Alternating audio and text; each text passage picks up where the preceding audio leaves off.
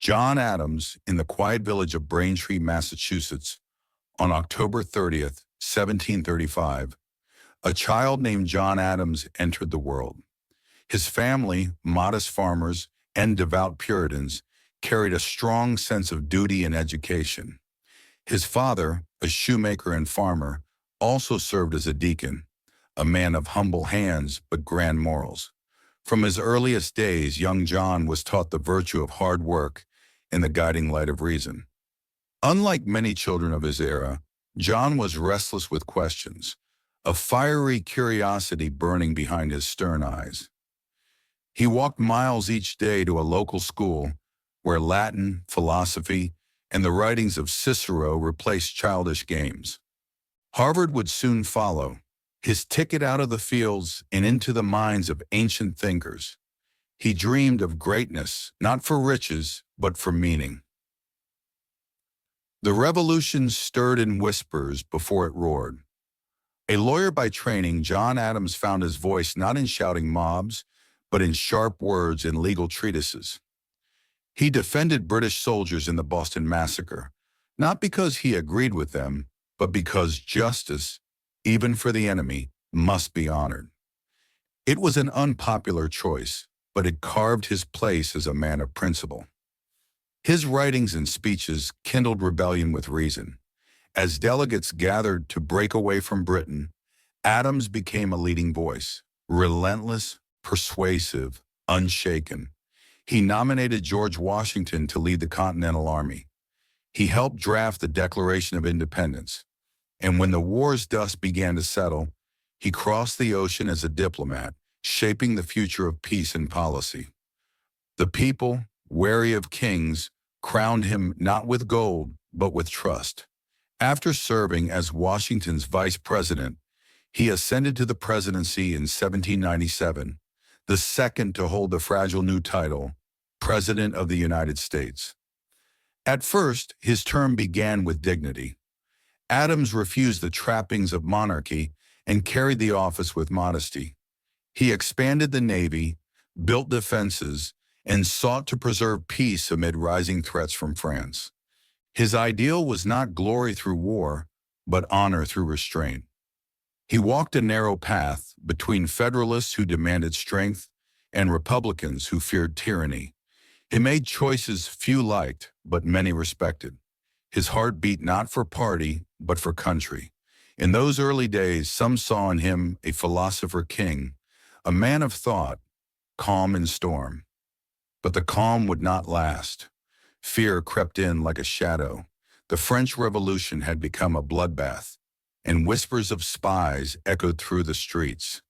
In this paranoia, Adams signed the Alien and Sedition Acts, laws that silenced dissent and punished critics. Once a champion of liberty, he now seemed to guard it with iron fists. His cabinet, stacked with Federalists more loyal to Alexander Hamilton than to him, began to act against his will. Friends turned into opponents. The press lambasted him. Even his once loyal vice president, Thomas Jefferson, distanced himself. Adams grew isolated, his ideals drowned by anxiety. The Sedition Acts became his deepest stain. Editors were jailed, immigrants feared expulsion, and fear became a tool of governance. He had once written that liberty depended on the freedom of the press, but now he watched as newspapers burned his image with ink. Meanwhile, the nation drifted toward war with France. Many in his party urged full conflict, but Adams resisted, sending envoys to negotiate peace in secret, bypassing his own cabinet. While noble in aim, it bred confusion and fury. The nation's second president had no allies left, only silence in the White House halls, and the burden of decisions he could not undo. In the election of 1800, he was defeated by Jefferson, his old friend turned rival. It was the first peaceful transfer of power in the young republic, but a bitter one. Adams, devastated and humiliated, left Washington at dawn on March 4th, 1801, refusing to attend the inauguration. He returned to his farm in Quincy, to a life of books, family, and reflection. Time softened him. In old age, he resumed letters with Jefferson, their friendship rekindled across parchment. Together they became symbols of a generation fading. Two men who had built a nation and paid the price of power. On July 4th, 1826, exactly 50 years after the Declaration of Independence, Adams drew his final breath. His last words were said to be, "Thomas Jefferson survives," unaware that Jefferson had died only hours earlier. John Adams remains a paradox, brilliant and stubborn, principled yet flawed. He gave the nation laws, peace, and dignity, but also fear, division, and repression. His presidency is remembered less for triumph and more for lessons, that liberty must be guarded even from those with noble intentions, that no man, however moral, is safe from the corrupting echo of power. Yet he also proved something precious, that a leader can lose and lead peacefully, that even in darkness, the republic can endure. He laid stones others would walk upon, often alone and often unthanked. Now let the noise of politics fade, dear dreamer. Let the candles burn low in the halls of history. The debates are over, the pens are dry, and the old statesman sleeps beneath the quiet sky of Massachusetts. He dreamed of a country ruled not by kings, but by laws. He stumbled, yes, but he stood. May his tale remind us that greatness is not without grief. Sleep well, dear dreamer, under the stars he once gazed upon. Another chapter waits to be told, but for now, let peace reign in your heart. Thomas Jefferson. In the rolling hills of Virginia, on a quiet April day in 1743, Thomas Jefferson was born beneath a sky of soft spring clouds. His home, Shadwell, stood near the Blue Ridge Mountains, where birds sang through forests and books lay heavy on polished wooden shelves. His father, P. Jefferson, was a surveyor and planter, a man of land and maps. His mother, Jane Randolph, carried bloodlines deep in Virginia's aristocracy. From both, young Thomas inherited discipline, intellect, and quiet pride. He grew tall, with red hair and thoughtful eyes, and from an early age he wandered more through words than through games. By the time he reached the College of William Mary, he could read Latin, Greek, and French. He studied law with urgency, played the violin with tenderness, and filled his days with reading, writing, and the pursuit of knowledge. Enlightenment thinkers, Locke, Bacon, Newton, were his silent companions. When the fires of revolution began to kindle, Jefferson was not one to raise muskets. He lifted a pen instead. Tall and soft-spoken, he stepped into politics with careful strides. It was in 1776, under flickering candlelight, that he wrote what would echo for centuries. We hold these truths to be self-evident. The Declaration of Independence flowed from his quill, elegant, idealistic, and defiant. With that single act, he etched his name into the soul of a nation. He would not stop there. He served as governor of Virginia during a chaotic war, then as a diplomat in Paris, where powdered wigs and revolutionary whispers filled the salons. He saw the French Revolution unfold from behind his spectacles, both awed and uneasy. When he returned to America, the country was no longer an experiment. It was real, fragile, and divided. He became Secretary of State under Washington, clashing fiercely with Alexander Hamilton. Their visions for the nation stood in sharp contrast. Jefferson believed in the virtue of the farmer, the wisdom of simplicity, and the danger of centralized power. Hamilton saw strength in banks, cities, and a powerful federal core. Their rivalry became legend, and their battles gave rise to the nation's first political parties. In 1800, the tides turned. Amid bitter campaigning and deep distrust, Jefferson won the presidency, narrowly defeating John Adams. It was a tense moment, the first peaceful transfer of power between parties in U.S. history, and yet it passed without a sword drawn or a gun fired. Jefferson walked to his inauguration, rejecting pomp and pageantry, declaring in his speech, "We are all Republicans, we are all Federalists." His early presidency shone with promise. He reduced the national debt, cut taxes, and shrank the military. He believed in restraint, frugality, and limited government. But his most monumental decision came unexpectedly, from across the Atlantic. Napoleon, desperate for funds, offered the vast Louisiana Territory to the United States. Jefferson, a strict interpreter of the Constitution, struggled with the legality. But the opportunity was too great. In 1803, he doubled the size of the nation with the stroke of a pen. The Louisiana Purchase sent explorers like Lewis and Clark into uncharted lands. Their expedition, Jefferson's vision made real, mapped rivers, met tribes, and reached the Pacific. It was an age of expansion, of wonder. Yet it also signaled something deeper, the tension between growth and governance, between liberty and land.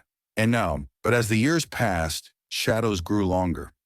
Jefferson's peaceful ideals met the harshness of reality. International trade became entangled in European wars. British ships seized American sailors, and France toyed with neutrality.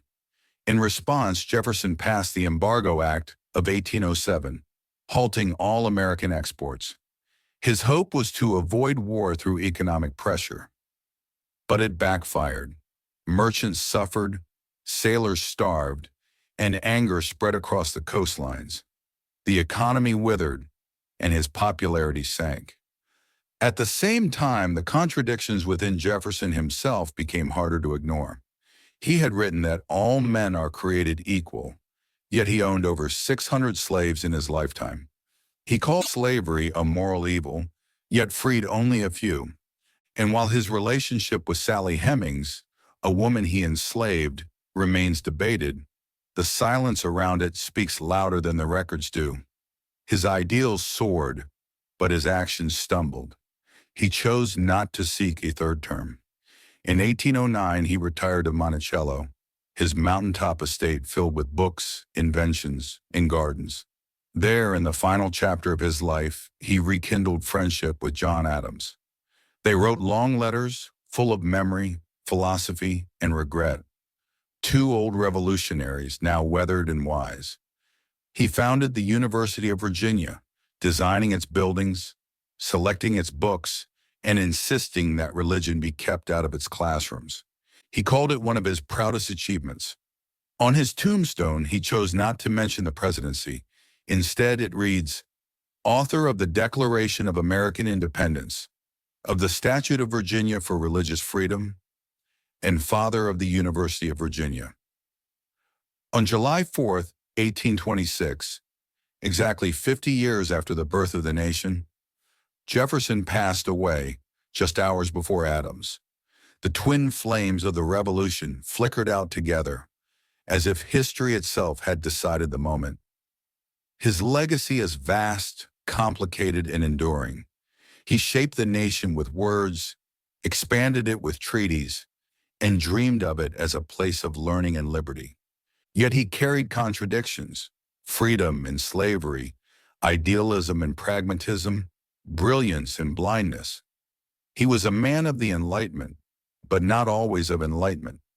And now, dear dreamer, let the parchment roll up, the ink dry, the candle burn low.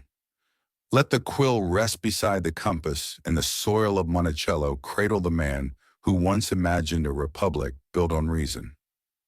His life was long, his thoughts restless. He changed the course of history, not with a sword, but with sentences. And though the pages of time reveal both triumph and flaw, he remains a figure of immense influence. Close your eyes now, and let the hills of Virginia stretch wide and green in your dreams. Let the wind whisper through columns and cherry trees. Sleep well, dear dreamer, for the story of liberty continues, and Jefferson's echoes still drift gently through the night. James Madison. In the gentle folds of Virginia's Orange County, on March 16, 1751, a boy was born into a world of tobacco fields, dense woods, and the soft hum of colonial life. His name was James Madison, the first of 12 children, born to a prosperous planter and his quietly devout wife. He was small, frail in frame, reserved in nature, but within his chest stirred a mind of immense depth. As a child, Madison read endlessly, sometimes to the point of exhaustion. His health was delicate, and bouts of illness shadowed him like mist over morning meadows. Yet his intellect grew sharp. At Princeton, he devoured knowledge, history, languages, law, philosophy, graduating in 2 short years. While others his age chased politics or property, Madison studied the principles of liberty and the machinery of governance. The fires of revolution found him not on battlefields, but in state halls and libraries. He served in the Virginia legislature, working alongside giants like Jefferson. It was here that his thoughts began to take shape, his deep belief that freedom required more than passion. It required structure. It required design. As the young nation struggled under the loose Articles of Confederation, Madison saw a storm gathering. The states bickered, the economy faltered, and unity slipped like sand between fingers. He knew that if the country were to survive, it needed something stronger, a new constitution. In 1787, he arrived at the Philadelphia Convention with a plan already in hand. He was just 36 years old. Quiet and slight, Madison did not thunder from the podium like others, but he listened with precision, wrote constantly, and negotiated deftly. He spoke over 150 times, guiding the assembly with calm logic. He became the architect of the Constitution, a delicate balance of powers, checks, and compromises. When the ink dried and the Constitution was born, Madison was its midwife. To defend this new charter, he joined Alexander Hamilton and John Jay in writing the Federalist Papers, essays of reason and persuasion that still echo in classrooms today. His pen, steady and clear, made the complex beautiful. He was not chasing fame, only stability. But the new government was not perfect. Madison clashed with Hamilton over central banking and the extent of federal power. Once allies, they drifted into opposition. Alongside Jefferson, Madison helped birth the Democratic-Republican Party, a voice for states' rights, for agrarian life, and for cautious governance. The Republic was young, and its guardians already divided. By 1801, Jefferson was president, and Madison became his Secretary of State. Together they navigated troubled waters: Napoleon, British hostility, and expansion. Madison's signature rested on the Louisiana Purchase, even though he too questioned its constitutional grounding. But dreams of a continental nation often outweighed technical doubts. Then in 1809, the quiet Virginian stepped into the highest office himself. At 57, James Madison became the 4th President of the United States. His figure was still small, his demeanor still modest, but now the burdens of leadership pressed firmly on his shoulders. His presidency began with hope, but trouble brewed abroad. British ships harassed American vessels, kidnapped sailors, and treated the new nation like a child to be scolded. Diplomacy failed, pride swelled, and in 1812, Madison asked Congress for a declaration of war. The War of 1812 would become his defining trial. Ill-prepared and ill-funded, the young republic stumbled. American cities burned, trade collapsed, and criticism soared. In 1814, British troops marched into Washington, D.C., torching the Capitol and the White House. Madison fled the city with government documents clutched in his hands. His wife, Dolly, saved a portrait of George Washington from the flames, a gesture that would become legend. But the country held on. The war ended not with victory, but with survival. The Treaty of Ghent restored borders and peace, and the Battle of New Orleans, fought after the treaty was signed, gave Americans a feeling of triumph. Madison, though worn, emerged with the nation intact. The experience had shaken him, but also proven that the Constitution he once drafted could weather storm and fire. When his second term ended, he retired to Montpelier, his Virginia estate nestled in the foothills. There he read, wrote, and reflected. He spoke rarely of glory, often of principle.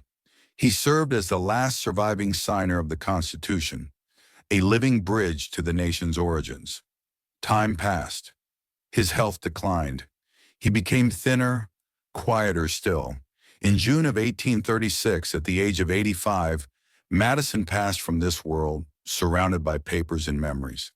He left no children, no dynasty, only ideas, carefully constructed and passed like torches through the generations.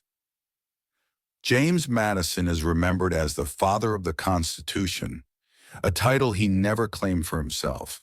His greatness was not in thunderous speeches or bold conquest, but in thought, in frameworks, in compromise, in the slow, patient labor of law. His legacy is a quiet one, yet unshakable. The nation he helped build from parchment and principle still stands.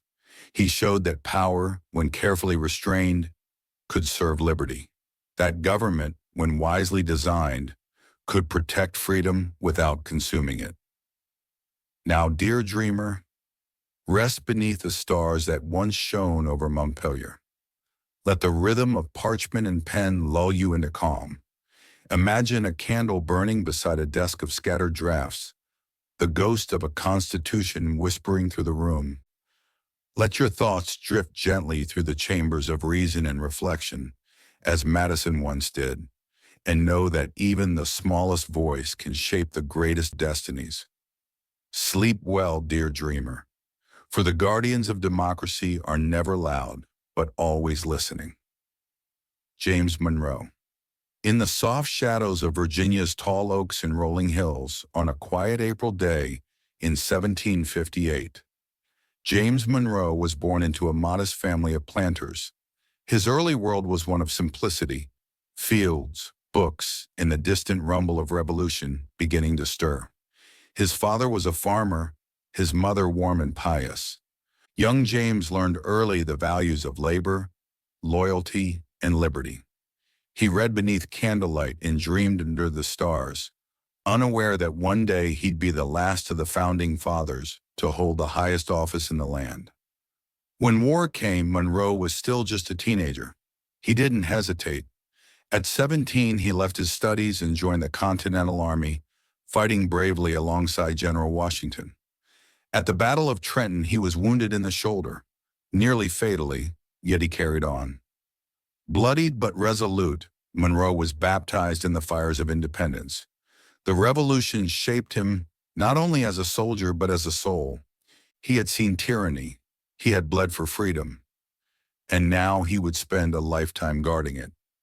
After the war, Monroe studied law under Thomas Jefferson, whose ideals would guide him for decades.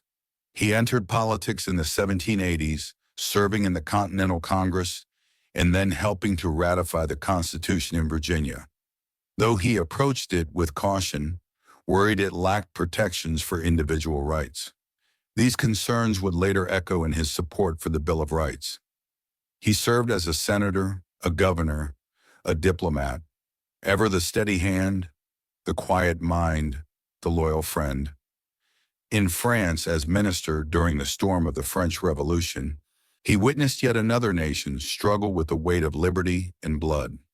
Though recalled after disagreements with Washington, Monroe never abandoned public service. The nation's destiny, he believed, was too important to leave to others. The early 1800s found him returning again and again to duty, envoy to France during the Louisiana Purchase, negotiator with Britain and Spain, and eventually Secretary of State under Madison. As war once again loomed with Britain, Monroe took on the added role of Secretary of War, guiding the nation through its second great trial of survival. When the war ended and Madison stepped aside, it was Monroe's turn to lead. In 1816, he became the fifth president of the United States, stepping into office with a calm spirit and a unifying vision. His election marked the beginning of what history would call the era of good feelings, a time of national harmony when the bitter divisions between parties seemed at last to fade into the background. For a time, there was peace. The scars of war began to heal. Monroe toured the country, speaking softly but carrying the dignity of unity wherever he went. He dressed plainly, avoided pomp, and governed not with fire, but with firmness and patience. He was no orator, no brilliant philosopher, but he was trusted deeply and widely. Yet beneath the surface of this quiet age, tension stirred. The issue of slavery, that great contradiction within the land of the free, darkened every policy. In 1820, the Missouri Compromise brought the matter to the front. Should new states be free or slaveholding? Monroe signed the compromise to keep the Union intact, though he knew the peace was temporary, a bandage over a festering wound. In foreign policy, Monroe's greatest moment came in 1823.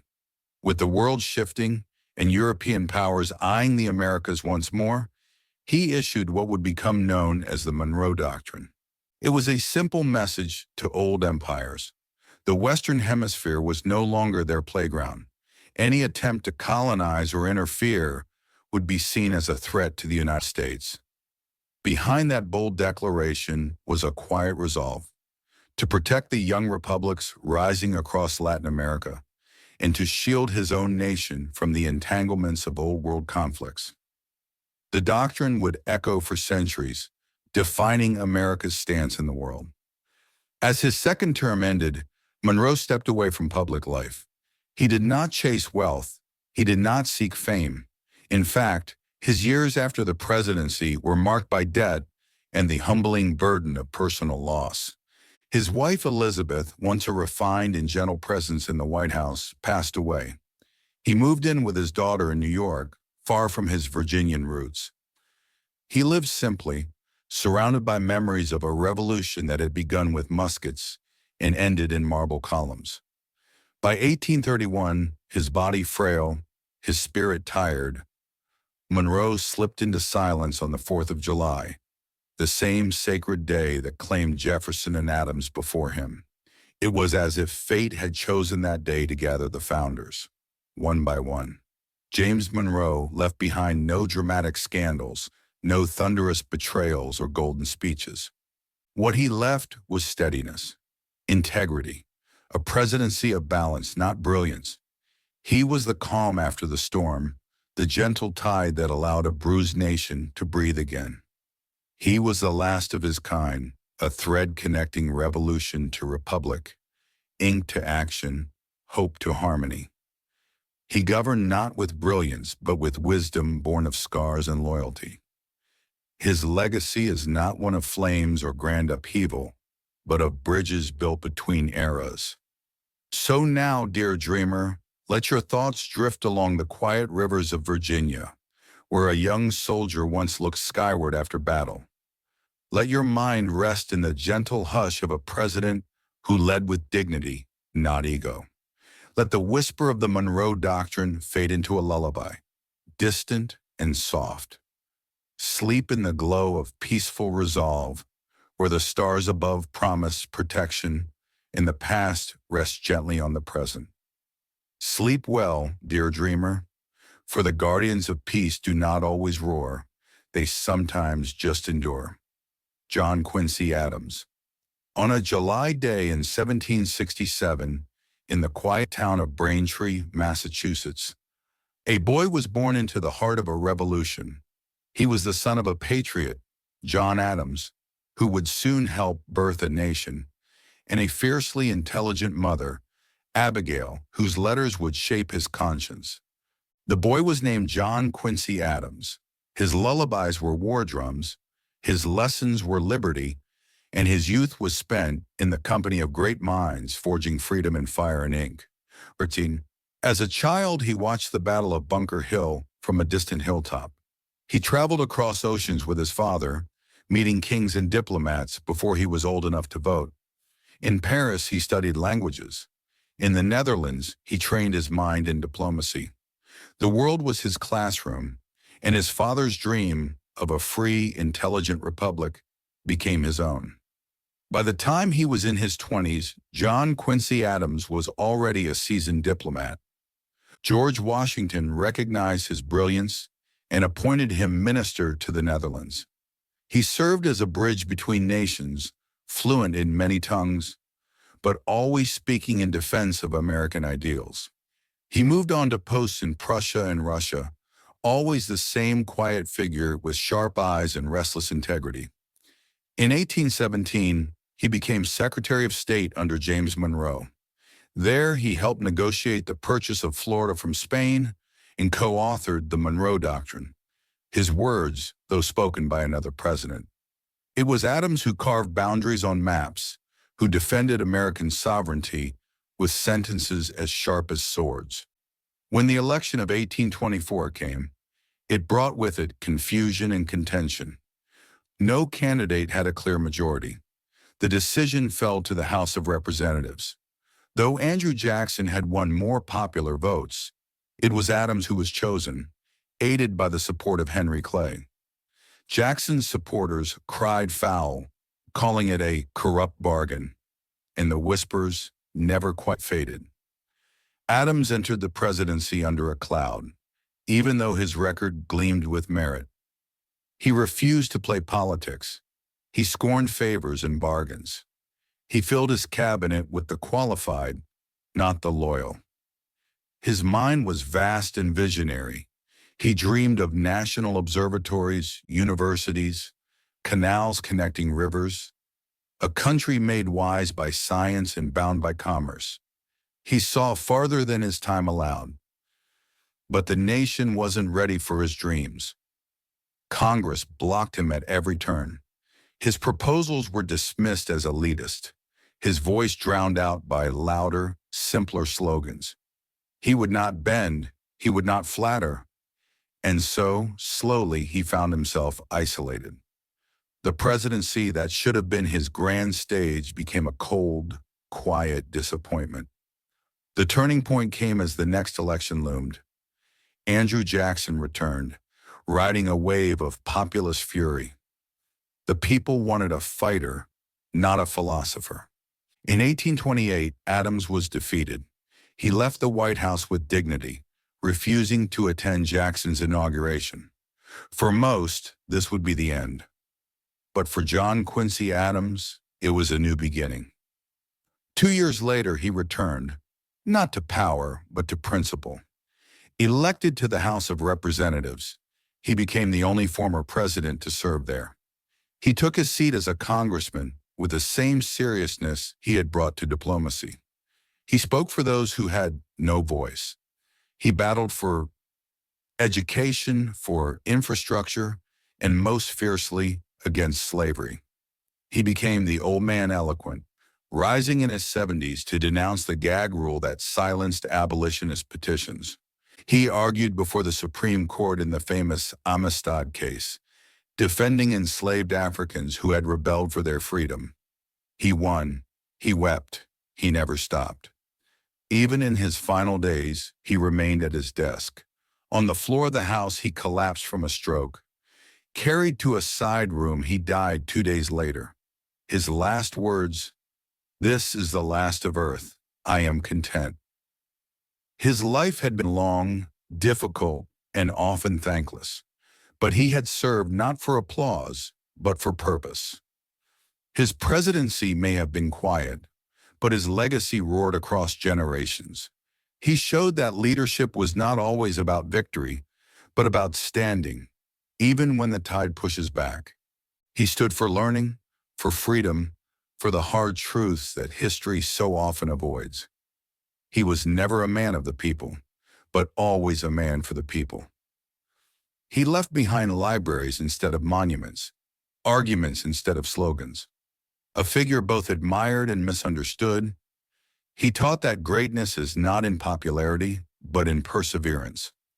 So now, dear dreamer, Let your thoughts sail quietly across the Atlantic, where a young boy once stood beside his father, watching empires shift. Let your mind rest in a Congress hall, where an old man rose once more to speak for those in chains.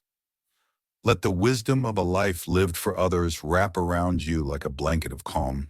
Let the quiet resolve of a thinker soothe your spirit. Sleep in the shadow of principle, not power. Dream with the fire of justice in your heart.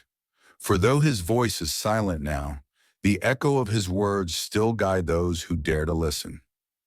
Sleep well, dear dreamer, and let the eloquence of courage cradle your rest. Andrew Jackson. In the dust of Carolina, 1767, a boy was born into hardship and war.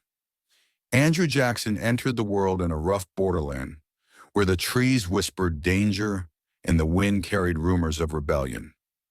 His father died before he was born, and by the age of 14, the American Revolution had taken both his brothers and his mother. Orphaned, scarred by conflict, and hardened by grief, young Andrew was forged not in books or courts, but in battle and survival.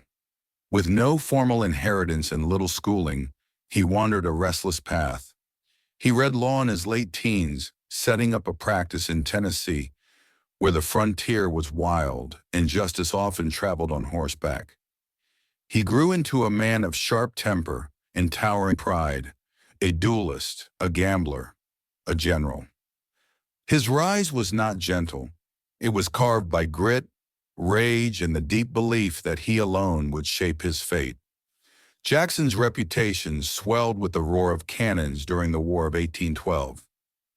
In New Orleans, he led a patchwork army of militia, pirates, and freedmen to a stunning victory against the British.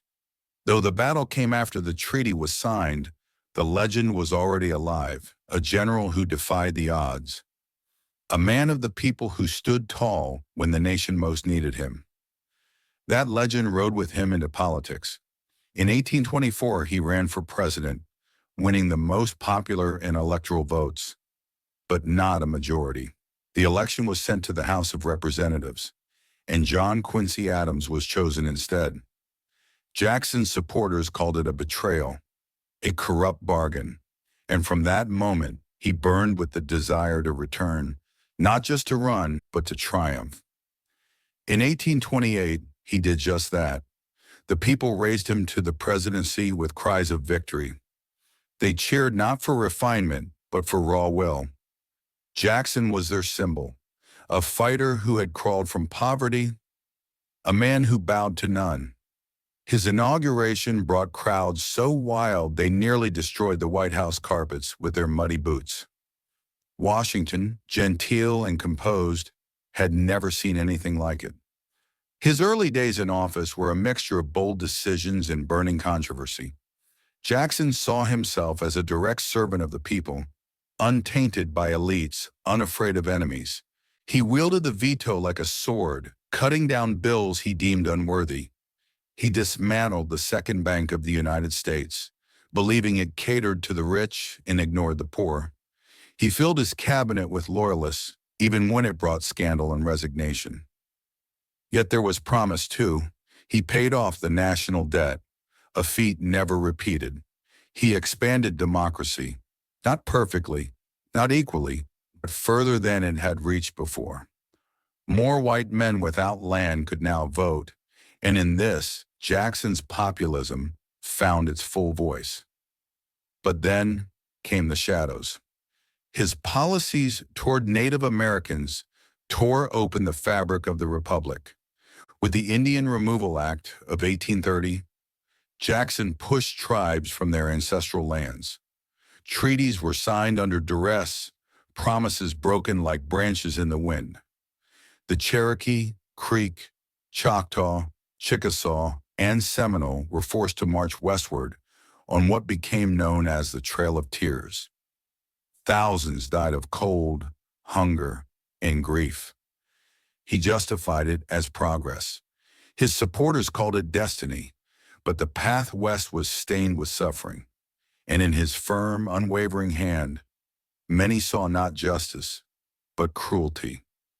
He also faced down South Carolina during the nullification crisis. The state sought to ignore federal tariffs it deemed unfair.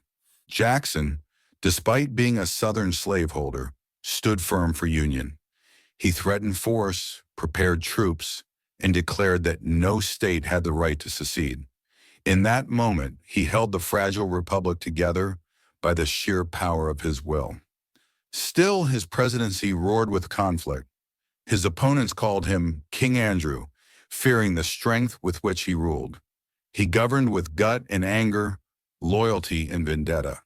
He trusted few, loved fiercely, and never forgot a slight. His health declined from bullets lodged in his body and from the long, grueling fights that never seemed to end.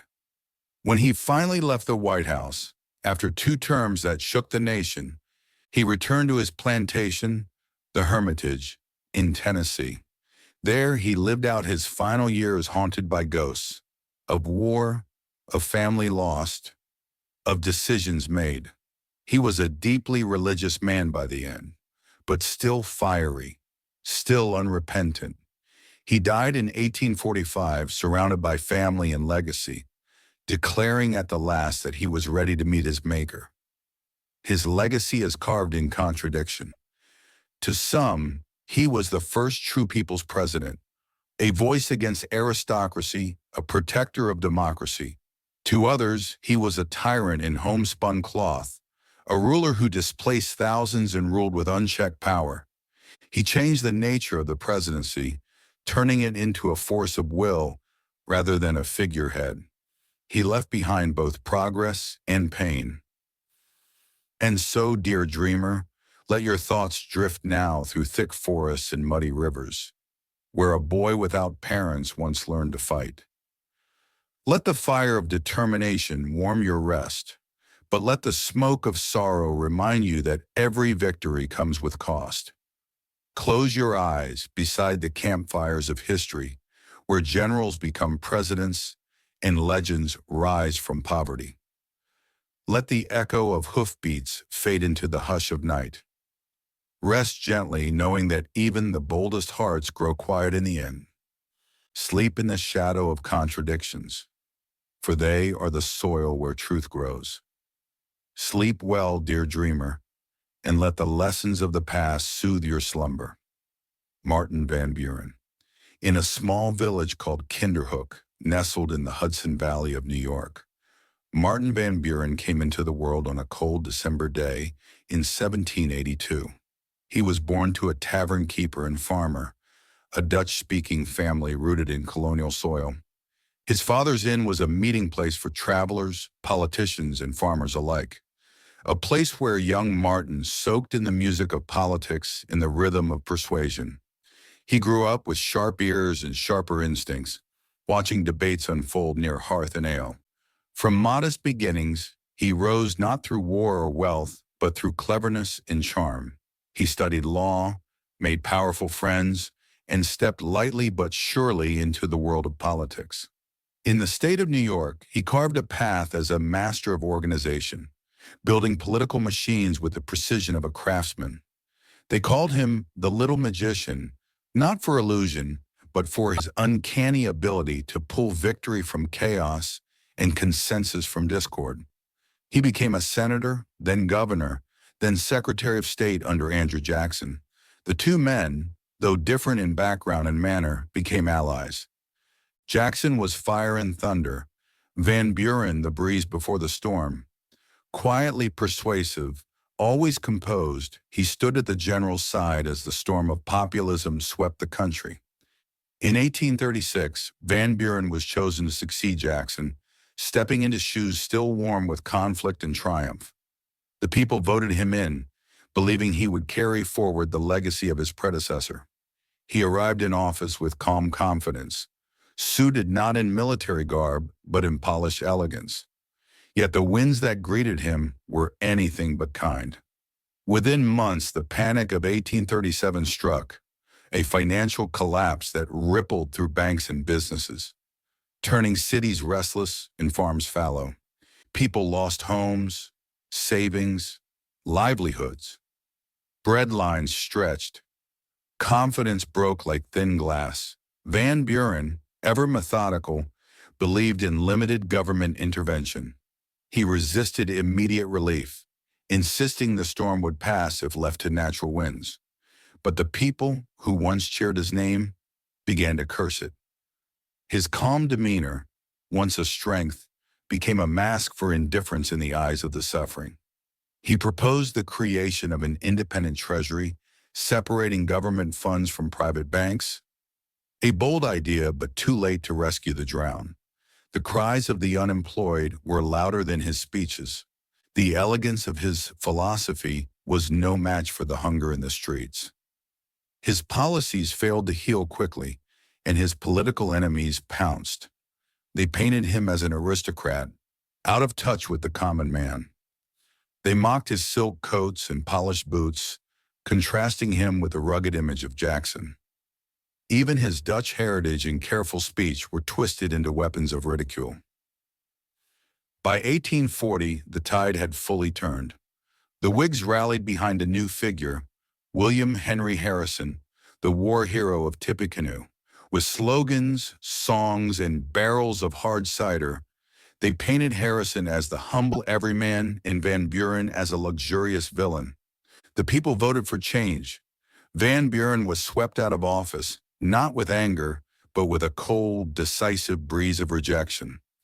He did not retreat into bitterness. Instead, he remained active, seeking redemption through ideas rather than office. He opposed the expansion of slavery, drifting away from the party he helped build. In 1848, he ran again for president, not as a Democrat, but as a free soil candidate, standing against slavery in new territories. He did not win, but he spoke with clarity, planting seeds that would later grow into louder voices. He spent his final years in the quiet fields of Kinderhook, where the tavern of his father once echoed with debate. He walked his gardens, read deeply, and reflected on the twists of fate. He died in 1862 during the firestorm of the Civil War, a war shaped by many of the questions he once tiptoed around. The nation was bleeding, the Union fracturing, and though he was gone, his choices lingered in the echo. His legacy is one of political mastery and human limitation. He built the modern party system, crafting machines that could move votes like rivers over rocks. He championed alliances, strategy, and structure. But when crisis came, he placed faith in caution rather than courage, and in principle rather than pulse. History remembers him not for scandal or rage, but for missed chances and measured words. And so, dear dreamer, let your mind wander now to candlelit taverns, where boys listen to the hum of politics like lullabies.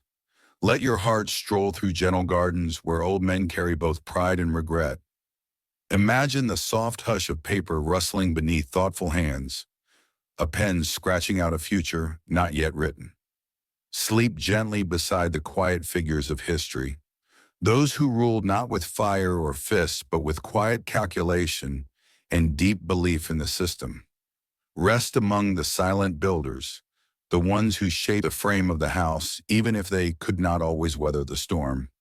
Sleep well, dear dreamer, for in the careful corners of history, even the quiet voices echo the longest. William Henry Harrison. In a stately Virginia plantation, where the air carried whispers of revolution and tobacco leaves danced in the fields, William Henry Harrison was born in 1773. He came from power, his father a signer of the Declaration of Independence, a governor, a friend to Washington himself. The boy was bred in the sunlight of the American ideal, his cradle rocked by the winds of liberty and early nationhood. But while others stayed among the books and policies of the East, William wandered westward, drawn to the frontier where land was wide and law was thin. He studied medicine for a time, but the rhythm of a soldier's life called louder. He took up arms as a young officer, forging his name not in debates or courts, but on muddy trails and battlefield cries. His fame was kindled not with pen, but sword, as he led troops against native confederations. At Tippecanoe, he struck hard and was hailed as a hero. The West called him protector, the East called him patriot, and the people began to remember his name like the chorus of a ballad. With his war hero image and frontier aura, he entered politics, becoming governor of the Indiana Territory, and later a congressman, a senator, and diplomat. He was steady if unremarkable in words, but where words failed, the myth grew stronger.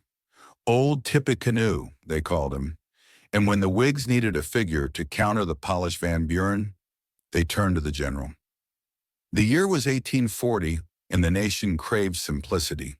Harrison became the face of cabins and hard cider, of campfires and humble roots. Though he was born to privilege, it did not matter. The image was enough. Songs were written, barrels rolled through towns, and rallies roared with chants. The people did not vote for the man as much as for the story they believed he embodied. And so he won by landslide, swept in on a tide of celebration and rustic fantasy. He was 68, the oldest man elected at the time, his face already lined by years of war, governance, and wandering. But he stood tall at his inauguration, proud and exposed to the cold March wind. He spoke for nearly 2 hours in the biting air, refusing a coat, refusing a hat, perhaps believing he was still the young man of Tippecanoe, defiant against all elements. The crowd cheered, not knowing they had witnessed the beginning and almost the end of his presidency. Within days, the cough began, then the fever. Pneumonia settled into his chest like a silent conspirator. Doctors came with poultices and opium, but the chill remained in his bones.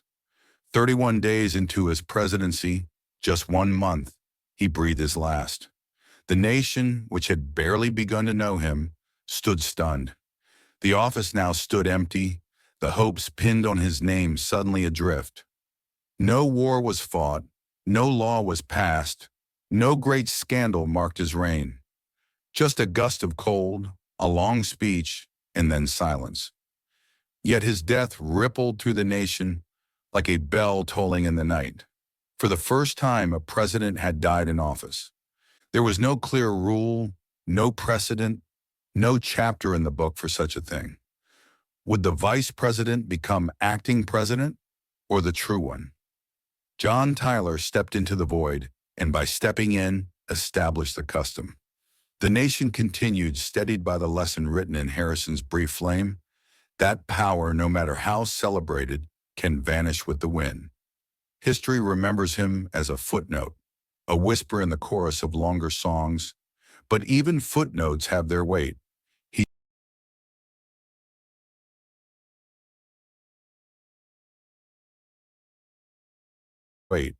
He showed how myth can win elections and how mortality humbles myth. His campaign was a spectacle, the beginning of mass political theater, songs and symbols over policies and plans. He walked so others could later craft campaigns of illusion and resonance. His short presidency became a symbol not of failure, but of fragility. In the quiet that followed his death, Americans paused to consider the man they barely knew. They reflected not on his achievements, there were none, but on his journey, from soldier to president, from frontier to funeral. They remembered the win on Inauguration Day, how it seemed to carry him away before his story could truly begin. And so now, dear dreamer, as your eyelids grow heavy and your thoughts begin to soften, imagine an old man riding horseback across open fields, beneath stars that shimmer like distant hopes. Picture the logs of a cabin warm with cider, the crackle of a fire, and a man seated by it, wrapped in a cloak of memory, not regret. Hear the soft rustle of banners that once bore his name, folded now in quiet reverence. Let your breath slow with the calm of those who burned briefly but brightly, whose story is told not in chapters, but in the space between them. Sleep beside the figure of a man who became a symbol, who stood against the wind, even as it carried him away. Sleep well, dear dreamer, for the stories that end too soon often linger the longest. John Tyler. In the soft countryside of Virginia, where the sun slants through tobacco leaves and creeks hum beneath mossy branches, John Tyler was born in 1790. He came into a world still forming, just months after George Washington took the presidency. His father was a man of the old republic, a governor, a judge, a friend to Jefferson. The boy was raised on the ideals of liberty and state sovereignty, cradled not just in wealth, but in the deep-rooted traditions of Virginia gentry. John was a sickly child, slender and quiet, more suited to books than battlefields. He studied law and took quickly to rhetoric, his pen precise, his tongue sharp. He came of age as the nation's constitution was still stretching its limbs, and in that fragile birth of democracy, Tyler found purpose. Elected to the Virginia legislature by 21, a congressman by 30, he ascended steadily, not with flair, but with conviction, always the defender of state rights, always wary of central authority. When he ran as vice president with William Henry Harrison in 1840, it was a strange pairing. Harrison was the war hero, Tyler the philosopher. The slogan rang out, "Tippecanoe and Tyler too," catchy, but few imagined Tyler would ever be more than a ceremonial presence. They won by a landslide, and then within a month, Harrison was gone. The wind had claimed him, and Tyler awoke not as a supporting actor, but the lead in a play he never wrote. There was no script, no law that said what should happen next. Some in Congress argued he was merely acting as president, temporary, provisional, a seat warmer. But John Tyler, quiet and stubborn, declared he was president, fully and completely. He moved into the White House. He took the oath. He signed laws in his own name. And with that firm step, he created a precedent that echoes to this day. The vice president becomes the president without condition. In his early days, there was a glimmer of unity. He hoped to bridge divides, to carry the Whig banner and soothe the wounds of Harrison's sudden departure. But it was not to be. The Whigs had chosen him for balance, not loyalty. He vetoed their plans for a new national bank twice, and they turned on him with fury. His own cabinet resigned. Party leaders cursed his name. And for the first time, Congress tried to impeach a president. He survived but stood alone, a man without a party, drifting between factions. In the quiet of the White House, Tyler governed with resolve. He annexed Texas, a bold and divisive move that would set the stage for war and expansion. He pushed for trade treaties, for tariff reform, for calm amid rising sectional storms, but his name rarely stirred cheers. He was called His Accidency, a president by chance, a mistake the system didn't know how to handle. Even as he signed laws and set policies, the echo in the halls reminded him, "You were not supposed to be here." His time in office ended with a whimper, not a roar. The Whigs refused to support him for re-election. The Democrats did not trust him. In 1844, he stepped aside, fading from power as James K. Polk rose in his place. Tyler returned to Virginia, older, wearier, misunderstood. But the storms had not yet passed. The nation was fracturing, North against South, brother against brother. And Tyler, ever loyal to Virginia, took a side. In the final years of his life, the Civil War dawned. He tried to prevent it, chairing peace conferences, sending letters, hoping still to be a bridge. But when war came, he chose the Confederacy. He was elected to its Congress before he could serve. He died in 1862, not as a hero of the Union, but as a figure forgotten by both sides. No flag was lowered in Washington. No official mourning declared. To the Union, he had betrayed them. To the South, he was a symbol, too old to fight, too late to lead. Yet history is rarely simple. He may have stood alone, but in doing so, he forged a truth. That succession in the presidency must be clear. Because of Tyler, the Constitution became flesh in a moment of crisis. He showed that accidental presidents are still presidents, and that a man cast into the storm can still steer the ship, if only for a time. He governed not with popularity, but with stubborn belief. He never gave the people what they wanted, but perhaps he gave them what was needed. Stability in the unknown, a precedent in the dark, and the idea that even silence, even solitude can be a form of strength. Now, dear dreamer, rest your thoughts beneath the shade of Virginia trees. Let the crickets of the past hum their gentle lullaby. Picture an old man sitting on his porch, his hands folded in quiet defiance, staring at the horizon he never quite reached. Hear the soft creak of a rocking chair, the long sigh of a forgotten page, the whisper of history reshaping itself around him. Let your breath grow still like the waters of the James River, calm and slow. For even those who walk through storms leave footprints, and even those cast aside by history become its foundation. Sleep well, dear dreamer, for in the quiet echoes of uncertain legacies, peace may yet be found. James K. Polk. In the rolling hills of North Carolina, in a modest log cabin warmed by fire and ambition, James Knox Polk was born in 1795. He was a frail child, often sick, often quiet, but always watching. His father, a prosperous planter and surveyor, believed in hard work and land. His mother, a stern Presbyterian, believed in God and discipline. From both, Polk learned persistence, unyielding, silent, and deep as the roots of the Carolina pines. He moved west with his family into the rougher frontier of Tennessee. The land was hard, but it built character. Polk studied long nights by candlelight, absorbing law, logic, and politics with the hunger of a boy who knew the world owed him nothing. A painful surgery in his youth, done without anesthesia, taught him early how to endure. The scar it left behind was not just on his body, but in his soul. A promise never to falter. Mentored by Andrew Jackson, that Lion of Tennessee, Polk entered the rough and tumble world of politics as a congressman. He spoke little but worked relentlessly, rising to Speaker of the House, the only president ever to hold that post first, then governor of Tennessee. Then, in 1844, a surprise nominee for the presidency. He ran not on charm, but on certainty.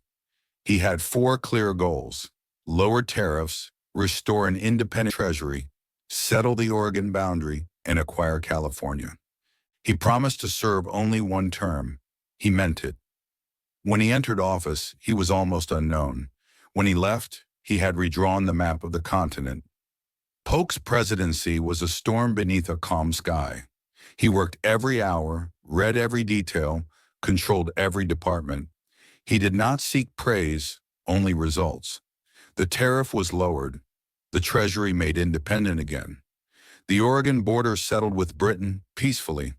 But it was the war with Mexico that defined his reign and his soul. Polk believed in manifest destiny, that America was destined, by fate, by God, to stretch from sea to sea. When Mexico refused to sell California and Texas simmered with tension, Polk sent troops to the Rio Grande. War followed. Some called it expansion, others theft. But under Polk, the United States marched to Mexico City and claimed a vast empire in the West: California, Arizona, New Mexico, and more. Over 500,000 square miles. The nation doubled in size, and the seeds of civil war were planted in the soil of that conquest. He did not smile at victory. He did not boast. He returned quietly to his desk, to work, to write, to govern. His cabinet obeyed him, for he tolerated no weakness. He was tireless, cold, and exact. His wife, Sarah, was his closest advisor, sharp-minded, devout, and always by his side. Together they ran a White House with no dancing, no drinking, and no waste. It was not joyous, but it was effective. The cost, however, was his health. Polk burned himself out. He slept little, worried often, aged rapidly. In 4 years, he accomplished what many could not in 8. True to his promise, he declined a second term. He stepped down, a fulfilled man, but a dying one. Only 3 months after leaving the presidency, James K. Polk died of cholera, likely exhausted beyond healing. He was just 53. The nation he had shaped continued to grow, but the battles he had set in motion over slavery, land, and identity would soon tear it apart. He did not live to see the storm, but he helped stir its winds. Some say he was cold, joyless, incalculating. Others call him the most effective one-term president in American history. He did not charm, he did not dance, but he got things done. His was not a reign of inspiration, but of execution. He is remembered not in monuments or songs, but in maps. Every line west of the Mississippi owes something to him. He was the architect of America's continental destiny and the silent architect of its coming divide, a man of immense achievement and quiet sorrow. So now, dear dreamer, let the wide western plains settle under moonlight. Imagine the stars over New Mexico, the wind in the grass of Oregon, the hush of the Pacific coast. Let your thoughts drift with the rivers he added to the nation's soul. Not all leaders rule with warmth. Some lead with will. And sometimes that is enough. Sleep well, dear dreamer. For in the still shadows of ambition, there is quiet power. And in the weary silence of those who gave too much, there is peace. Zachary Taylor. In the deep, sweltering heart of Virginia, where the land stretches wide under an endless sky, Zachary Taylor was born in 1784. His father was a soldier, a man of the frontier carving a life from the raw American wilderness. Zachary's childhood was spent in the shadow of military posts and the dust of soldiers' boots. As a boy, he was a quiet, serious child, more likely to sit and watch the soldiers march than to engage in the rough play of his peers. The discipline of military life shaped him from the beginning, setting the stage for a life that would follow the beat of distant drums. Taylor had no formal education to speak of, but he learned toughness from the land and from his father's example. By his teenage years, the call of the military beckoned, and at the age of 22, he enlisted in the U.S. Army, beginning a long career that would take him from the plains of the Mississippi to the deserts of Mexico. He was a soldier first and foremost, his life defined by loyalty, obedience, and the unwavering duty to his nation. His career would be one of steady, unassuming promotion, gaining the respect of those around him through courage, competence, and an uncanny ability to remain calm in the face of battle.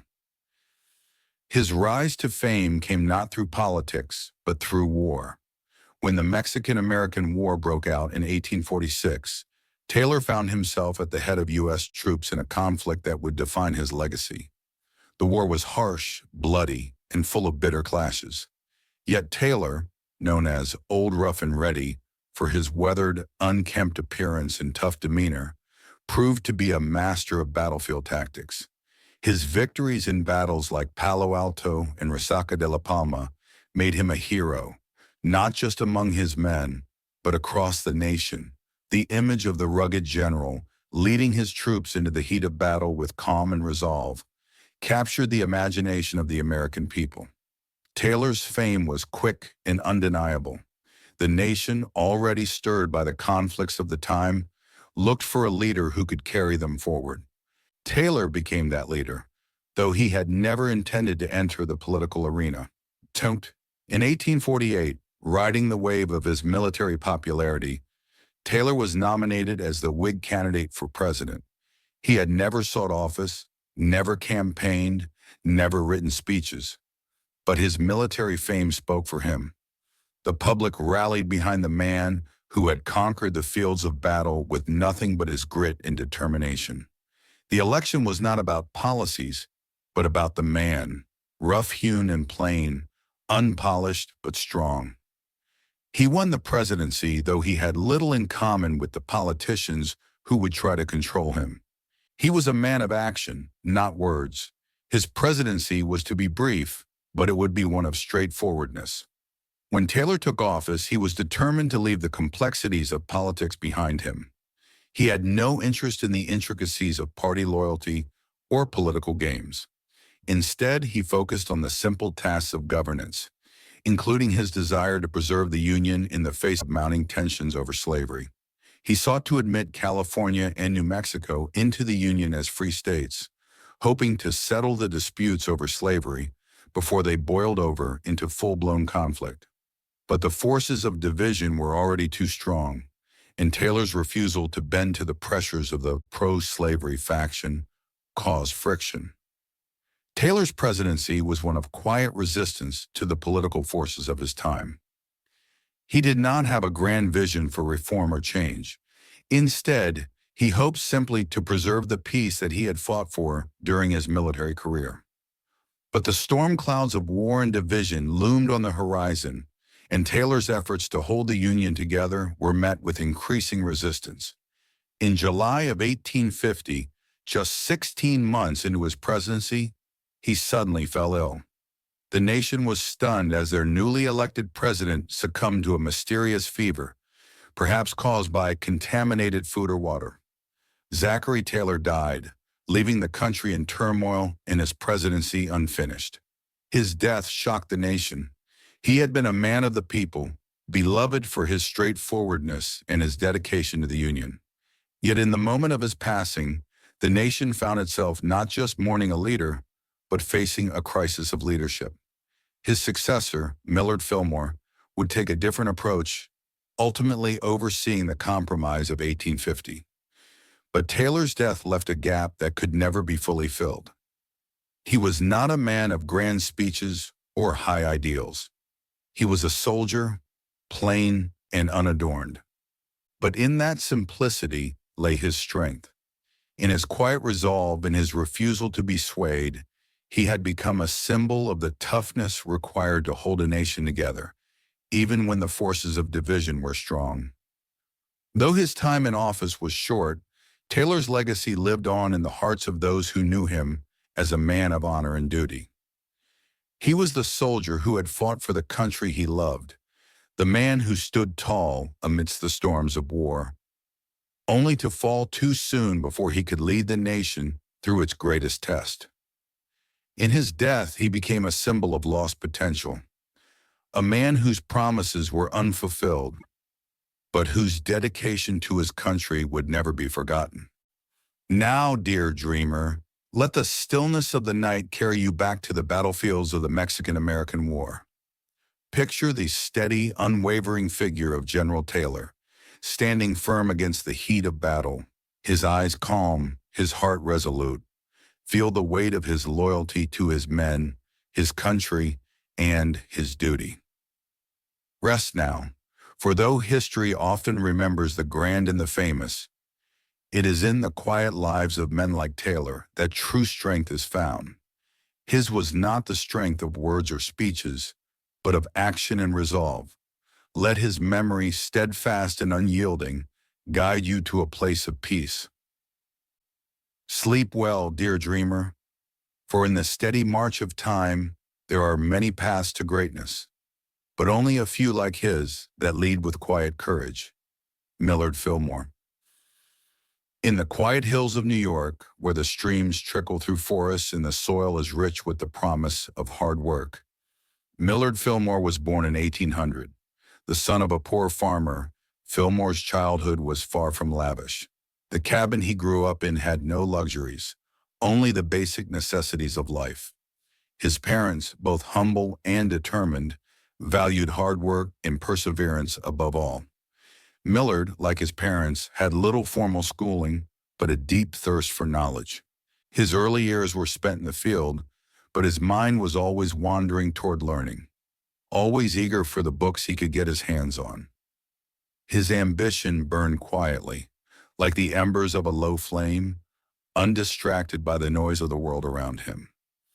It was not until he was a teenager that he gained access to an education, studying under a local schoolmaster.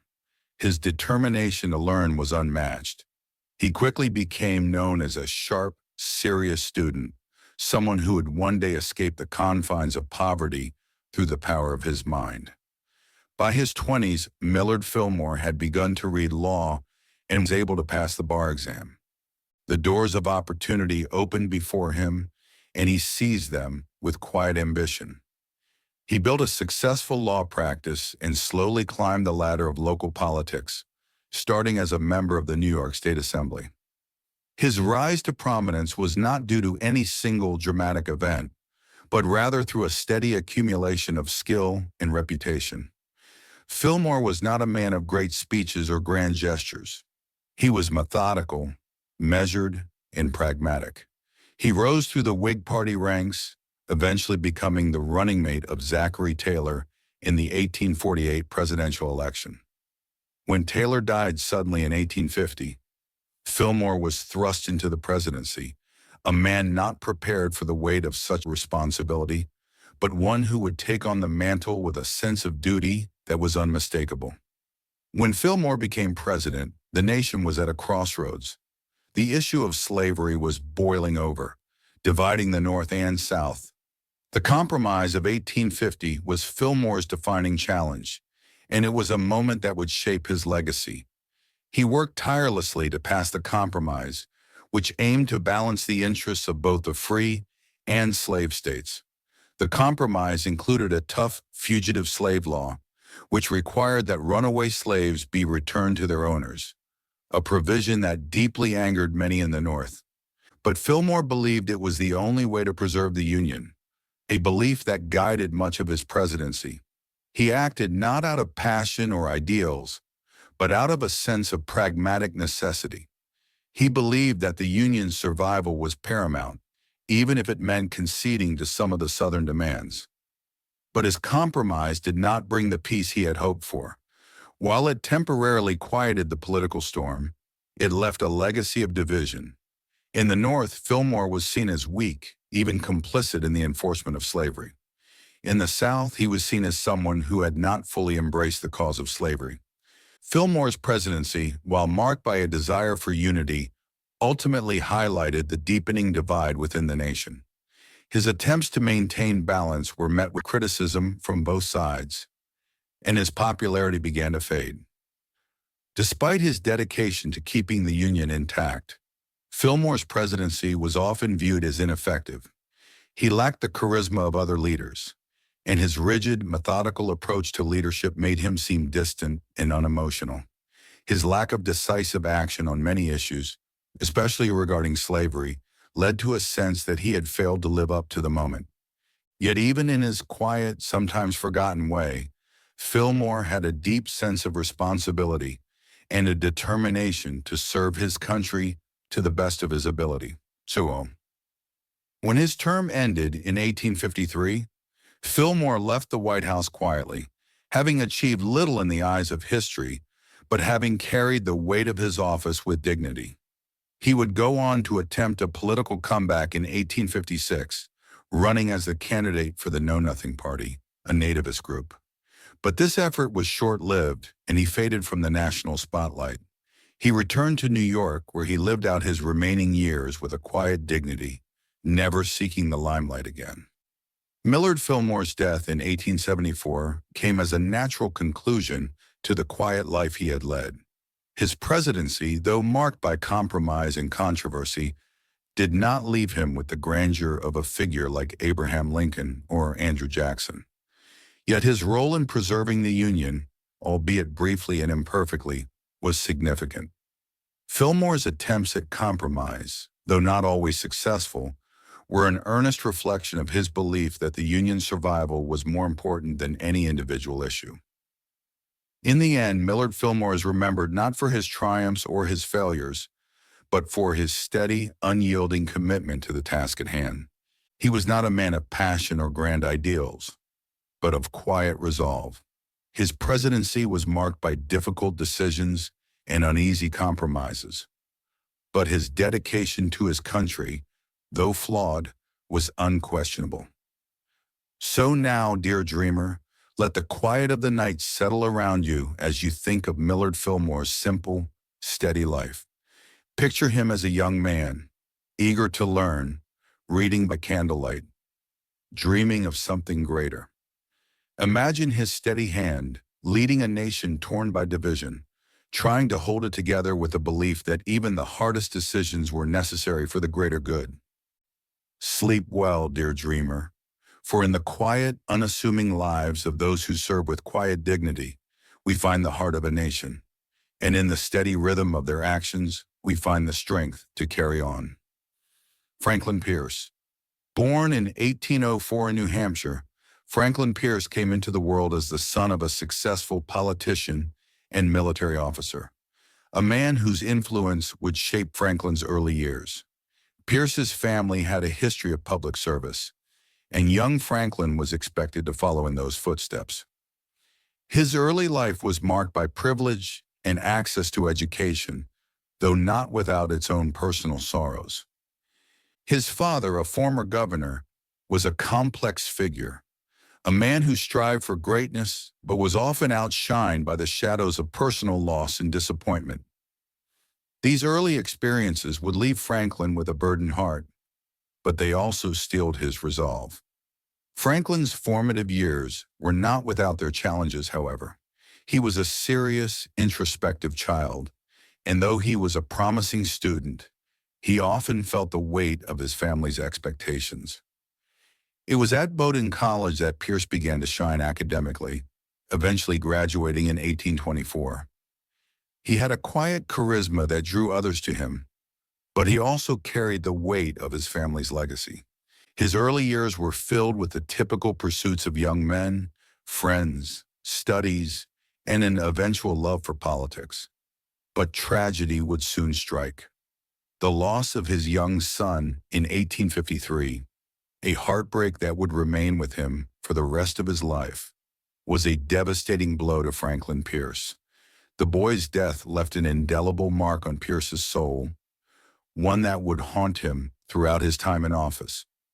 Despite this personal sorrow, Pierce pressed on, taking to the political stage where his quiet demeanor, combined with his commitment to the Union, earned him a following. He served in various political offices, including a term in the U.S. House of Representatives and as a U.S. Senator. He had a reputation as a moderate, someone who could be counted on to steer clear of extremes.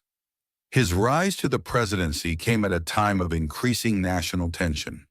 In 1852, Pierce was chosen as the Democratic candidate for president, largely due to his lack of strong opinions on the pressing issues of the day, particularly slavery. The nation was divided, and Pierce's campaign promise to maintain peace and avoid further controversy resonated with the electorate. He won the election and entered the White House with hopes of healing a fractured country. At the start of his presidency, there was hope that Pierce would guide the nation through its tumultuous times with wisdom and moderation. But it wasn't long before the challenges of leadership revealed themselves in ways Pierce had not anticipated. The nation was embroiled in the debate over slavery, and the issue began to consume the political landscape. Pierce, in his desire to preserve the Union, made decisions that many would later come to regret. The passage of the Kansas-Nebraska Act in 1854, which allowed new territories to decide for themselves whether they would allow slavery, ignited violence in the border states, and further deepened the divisions within the country. The act, intended to calm tensions, only made things worse, and Pierce's administration was soon mired in scandal and controversy. As the years passed, Pierce became increasingly unpopular. His attempts at maintaining peace were seen as weak, and his policies appeared to cater to the pro-slavery factions of the South. His presidency was marked by indecision and an inability to unite a nation on the brink of civil war. He failed to recognize a deepening divide, and his refusal to take a strong stand on the issue of slavery left him isolated from many in the North and South alike.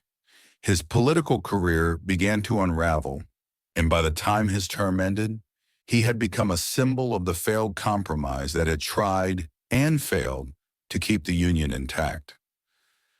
After leaving the White House in 1857, Pierce's life took a quieter turn.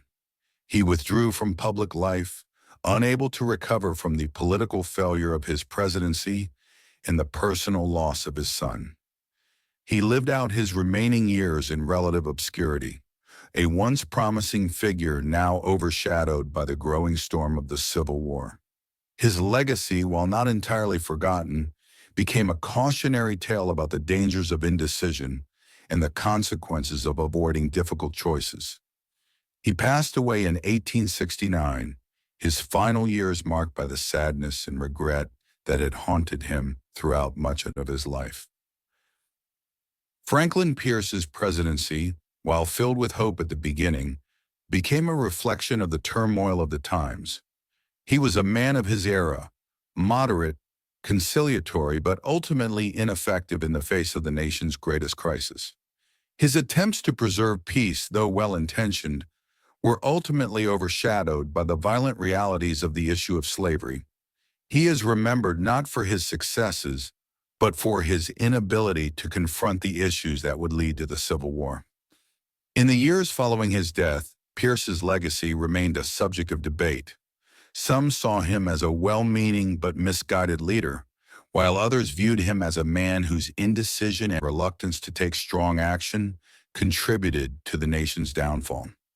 Regardless of how he is remembered, Franklin Pierce's presidency stands as a reminder of the complexity of leadership and the difficulty of navigating a country on the brink of disaster.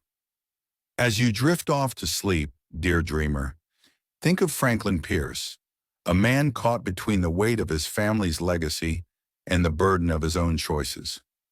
Picture him, standing in the shadow of history, striving to keep a divided nation together, though the forces pulling it apart were too powerful to overcome. Let the quiet of the night wash over you, and let his story remind you of the delicate balance of leadership, the moments of hope, the turning points, the consequences of decisions made and not made.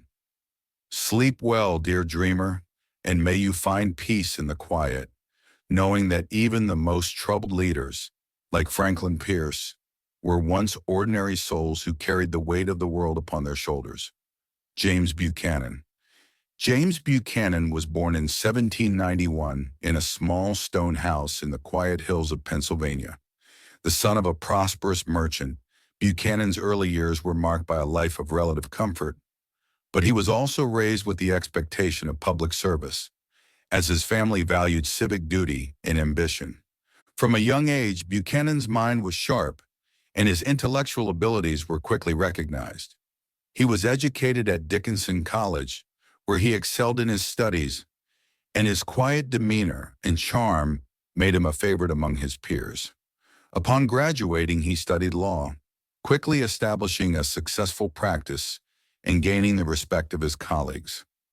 His early political career began in the Pennsylvania legislature, where he earned a reputation for his work ethic and steady hand.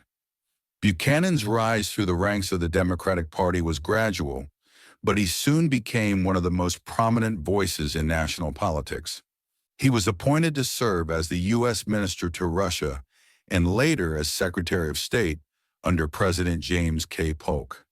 His diplomatic work was praised, and he seemed to be a man destined for greatness, his experience and composure earning him the trust of his party and colleagues alike. He moved seamlessly through the halls of power, a man who understood the intricacies of both diplomacy and the political process. He was patient, always taking the time to listen before making a decision, a characteristic that earned him a reputation for thoughtfulness and balance. In 1856, at the height of the nation's division over slavery, Buchanan was elected president. His campaign was built on a platform of national unity, promising to resolve the bitter disputes that were tearing the country apart.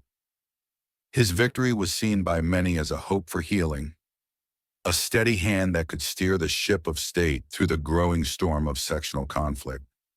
Buchanan entered the White House with a calm demeanor and a determination to avoid the confrontations that seemed inevitable. He believed that compromise rather than conflict was the key to preserving the Union. However, Buchanan's presidency soon became mired in controversy. He faced mounting pressure from both the North and South as the issue of slavery escalated. The Dred Scott decision, handed down by the Supreme Court in 1857, declared that African Americans, whether free or slave, could not be citizens of the United States. This decision was a severe blow to the hopes of abolitionists and further inflamed the divisions between the North and South. Buchanan, though a staunch believer in the Union, failed to take decisive action on the matter. His attempts to appease both sides only deepened the divisions, as his reluctance to confront the issue head-on made him appear weak and indecisive. The nation's troubles deepened, and Buchanan's inability to resolve the crisis became increasingly apparent. In 1860, as the election of Abraham Lincoln loomed, Southern states began to secede from the Union, setting the stage for the Civil War. Buchanan, who had once hoped to maintain the Union through compromise, found himself helpless in the face of an unraveling nation. His decision to take no decisive action in the face of secession was seen as a failure of leadership. The peaceful and careful man who had entered the presidency now seemed overwhelmed by the forces beyond his control. He left office in 1861 with the Union in tatters, his hopes of preserving peace dashed in the storm of war. And all. After leaving the White House, Buchanan withdrew from public life. He returned to his home in Lancaster, Pennsylvania, where he spent his remaining years in relative seclusion. The man who had once stood at the center of national politics now became a figure of reflection and regret. He often reflected on his presidency and the decisions he had made or had failed to make. His inability to stand firm on the issue of slavery, his failure to take action as the nation teetered on the brink of war, left him with a sense of guilt and sorrow that never fully left him. He died in 1868, a man who had entered politics with great promise, only to leave it with a legacy marred by the inability to prevent the nation's descent into civil war. James Buchanan's presidency is often remembered as one of the most tragic in American history. His attempts at compromise and his belief in diplomacy were overshadowed by the rapid escalation of the conflict between North and South. His failure to take a firm stand on slavery and secession left the nation fractured and divided. In the years following his death, Buchanan's legacy was one of regret. He was a man of peace who, at a critical moment in history, was unable to make the difficult decisions necessary to prevent war. His presidency serves as a somber reminder of the cost of indecision in times of national crisis. As you close your eyes tonight, dear dreamer, think of James Buchanan, a man whose calm exterior masked the turmoil within. Imagine him in the quiet halls of the White House, surrounded by men who were calling for action while he struggled to find a way to preserve peace. Picture him, once a man of ambition and promise, now a figure of sorrow and reflection as the world around him descended into conflict. Sleep well, dear dreamer, for even in the quiet moments of doubt and indecision, there is a lesson to be learned. James Buchanan's story reminds us that leadership requires more than just good intentions. It requires the courage to act when the world demands it. And in the stillness of the night, may you find the strength to carry forward the lessons of history with the hope that, like him, we may one day find peace. Abraham Lincoln. Abraham Lincoln was born in 1809 in a humble log cabin in the frontier town of Hodgenville, Kentucky. The child of Thomas and Nancy Lincoln, his early life was marked by hardship. His family was poor, and his father, a man who struggled with the changing tides of life, moved frequently in search of better prospects. Despite the struggles, Lincoln's mother instilled in him a love for learning, and young Abraham would often read by the firelight in the cabin, using whatever scraps of reading material he could find. His education was sparse, and yet he was driven by a deep thirst for knowledge that would never be quenched. Lincoln's rise to prominence came not through inherited wealth or privilege, but through sheer determination and intellect. As a young man, he worked as a rail splitter, a store clerk, and a surveyor, always seeking ways to better himself. Eventually, he studied law, passing the bar in 1836 and beginning his practice in Springfield, Illinois. His legal career was modest, but it allowed him to become involved in local politics, where his eloquence and moral clarity quickly set him apart. Lincoln became a member of the Illinois state legislature, and later, a U.S. congressman. It was during these years that his opposition to the expansion of slavery began to solidify, shaping his future path. By the 1850s, the nation was deeply divided over the issue of slavery, and Lincoln found himself at the center of the political storm. His debates with Senator Stephen A. Douglas in 1858, where he eloquently articulated his stance against the spread of slavery, earned him national attention. Although he lost the Senate race, his moral clarity and unwavering dedication to the Union and the principles of liberty made him a figure to watch. In 1860, Lincoln was elected as the 16th President of the United States, the first Republican to hold the office. His victory came at a time when the nation was teetering on the brink of disunion, and the weight of the office fell heavily upon his shoulders. As Lincoln entered the White House, the nation was already divided, with Southern states threatening to secede from the Union. The Civil War was on the horizon, and Lincoln knew that his presidency would be defined by the choices he made in the coming months and years. From the outset, he was determined to preserve the Union at all costs, even if it meant confronting the deeply entrenched institution of slavery. His moral compass, though rooted in a deep belief in equality, was tempered by the pragmatic realities of the political world he inhabited. Lincoln's early years in office were marked by the outbreak of the Civil War in 1861, a conflict that would test every ounce of his character. The war brought unimaginable suffering to the nation, with hundreds of thousands of lives lost and families torn apart. Yet through it all, Lincoln remained resolute in his determination to reunite the country. He faced fierce opposition, both from within his own party and from the South, but his conviction never wavered. His speeches, including the famous Gettysburg Address, spoke of a new birth of freedom, and he called on the nation to dedicate itself to the unfinished work of equality and unity. But Lincoln's presidency was not without its moments of personal struggle. The weight of the war, the loss of so many soldiers, and the toll it took on his family were often too much to bear. He endured profound sorrow, especially with the death of his beloved son Willie in 1862.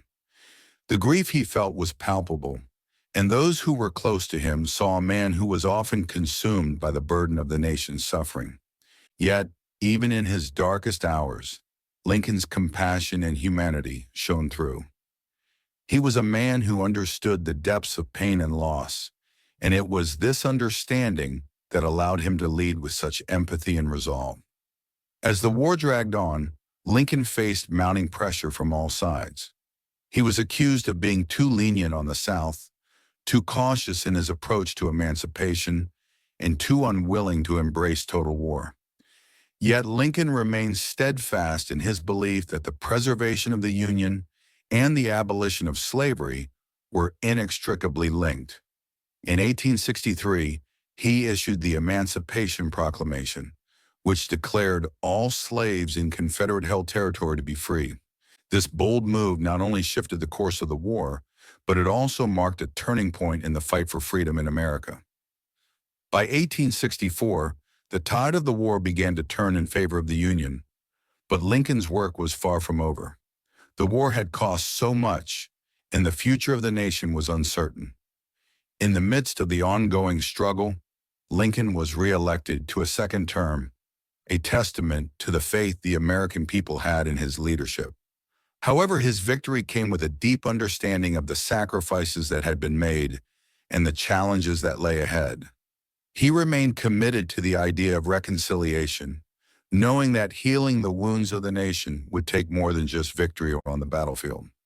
On the evening of April 14th, 1865, just days after the surrender of General Robert E. Lee at Appomattox Courthouse, Lincoln attended a play at Ford's Theater in Washington, D.C. It was during this evening that his life was tragically cut short. John Wilkes Booth, a Confederate sympathizer, assassinated Lincoln as he sat in his box at the theater. The nation, which had only just begun to breathe a sigh of relief after years of war, was plunged into mourning. Lincoln's death marked the end of a chapter in American history, but his legacy lived on. He is remembered not only for his role in preserving the Union, but for his unwavering commitment to freedom and equality. He guided the nation through its darkest hours, and his leadership, born of compassion and conviction, continues to serve as a beacon for future generations. Lincoln's legacy as both a leader and a symbol of hope is etched in the fabric of America's history.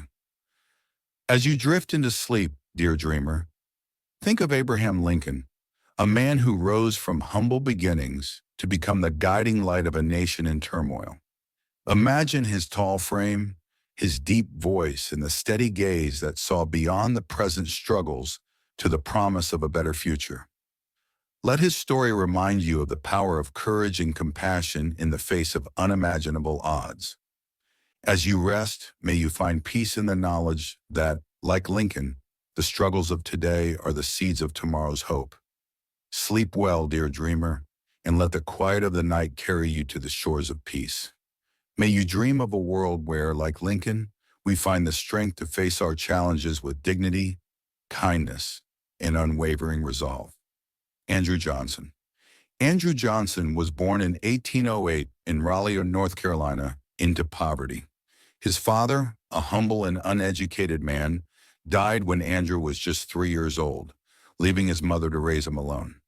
She was a woman of quiet strength, determined to ensure her children had the best opportunities in a world that seemed to offer them little. Andrew, however, had little formal education, learning to read and write through the guidance of a local schoolmaster. Despite these humble beginnings, he was driven by an intense desire to improve himself, often spending hours reading and studying, his ambition burning brighter than his circumstances. Johnson's rise to power was as unlikely as his beginnings. He worked as an apprentice to a tailor in his youth, learning the craft that would support him for much of his early life. But it was politics that would call to him. In his 20s, Johnson moved to Greenville, Tennessee, where he became involved in local politics. His passion for the issues of his time, especially for the rights of the common man, led him to run for office. Though his first forays were small, his ability to speak to the people, to understand their struggles, quickly earned him a reputation. He served in the Tennessee state legislature and as governor, and in 1857, he was elected to the U.S. Senate. By the time of the Civil War, Johnson's political career had blossomed, and his views had taken on a distinctive shape. He was a staunch Unionist, deeply committed to preserving the United States, even as the nation faced its greatest crisis. As the South seceded from the Union, Johnson stood firm, unwilling to allow his home state of Tennessee to follow suit. In 1862, President Abraham Lincoln appointed him as the military governor of Tennessee, a role that would solidify his place in history. The turning point in Johnson's career came when in 1865, following the assassination of President Lincoln, he ascended to the presidency. Johnson, who had been born into poverty and had fought to rise above his circumstances, now found himself at the helm of a nation torn asunder by civil war. He was a man of deep conviction, but also one of contradiction. Though he had staunchly supported the Union, he was a Southern Democrat, and his views on Reconstruction would come to define his presidency. In the early months of the presidency, Johnson took a lenient approach to the Southern states that had rebelled. He offered amnesty to many former Confederates and allowed them to regain their property and power with little punishment. His policies were aimed at quickly reuniting the nation, but they were met with resistance from Congress, particularly the radical Republicans, who believed his approach was far too lenient on the South. They wanted harsher measures, especially with regard to the newly freed slaves, and Johnson's refusal to support civil rights for African Americans only deepened the divide. As the months passed, Johnson's presidency became increasingly controversial. His vetoes of legislation aimed at granting civil rights to freedmen and his frequent clashes with Congress eroded his popularity. Johnson's personal style of governance, his stubbornness, his unwillingness to compromise, and his tendency to alienate political allies further fueled the animosity toward him. His battles with Congress, especially over the Reconstruction Acts, became so heated that they culminated in his impeachment in 1868. The charges were not as much about his actions as they were about his refusal to align with Congress's vision for the post-war South. The impeachment trial was a bitter and dramatic affair, and though Johnson narrowly escaped removal from office, his political power was broken. He was the first U.S. president to be impeached, and the stain of that event would follow him throughout the remainder of his life. The impeachment was a sign of the profound distrust that had developed between Johnson and the rest of the political establishment. He finished his term in office, but his legacy had been tarnished by the scandal and the failure of his Reconstruction policies. After his presidency, Johnson's life remained marked by bitterness and failure. He tried to return to politics, but was largely rejected by the public. In 1875, he was elected to the U.S. Senate once again, but his final years were overshadowed by the shadow of his presidency. He died in 1875, a man whose political career had started with promise and ended in controversy. His legacy is one of missed opportunities, of a leader who, despite his strong convictions, was unable to heal the divisions of his time. Andrew Johnson's time and power serves as a cautionary tale, a reminder that even the most well-intentioned leaders can be undone by their own stubbornness and inability to adapt. His approach to Reconstruction, designed to reunite the country quickly, ultimately failed because it failed to address the deeper injustices of slavery and inequality. His presidency is a symbol of how the failure to move beyond old prejudices and views can lead to political ruin. In the end, Johnson's inability to recognize the need for change in a nation that had been so irrevocably altered by war and slavery left a legacy of division. As you settle into the quiet of the night, dear dreamer, think of Andrew Johnson, a man whose rise from humble beginnings to the presidency seemed at times like a story of triumph. Yet his time in power ended in disillusionment and division. Let his story be a reminder of the importance of unity, compassion, and the willingness to adapt to the changing tides of history. May it inspire you to face your own challenges with humility and understanding, and to always seek the greater good, even when the path is unclear. Sleep well, dear dreamer, and let the quiet of the night wrap you in comfort as you drift into dreams of a world where reconciliation and understanding lead the way. May you find peace in the knowledge that even in the most difficult of times, there is always hope for change and always a way forward. Ulysses S. Grant. Ulysses S. Grant was born in 1822 in Point Pleasant, Ohio, into a family of modest means. His father, a tanner, was a hard-working man who sought to instill discipline and ambition in his children, while his mother was gentle and nurturing. From a young age, Grant displayed a quiet determination that would shape his future. He attended the United States Military Academy at West Point, where his reserved nature and natural talent for mathematics earned him the nickname Unconditional Surrender, a name that would come to symbolize both his military victories and his unyielding spirit. Grant's rise to power began on the battlefields of the Civil War. At the outbreak of the war, he was serving as a lieutenant colonel in the U.S. Army, but his career had stalled. He had struggled with a variety of business ventures and had even resigned from the Army in 1854. But with the eruption of war, Grant was called back to service, and his leadership qualities soon became apparent. His strategic brilliance, his ability to inspire his troops, and his unshakable resolve quickly earned him recognition. He captured Fort Donelson in 1862, giving him national attention and solidifying his place in the war effort. In 1863, Grant's fortunes took a decisive turn when he was appointed as the commander of all Union armies. Under his leadership, the Union forces began to press forward, achieving victory after victory, culminating in the surrender of General Robert E. Lee at Appomattox Courthouse in 1865. Grant's military leadership was marked by his determination to win at all costs, his willingness to engage in fierce battles, and his understanding that the war would only end with a decisive defeat of the Confederate forces. His unrelenting pursuit of victory brought the nation closer to the goal of reunification.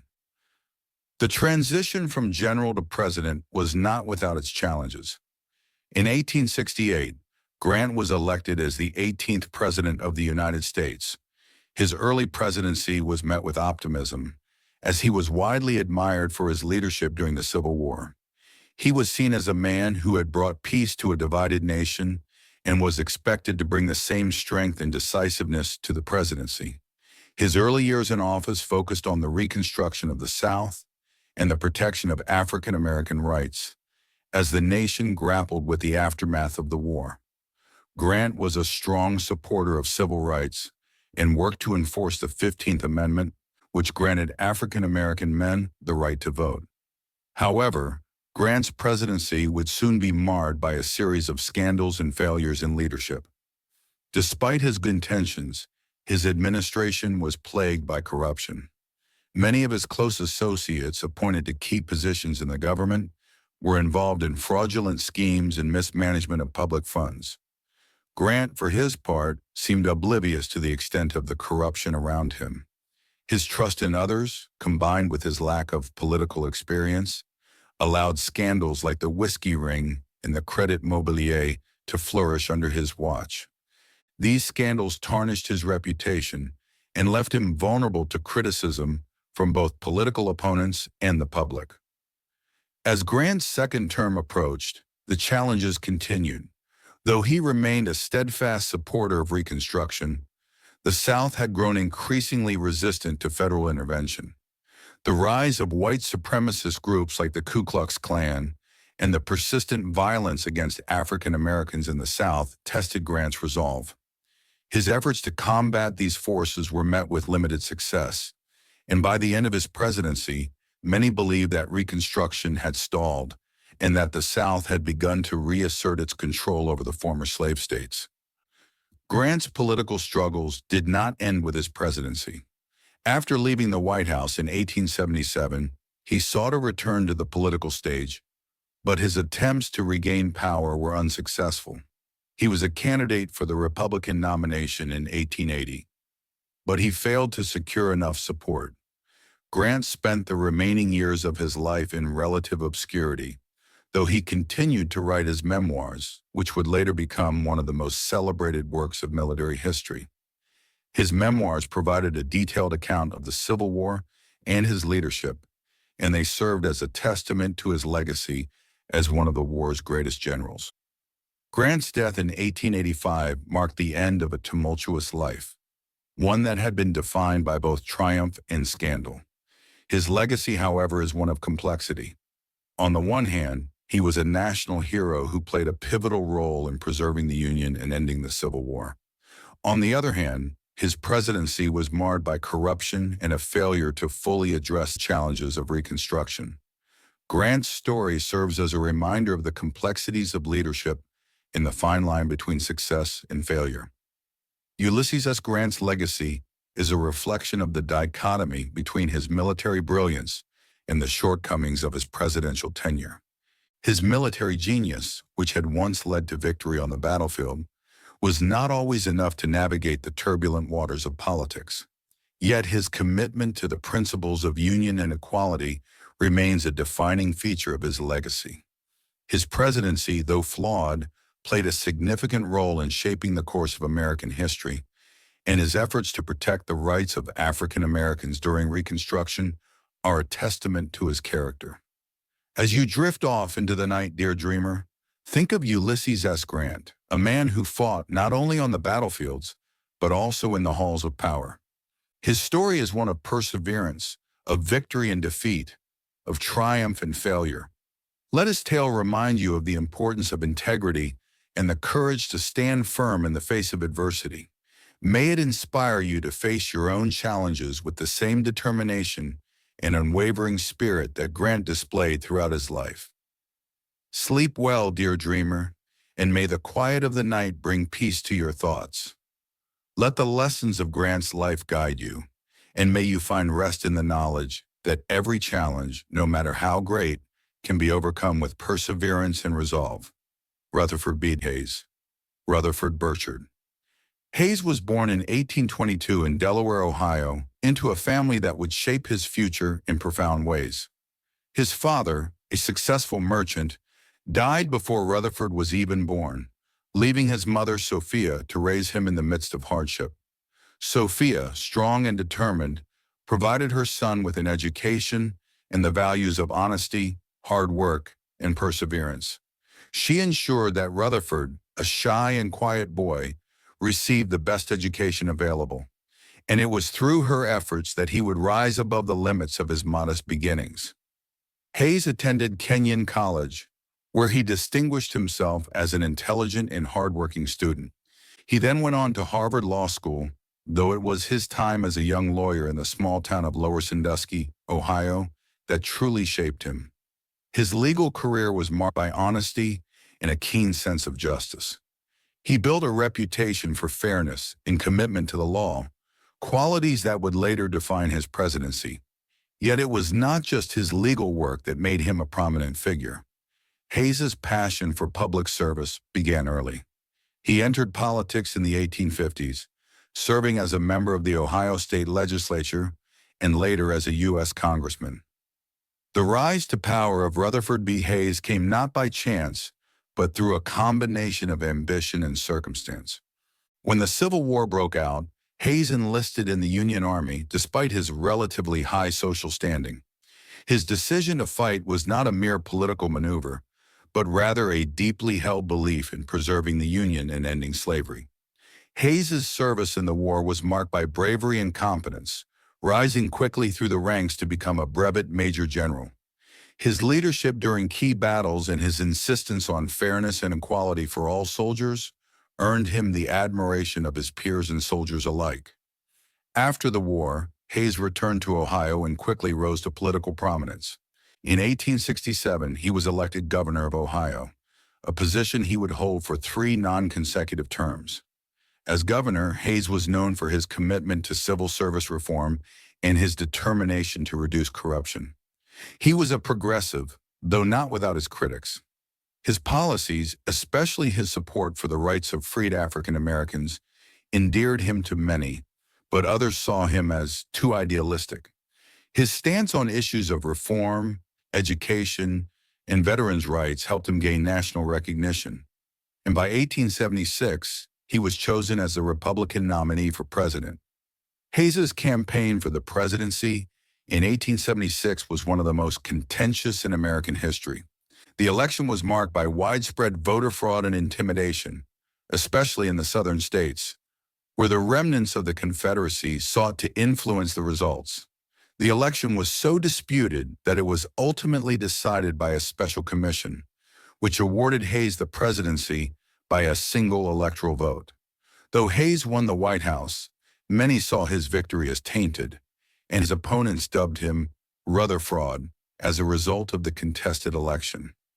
Yet Hayes accepted the presidency with a quiet resolve, determined to restore order and heal a nation still divided by the scars of the Civil War. During his presidency, Hayes faced the monumental task of overseeing the final stages of Reconstruction. His decision to withdraw federal troops from the South in 1877 effectively ended the Reconstruction era. This decision, though controversial, was seen as a necessary step for national unity. However, it also meant the end of federal protection for African Americans in the South, and it allowed Southern states to impose Jim Crow laws that would persist for decades. Hayes's actions were a compromise, balancing the need for reconciliation with the need for continued support for civil rights. But it came at a heavy cost to the very people he had fought for during the Civil War. Hayes also worked to reform the federal government, seeking to eliminate corruption and establish merit-based appointments in the civil service. Though his efforts were met with resistance, he remained steadfast in his commitment to good government. His fight against the patronage system and his efforts to bring integrity back to Washington were ahead of his time, but they laid the groundwork for future reforms in American government. Though he faced a divided Congress and an entrenched political machine, Hayes's presidency marked the beginning of a shift toward a more accountable government. Yet, as his presidency drew to a close, Hayes faced increasing pressure to do more for the nation. His decision not to seek re-election in 1880 was a personal one, influenced by his desire to return to private life and his belief that he had fulfilled his duty to the country. Hayes's legacy, however, was not defined solely by his time in office. His actions during and after his presidency would leave a lasting impact. He worked tirelessly for the advancement of education and prison reform, advocating for the rights of the underprivileged, and working to ensure that his country could recover from the wounds of the Civil War. Rutherford B. Hayes died in 1893, having lived a life of quiet reflection and humility. His legacy, while not as bold as some of his predecessors, was nonetheless significant.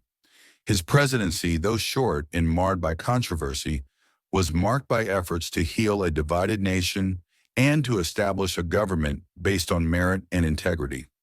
Hayes was a man of deep convictions, and though his presidency was not without its challenges, he left behind a nation that was beginning to move toward healing, reform, and progress.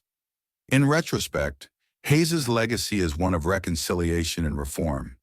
His commitment to the values of fairness, justice, and integrity shines through in the policies he championed, even if they were often overshadowed by the more dramatic events of his time. His presidency reminds us that leadership is not always about making grand gestures, but rather about making difficult decisions in the pursuit of a better future. And so, dear dreamer, as the night falls and the world around you grows still, let the story of Rutherford B. Hayes settle gently in your mind. A man who navigated the complexities of post-war America with a quiet strength and a deep sense of duty. Though his presidency was marked by compromise, it was also a time of growth and change, a time when the nation sought to mend its broken spirit. Let his legacy of reform and reconciliation be a gentle reminder that even in the face of difficult choices, integrity and perseverance can lead us toward a brighter tomorrow.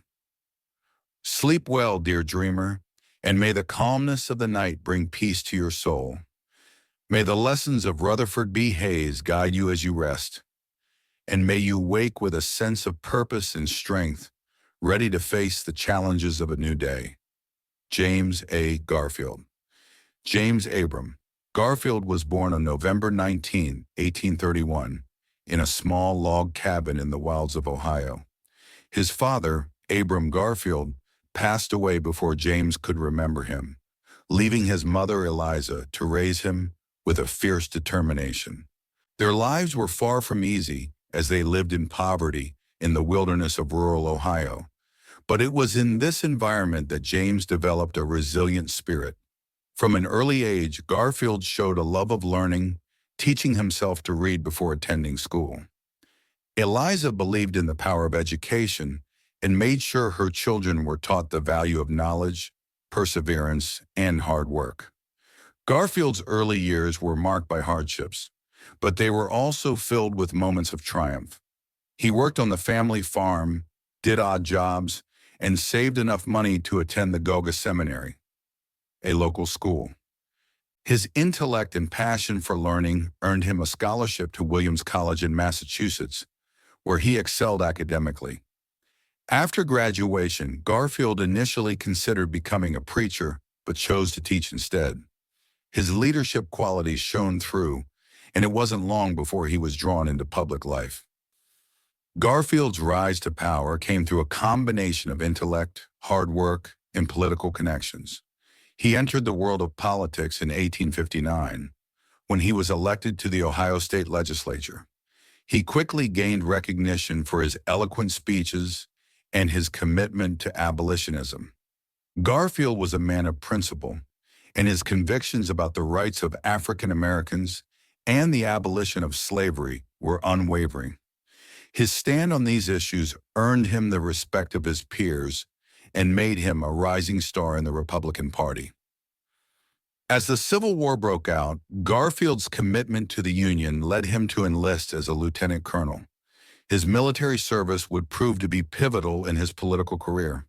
Garfield's leadership in key battles, such as the Battle of Chickamauga, helped him rise to the rank of Major General.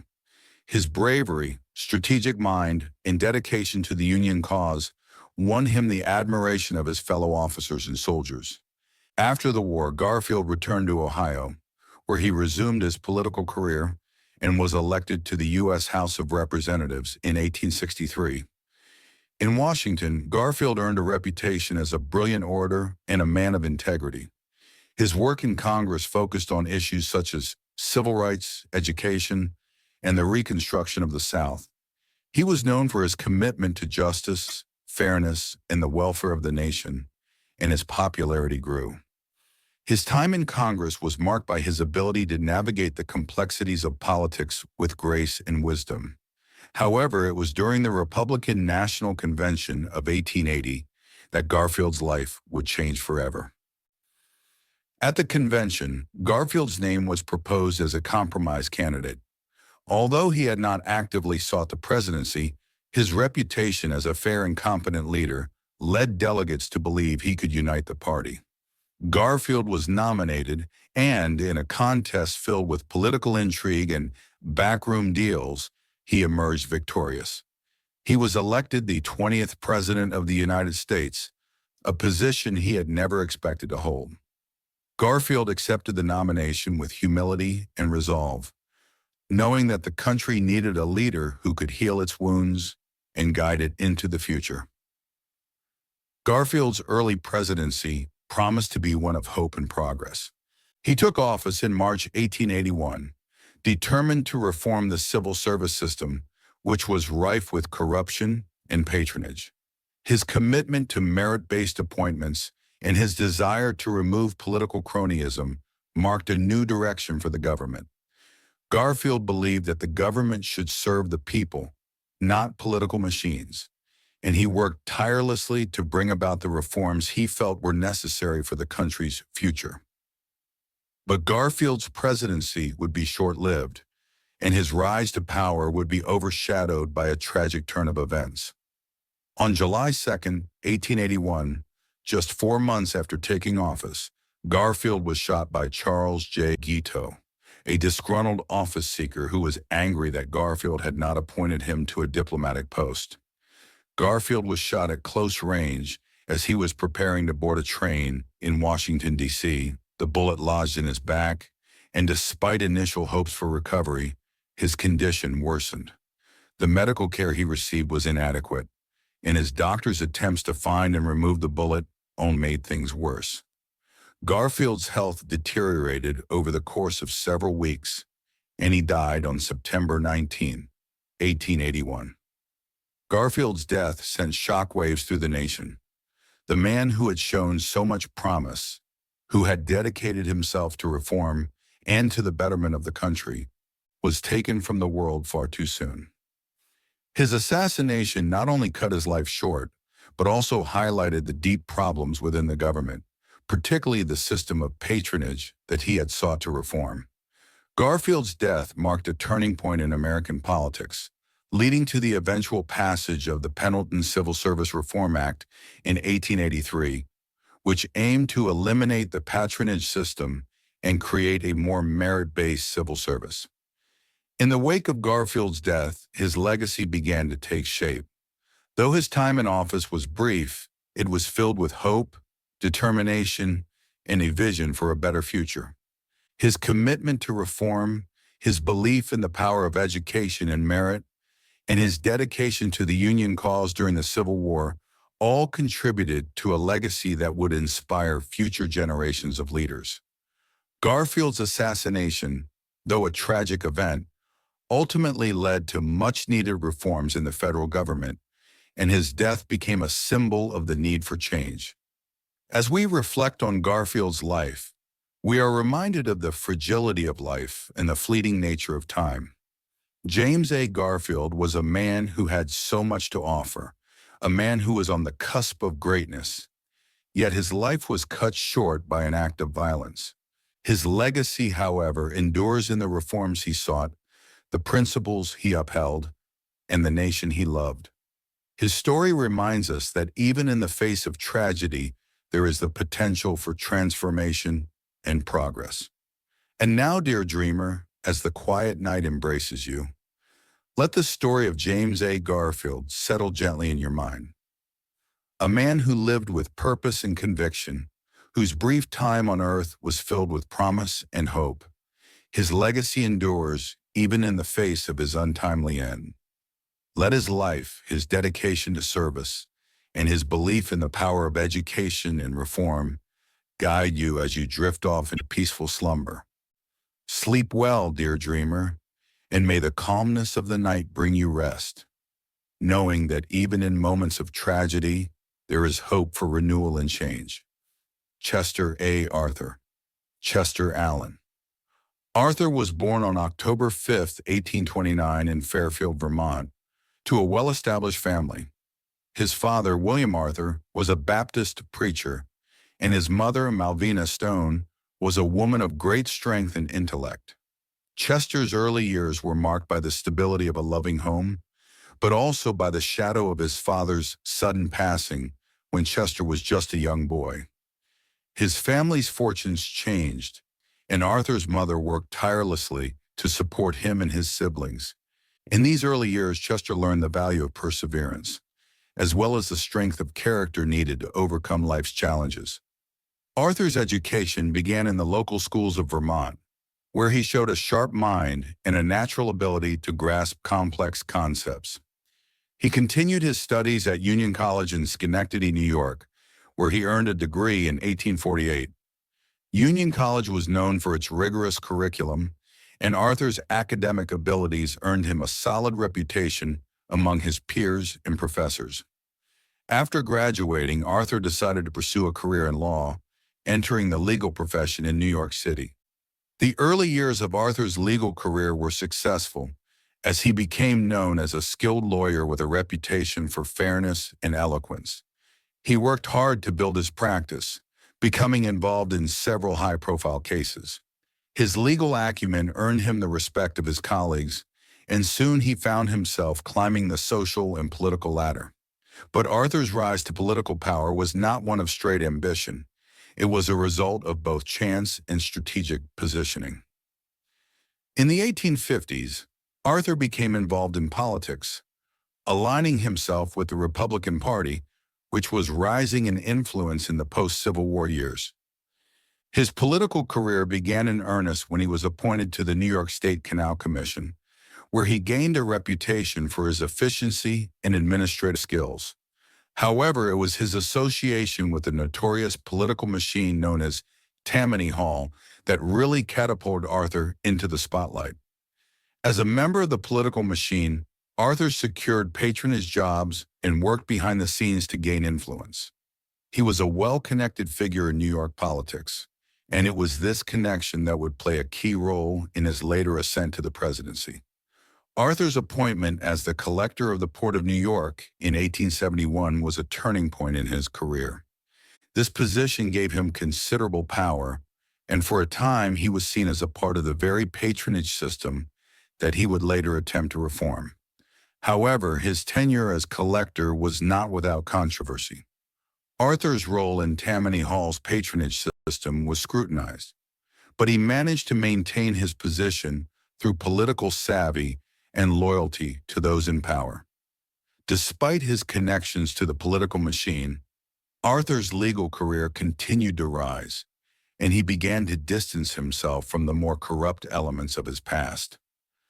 In 1880, Arthur's life took an unexpected turn when he was nominated as Vice President of the United States on the Republican ticket alongside James A. Garfield. The nomination was a political move designed to unite different factions of the Republican Party, particularly those loyal to the political machines. Arthur, who had once been a staunch ally of Tammany Hall, was now thrust into national politics. Many saw this as a way to appease the machine's influence, while keeping Garfield as the presidential candidate. Arthur's rise to the vice presidency was not one of pure ambition, but rather a series of political compromises. Once elected, he was not expected to play an active role in the administration. However, fate had different plans. Garfield's assassination in July 1881 thrust Arthur into the presidency far earlier than anyone could have imagined. Though Arthur had not sought the office, he now found himself at its helm, inheriting a nation still reeling from the loss of its leader. When Arthur assumed the presidency, many viewed him as little more than a figurehead, a man who had gained power through political deals rather than merit. However, Arthur surprised everyone with his leadership. He took office with a sense of responsibility and purpose, determined to prove that he was more than just a product of the political machine. Arthur quickly set to work on reforming the very patronage system that had helped him rise to power. He worked with Congress to pass the Pendleton Civil Service Reform Act in 1883, which marked a significant shift in how federal employees were hired. The act sought to establish a merit-based system for government jobs and eliminate the corruption of political patronage. Despite the early challenges, Arthur's presidency was marked by a quiet strength. His efforts to reform the civil service system were a testament to his commitment to change. He also focused on modernizing the U.S. Navy, overseeing the construction of new ships, and advocating for military preparedness. Arthur's presidency, though short, was filled with moments of integrity and change that would influence future administrations. But Chester A. Arthur's time in office was not without personal struggles. His health began to deteriorate during his presidency, and by the time he left office in 1885, he was seriously ill. Arthur had been diagnosed with a kidney condition, which had caused him considerable pain during the later years of his term. He left the presidency with the knowledge that his time in office had been successful in many ways, but his health had taken a toll on him. After leaving the White House, Arthur withdrew from public life. He lived a quiet existence, far removed from the political world that had once been his domain. He passed away on November 18, 1886, just 1 year after leaving office from complications related to his kidney disease. His death was met with widespread respect, as many had come to view him as a man of integrity who had risen above the corrupt political system of his youth. Chester A. Arthur's legacy is one of transformation. His presidency marked a significant turning point in the fight against political corruption. His commitment to civil service reform and his ability to rise above the political machines that had helped him find power were his defining achievements. Though he was often underestimated, Arthur proved that leadership could come from the most unexpected of places. His presidency serves as a reminder that even those with humble beginnings, even those shaped by the forces of their time, have the ability to bring about change when given the opportunity. As we reflect on the life of Chester A. Arthur, we see a man who, despite the shadows of his past, became a figure of integrity and reform. His story reminds us that true leadership is not defined by where one starts, but by the choices one makes along the way. In the quiet of the night, let us remember Arthur's legacy as one of redemption, a man who took his chance to change and left the world a better place for it. Now, dear dreamer, as you drift into a peaceful slumber, let Chester A. Arthur's story guide you, reminding you that the power to change, to reform, and to lead can arise from the most unexpected sources. Sleep well, knowing that even in the face of trials and struggles, there is always room for growth and transformation. Sleep well, dear dreamer. Grover Cleveland. Stephen Grover Cleveland was born on March 18, 1837, in Caldwell, New Jersey, a quiet town nestled in the heart of America. He was the fifth child in a family of 9, and from the very beginning, Cleveland's life was shaped by both the strength of family and the challenges of the world around him. His father, a Presbyterian minister, passed away when Grover was only 16 years old, leaving the young man to shoulder the weight of his family's future. With his mother's guidance, Cleveland stepped into the world as a man of responsibility, even before he was fully ready for the challenges ahead. In the absence of a formal education after his father's death, Grover found work as a clerk in a local store, learning the value of hard work and integrity. As he grew, Cleveland became a self-taught man, always reading, always learning, and always striving to better himself. His journey took him to New York, where he worked his way through the legal profession, earning his law degree. It was here, in the bustling city of Buffalo, that Cleveland's political career began to take shape. He soon became a respected lawyer, known for his fairness and honesty, qualities that would serve him well in his future endeavors. Cleveland's entry into politics was not marked by grand ambition, but rather by a deep sense of duty. He became the mayor of Buffalo in 1882, a position that allowed him to demonstrate his commitment to the people. His leadership in the city was defined by a firm stance against corruption, particularly the notorious political machines that ran much of the city's business. Cleveland was not afraid to take on the powerful interests of his time, and it was this unwavering commitment to honesty and integrity that set him apart from others in the political landscape. In 1884, Cleveland's reputation reached new heights when he was elected governor of New York. His tenure as governor was marked by reform and a desire to bring fairness to a political system that had long been marred by corruption. Cleveland's passion for good government earned him the admiration of many, and he was soon seen as a potential candidate for higher office. His platform of reform, fiscal conservatism, and opposition to the influence of political machines resonated with many Americans. And in 1884, he was elected the 22nd President of the United States.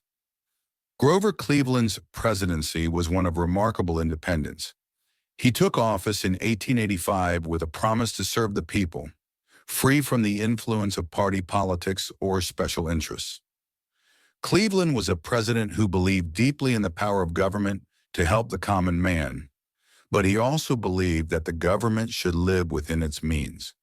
His first term was defined by fiscal conservatism as he worked to reduce government spending and balance the federal budget. He believed in the power of free markets and the importance of limited government, but he also believed in the responsibility of the government to provide for the welfare of its citizens. Cleveland's commitment to these principles earned him the respect of many, but his presidency was not without its challenges. One of the most significant issues of his first term was the economic depression that swept across the nation in the late 1880s.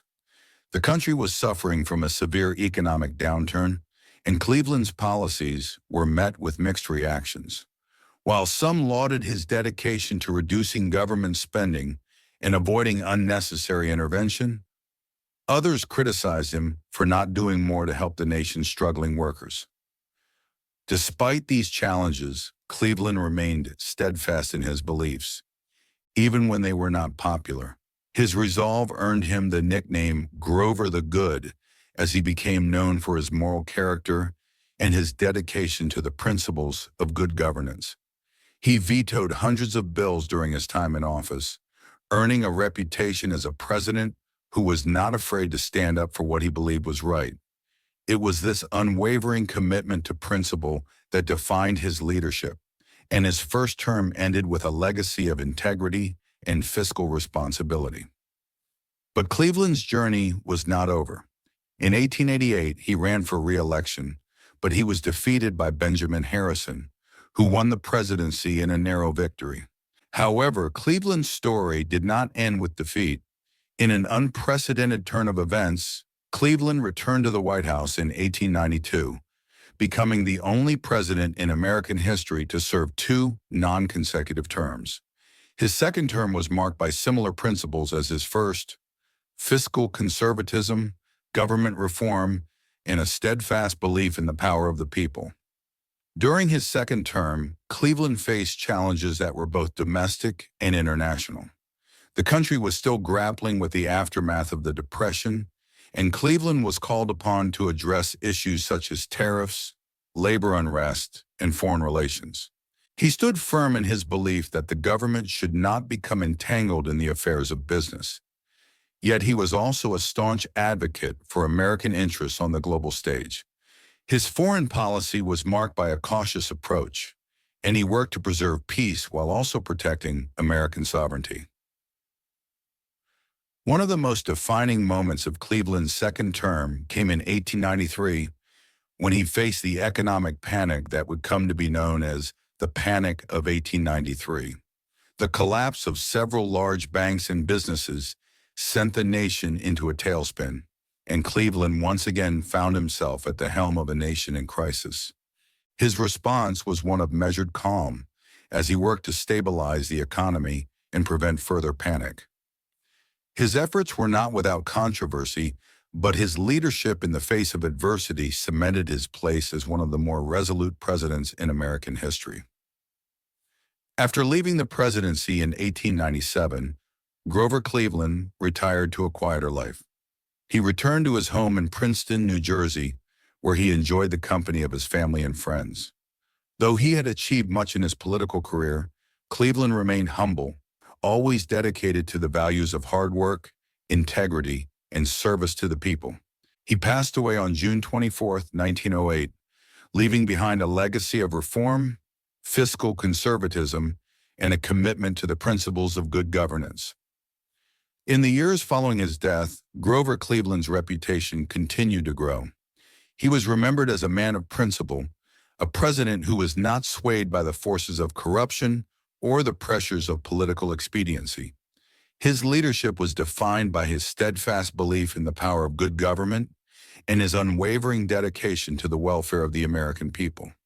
Though his presidency was marked by challenges, it was also marked by a sense of moral clarity that guided him through even the most difficult of times.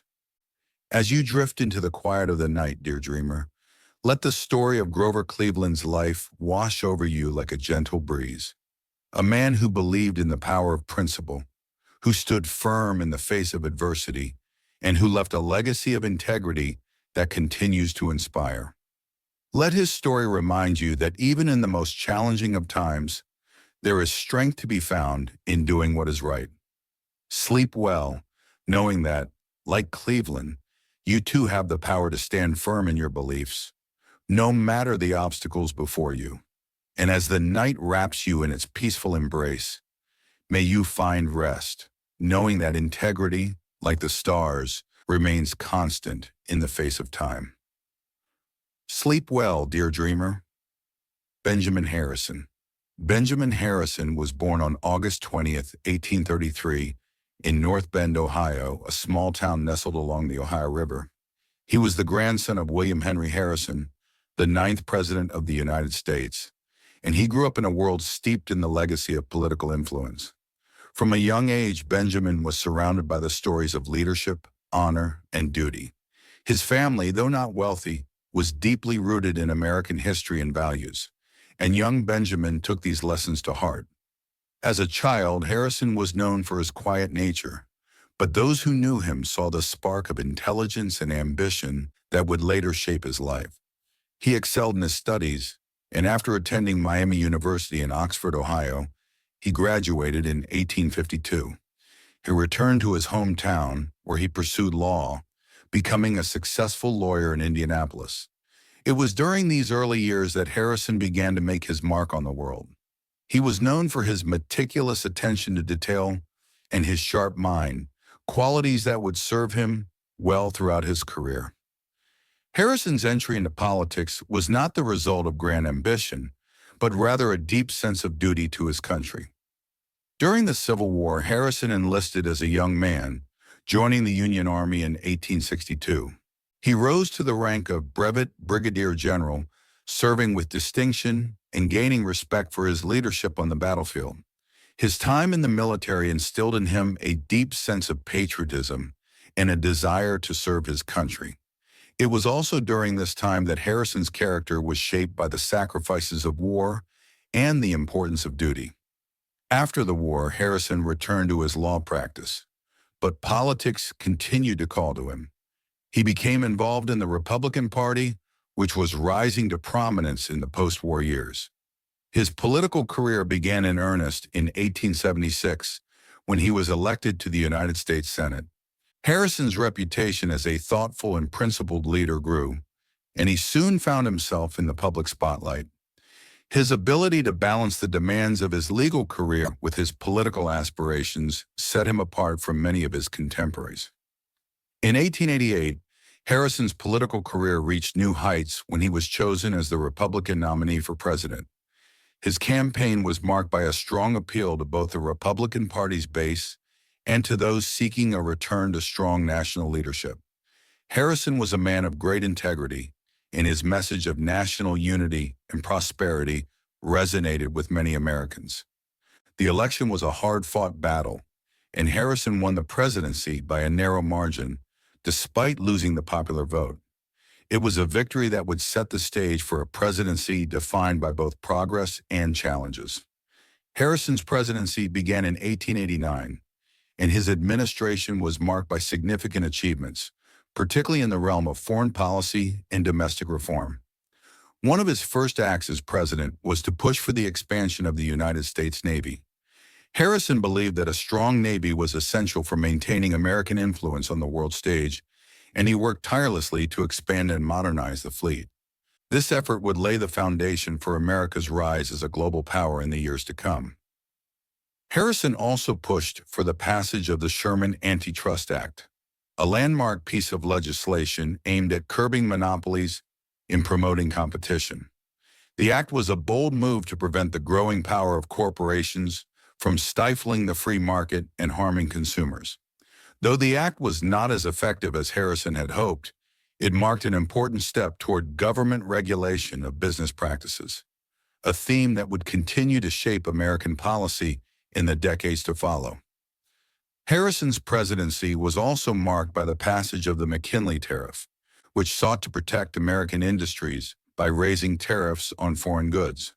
While the tariff was intended to shield domestic industries, it also led to rising prices for consumers, a point of contention during Harrison's time in office. Despite these challenges, Harrison remained committed to his principles, believing that the long-term benefit of protecting American industries would outweigh the short-term pain. Throughout his presidency, Harrison remained a man of deep conviction, guided by his moral compass and a sense of responsibility to the nation. However, his time in office was not without difficulties. The political landscape was fraught with tension, and Harrison struggled to unite the Republican Party's factions. The party's internal divisions and the growing discontent over the economic policies of his administration made it difficult for Harrison to maintain a strong political base. In 1892, Harrison faced a difficult re-election campaign, and despite his efforts, he was defeated by Grover Cleveland in a rematch of the 1888 contest. After leaving office, Harrison retired to his home in Indianapolis. But his story did not end there.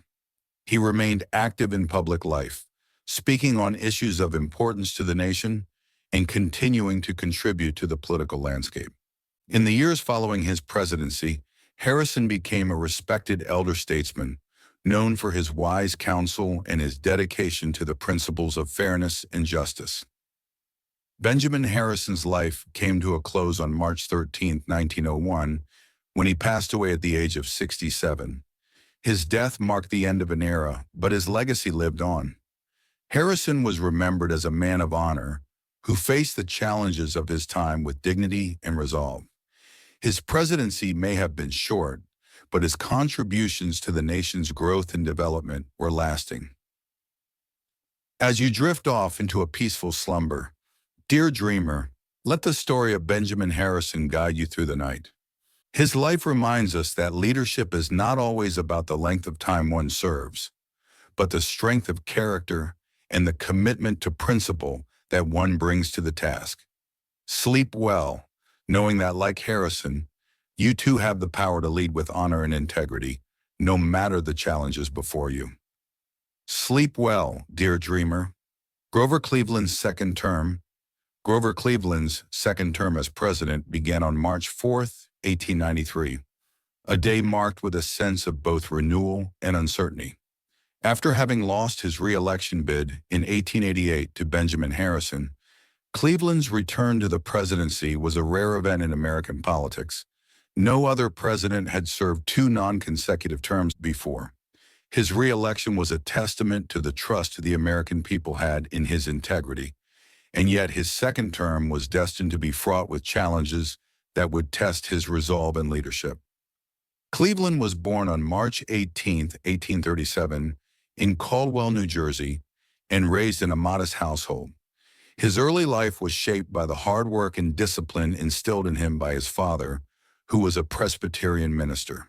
Cleveland's family was not wealthy, and he learned the value of hard work and self-reliance from a young age.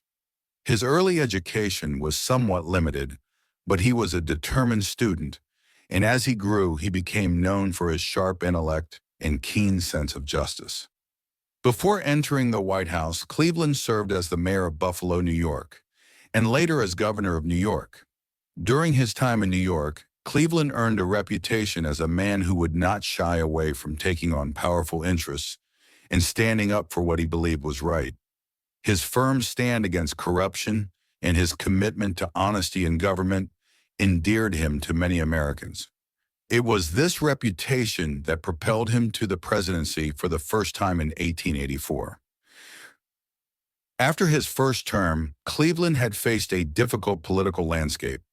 The economy was in a fragile state, and the country was experiencing the effects of the Panic of 1893, which would soon lead to a severe depression.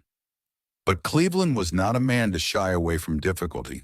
He had faced adversity throughout his life, and now, as he took office again, he would approach the challenges of his second term with the same steadfast determination. One of the first crises that Cleveland faced upon his return to the White House was the economic depression, which led to widespread unemployment, business failures, and widespread hardship. Cleveland, who had always been a staunch believer in the gold standard and a proponent of a balanced federal budget, reacted with characteristic restraint. He believed that the best way to handle the crisis was not through government intervention, but through the steady, unwavering hand of fiscal discipline. He resisted calls for the free coinage of silver, which was gaining popularity among many of his party's supporters, arguing that it would only worsen the economic situation in the long run. This stance, while grounded in his belief in sound economic principles, earned Cleveland the ire of many within his own party. The Democrats, who had rallied behind his first term's policies of reform, found themselves divided over the issue of silver. Cleveland's commitment to the gold standard put him at odds with the more populist wing of the party, and the resulting tensions marked a significant turning point in his second term. Cleveland's presidency during this period was not marked by grand legislative victories, but by a series of difficult decisions. One of the most notable actions he took was his decision to send federal troops to break a strike by the Pullman Company workers in 1894. The strike, which was part of a larger labor movement protesting wage cuts and poor working conditions, had escalated into violent clashes. Cleveland, in his desire to maintain order and protect federal mail delivery, ordered the troops to intervene, leading to a bitter conflict between the government and labor unions. The decision was deeply controversial and added to the growing disillusionment with Cleveland among many working-class Americans. Despite these challenges, Cleveland remained steadfast in his commitment to his beliefs, though it often made him a solitary figure. He did not seek popularity, nor did he try to placate the many factions within his party. His focus was on what he believed was best for the country, even if it meant alienating powerful allies. In this way, his second term was marked by a quiet but powerful commitment to principle, even as his popularity waned. Throughout his second term, Cleveland also faced mounting pressure from abroad, particularly from the growing tensions with European powers over the issue of imperialism. The United States, under Cleveland's watch, resisted calls for expansion, especially in the Caribbean and the Pacific. Cleveland, who had always believed in the importance of the country's independence, stood firmly against the annexation of Hawaii and was determined to keep the U.S. from becoming entangled in overseas conflicts. His stance was seen as a rejection of the more interventionist policies championed by other political figures, and it earned him both praise and criticism. In the latter part of his second term, Cleveland's health began to deteriorate. He had suffered from a variety of ailments over the years, and in 1893, he underwent surgery to remove a cancerous tumor from his mouth, a procedure that was kept secret from the public at the time. Cleveland's ability to continue to lead despite his declining health was a testament to his character, but it also marked the beginning of the end of his presidency. He had no desire to seek a third term, and as his second term came to a close in 1897, he retired from public life, leaving behind a legacy that was both revered and controversial. Cleveland's post-presidential years were spent in relative peace. He withdrew from the political scene, seeking solace in his family and his love of the outdoors. He lived quietly in Princeton, New Jersey, where he continued to reflect on the challenges of his time in office. In his final years, Cleveland became a respected elder statesman, sought after for his counsel and advice, though he remained distant from the partisan battles that had defined much of his career. When he passed away on June 24, 1908, at the age of 71, the country reflected on the man who had served 2 non-consecutive terms in the highest office. His presidency, though marked by difficulties, was also one of deep principle and an unwavering commitment to his beliefs. Cleveland was remembered as a man who stood by his convictions, regardless of the political cost. His legacy was one of integrity, strength, and resilience, a reminder that true leadership requires not only courage in the face of adversity, but also the ability to remain true to one's values. As you settle into your slumber, dear dreamer, think of Grover Cleveland, a man who faced the trials of his time with unwavering strength. Let his story remind you that in life, the true measure of success is not in popularity, but in staying true to what you believe is right. Sleep well, knowing that, like Cleveland, you too have the strength to face any challenge with dignity and resolve. Sleep well, dear dreamer. William McKinley. William McKinley's presidency began on March 4, 1897, ushering in a new era for America. Born on January 29, 1843, in Niles, Ohio, McKinley's early life was marked by both hardship and promise. He grew up in a modest family, the son of a devout Methodist father, and a mother who was a strong influence in his life. His childhood was one of constant movement as the family sought stability. But even through these trials, McKinley's character was shaped by a deep sense of duty, honor, and faith. McKinley was not an immediately striking figure in the world of politics. He was quiet, reserved, and often appeared to be overshadowed by the more colorful figures around him. Yet it was this very quiet determination that would propel him to the highest office in the land. Before his presidency, McKinley had served as a soldier during the Civil War, a time that deeply affected him and shaped his later views on leadership and the nature of conflict. He then went on to serve as a congressman and as governor of Ohio, where his leadership abilities began to shine. It was in Ohio that he first gained national attention for his handling of labor issues and his strong stance on protectionism, particularly in his support of the McKinley Tariff, which sought to protect American industries by raising duties on imported goods. His rise to the presidency was a result of a combination of factors. McKinley's moderate, steady approach to issues like tariff reform and his strong support of American industrialism helped him garner support among both business leaders and working-class Americans. The 1896 election was one of the most contentious in American history, with McKinley running against the populist William Jennings Bryan. McKinley's campaign was marked by a strategic use of new technologies, such as campaign posters and advertisements, while Bryan's campaign focused on the plight of farmers and the free coinage of silver. Despite Bryan's populist appeal, McKinley's calm demeanor and support from business interests led him to victory, marking the beginning of his presidency. McKinley's early presidency was marked by optimism and hope. He was viewed by many as a stabilizing figure who could lead the country out of the depression that had begun in 1893.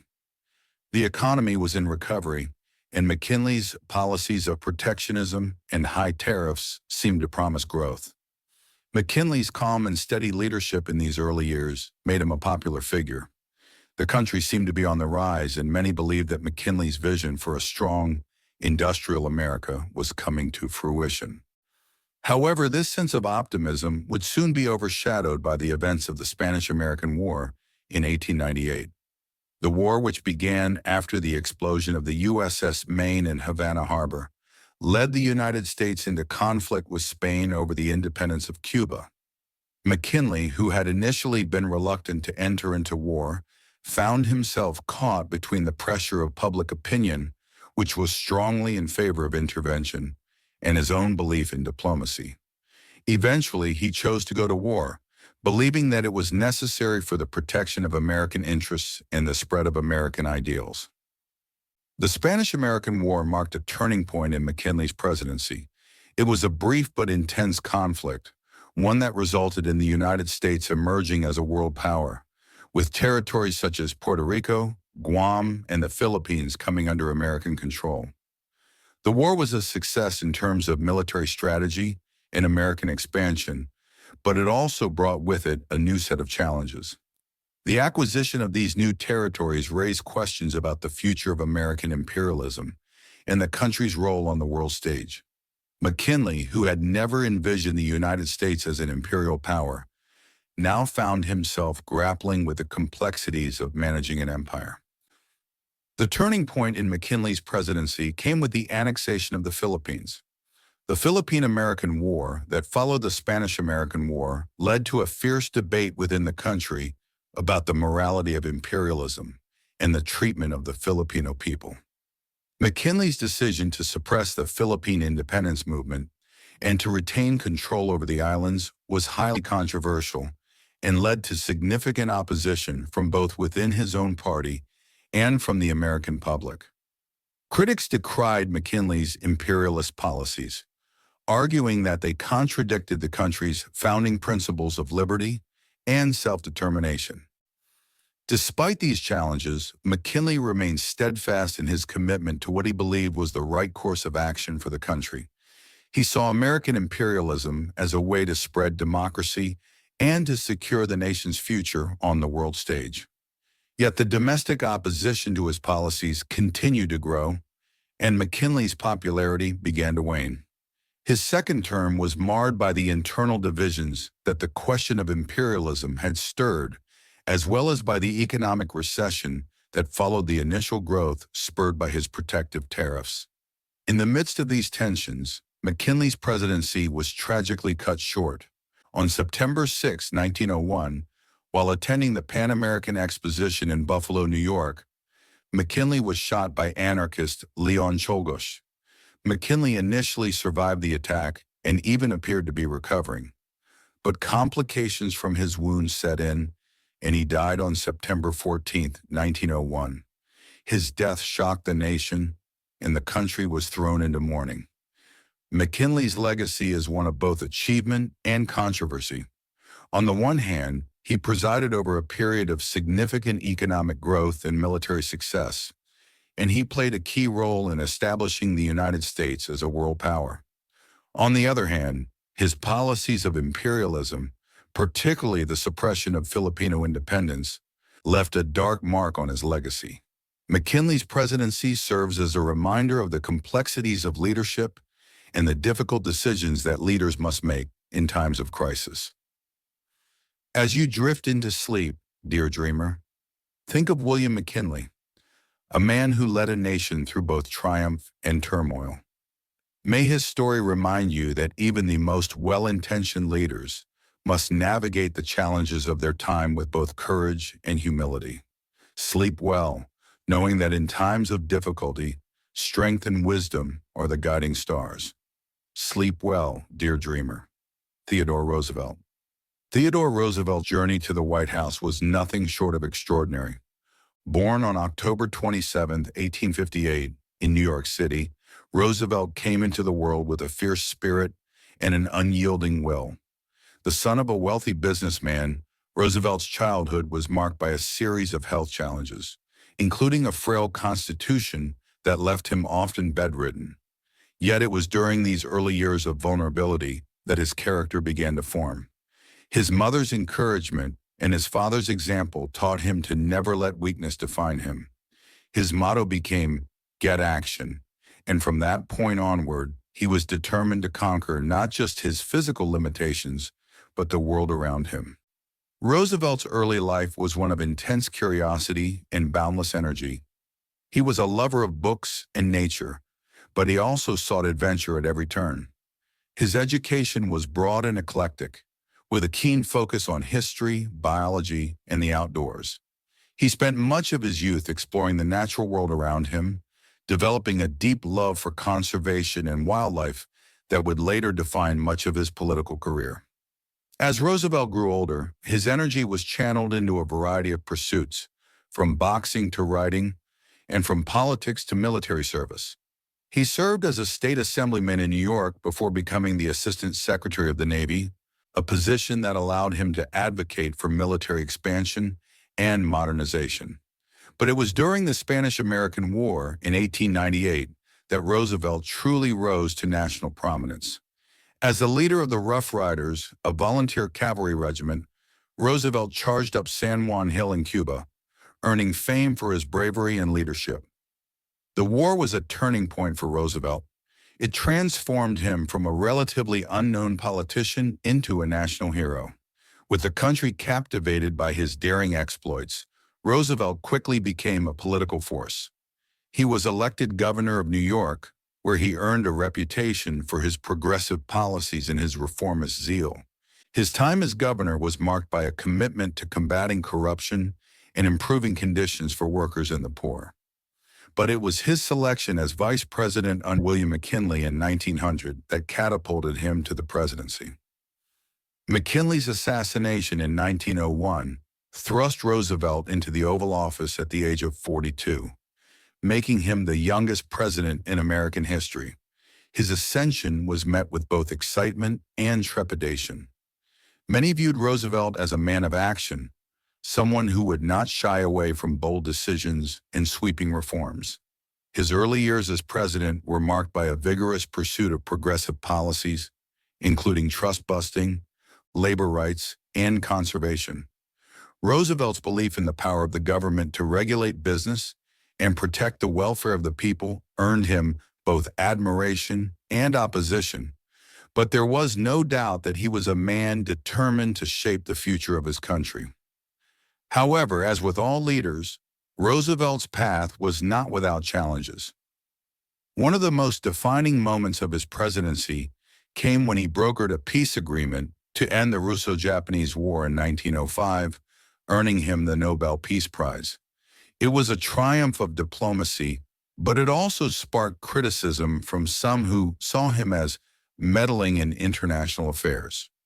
Roosevelt's policies, while popular among many, often faced fierce opposition from conservative factions who feared his progressive agenda would undermine the traditional American system. The turning point of Roosevelt's presidency came in 1907 when the economy faced a major panic. The financial markets were in turmoil, and the country seemed on the brink of another depression. Roosevelt's response was swift. He used the power of the presidency to call for reforms to stabilize the economy and protect the interests of workers and consumers. His bold leadership during this time solidified his place in history as a president who was not afraid to take action, even in the face of adversity. Yet, despite his successes, Roosevelt's presidency was not without its dark moments. The constant pressure to reform and the demands of leadership began to take a toll on his health and his personal life. In 1909, after serving 2 terms, Roosevelt made the controversial decision to step down and allow his successor, William Howard Taft, to take office. His departure from the White House was not the end of his political career, though. Roosevelt remained an influential figure, even running for president again in 1912 under the banner of the Progressive Party. However, his attempt to reclaim the presidency was unsuccessful, and his political influence began to wane. Roosevelt's fall from the political spotlight was marked by a gradual fading of his health and energy. He struggled with illness in his later years, and his once vibrant personality seemed to dim. But his legacy as a larger-than-life figure endures. Roosevelt's policies of conservation, his role in expanding America's global presence, and his unwavering belief in the power of government to protect the people are all part of his enduring legacy. The historical meaning of Roosevelt's life is multifaceted. He is remembered as a symbol of energy and action, a man who believed in the potential of America to shape its destiny. His legacy as a progressive reformer continues to inspire movements for social justice and environmental protection. But Roosevelt is also a cautionary tale, a reminder of the toll that power and ambition can take on a person. His presidency was a time of great change, but it also came with the challenges of balancing ambition with the need for personal reflection and balance. As you drift into sleep, dear dreamer, think of Theodore Roosevelt, of his wild ambition, his courageous spirit, and his determination to leave the world a better place than he found it. May his story remind you that even in times of great challenge, it is possible to act with both courage and compassion.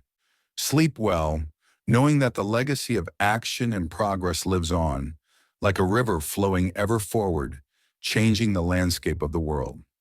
Sleep well, dear dreamer. William Howard Taft. William Howard Taft's story begins on September 15, 1857, in Cincinnati, Ohio, where he was born into a family of prominence. His father, Alphonso Taft, was a distinguished lawyer and future cabinet member, and young William was expected to follow in his footsteps. However, Taft's early life wasn't one of privileged comfort without challenge. He was a child of delicate health, and as a result, he spent much of his time reading and studying. Despite his physical frailty, he displayed a brilliant mind and an eagerness to learn, setting the stage for a career that would intertwine intellect with politics. Raised in an environment where law and duty were held in high regard, Taft's path to leadership was shaped by the values of responsibility and service. His early education was marked by academic excellence, eventually leading him to Yale University, where he graduated with honors.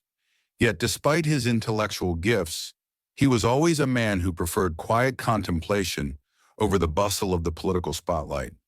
This preference for calm over chaos would become a defining characteristic throughout his career. Taft's rise to power, however, was anything but quiet. After completing his education, he entered the world of law, eventually becoming a judge. His legal expertise earned him respect, and soon he was appointed to the U.S. Court of Appeals. Taft's skills as a jurist caught the attention of the political elite, and in 1904, President Theodore Roosevelt, recognizing his intellect and capacity for leadership, appointed him as Governor General of the Philippines, a position that would give Taft significant administrative experience. His time in the Philippines proved transformative, not only for the islands, but also for Taft. During his tenure, he became known for his work to improve infrastructure and promote education in the Philippines, establishing himself as a capable leader who sought to balance American imperial interests with the welfare of the Filipino people. When Roosevelt became eager to secure his legacy and handpick a successor, Taft emerged as the obvious candidate. In 1908, with Roosevelt's endorsement, Taft won the presidency in a landslide. However, Taft's early presidency, while marked by a commitment to progressive reforms, began to show signs of tension. While he shared many of Roosevelt's progressive ideals, Taft was more conservative in his approach. He believed in cautious, measured reform rather than bold, sweeping actions. This created friction between him and his predecessor, Roosevelt, whose more dynamic policies had made him a beloved figure among progressives. Taft's early years in office were focused on trust-busting, breaking up monopolies that had come to dominate American industry. He believed in the power of government regulation to protect consumers and workers, but his approach lacked the energy and charisma of Roosevelt's more flamboyant style. Taft's presidency also saw a focus on tariff reform, though his decision to sign the Payne-Aldrich tariff, which was seen as a compromise that did not significantly lower tariffs, alienated many progressive supporters. It was during these early years of his presidency that the first major turning point arrived. In 1910, after a contentious debate over tariff reform, Taft's relationship with Roosevelt began to sour. Roosevelt, disillusioned with Taft's more moderate policies, began to publicly criticize his former ally, accusing him of abandoning progressive ideals. This rift marked the beginning of the unraveling of Taft's presidency. For Taft, the turning point came with the realization that his approach to governance, which had once seemed so sensible, was now perceived as indecisive and weak by many in his party. The period of Taft's presidency, marked by his steady and often slow-moving reform agenda, took on an air of frustration as his leadership became overshadowed by Roosevelt's vocal opposition. Taft's decisions were sometimes seen as compromises, lacking the boldness and daring that had come to define the era of Roosevelt's leadership. The public, initially hopeful, began to turn away, and Taft's once promising tenure began to fade into discontent. The eventual fall of Taft's presidency came in 1912 when he was challenged for the Republican nomination by none other than Roosevelt himself, who had decided to run as a third-party candidate under the Progressive Party banner. The split in the Republican vote between Taft and Roosevelt allowed Democrat Woodrow Wilson to win the presidency. Taft's political future seemed bleak, and after his loss, he returned to his legal roots. In 1921, Taft was appointed Chief Justice of the United States, a position he had long desired, and it was here that he found peace and fulfillment in the final years of his career. Taft's time as Chief Justice was marked by his steady influence on the judicial branch. He was respected for his legal acumen and for his belief in the importance of an independent judiciary. Under his leadership, the court issued landmark rulings that shaped the course of American law. His tenure was one of quiet dignity, a far cry from the turmoil of his presidency. Taft's legacy is one of contrast. As president, he was a man caught between the forces of progressivism and conservatism, a leader whose cautious approach could not always meet the demands of the time. But as Chief Justice, Taft found a more lasting place in history, shaping the nation's legal landscape in a way that his presidency could not. His dedication to the law and his deep commitment to justice earned him a place as one of the most respected figures in American legal history. Taft's historical meaning is complex. While he is often seen as a president who failed to live up to the expectations set by his predecessor, he was also a man of deep integrity and commitment to service. His presidency may not have been marked by sweeping change, but it was characterized by his genuine desire to make thoughtful and informed decisions. In many ways, Taft's legacy serves as a reminder of the power of caution, of thinking carefully before acting, and of the quiet strength that can emerge from doing one's duty with dignity. As you rest, dear dreamer, consider the quiet grace of William Howard Taft.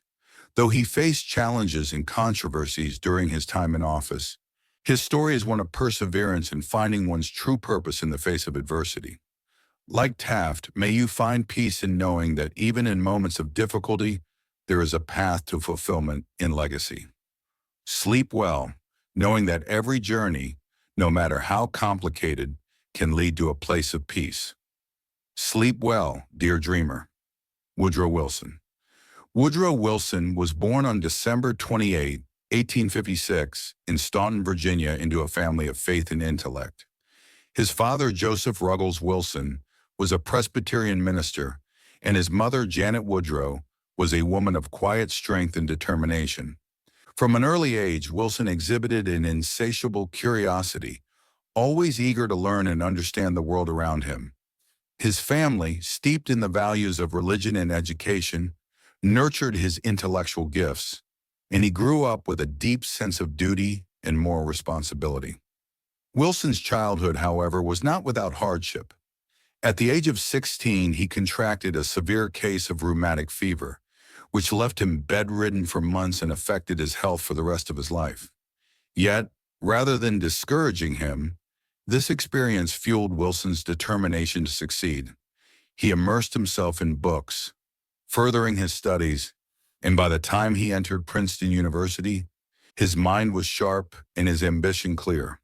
At Princeton, he excelled academically, earning a degree and later returning as the university's president, where his intellectual influence would lay the foundation for his future political career.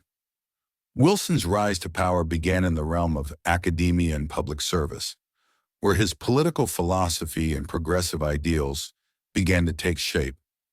After his tenure at Princeton, Wilson moved into politics, first as governor of New Jersey in 1911. His time as governor was marked by bold reform efforts, tackling issues like corruption and advocating for workers' rights. He was a man who believed in the power of government to improve society, a philosophy that resonated deeply with the American people. His success in New Jersey catapulted him onto the national stage, and in 1912, Wilson secured the Democratic nomination for president. With his background as a scholar and reformer, Wilson's presidential campaign focused on themes of progressivism and the promise of a new freedom, a vision of economic and social reform that would give more power to the average American. His platform resonated with a nation struggling with inequality, industrialization, and the remnants of the Gilded Age. Wilson's intellect, combined with his earnest appeal for change, won him the presidency in 1912. Defeating both incumbent William Howard Taft and former President Theodore Roosevelt in a bitterly contested election. Wilson's early years in office were marked by a series of legislative victories aimed at dismantling the remnants of monopolistic power and expanding the role of the federal government in regulating business and protecting workers. The Federal Reserve Act, which created the central banking system that we know today, was one of his signature achievements. Alongside this, he passed progressive income tax laws and worked to reduce tariffs, all of which endeared him to his progressive supporters. For a time, it seemed that Wilson's vision of a more just and equitable society was within reach. Yet the course of Wilson's presidency was soon altered by the outbreak of World War I in Europe. Initially, Wilson sought to maintain American neutrality, believing that the United States should remain uninvolved in a foreign conflict that seemed distant from its shores.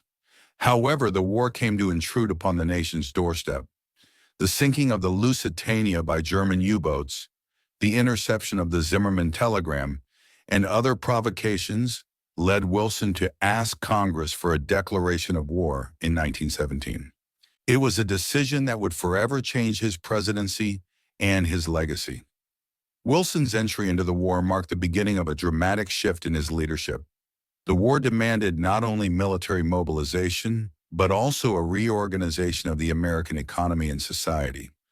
Wilson's administration oversaw the creation of war agencies, like the War Industries Board, which coordinated the production of war materials, and the Food Administration, which helped conserve resources. Wilson's moral idealism was evident in his vision for a post-war world.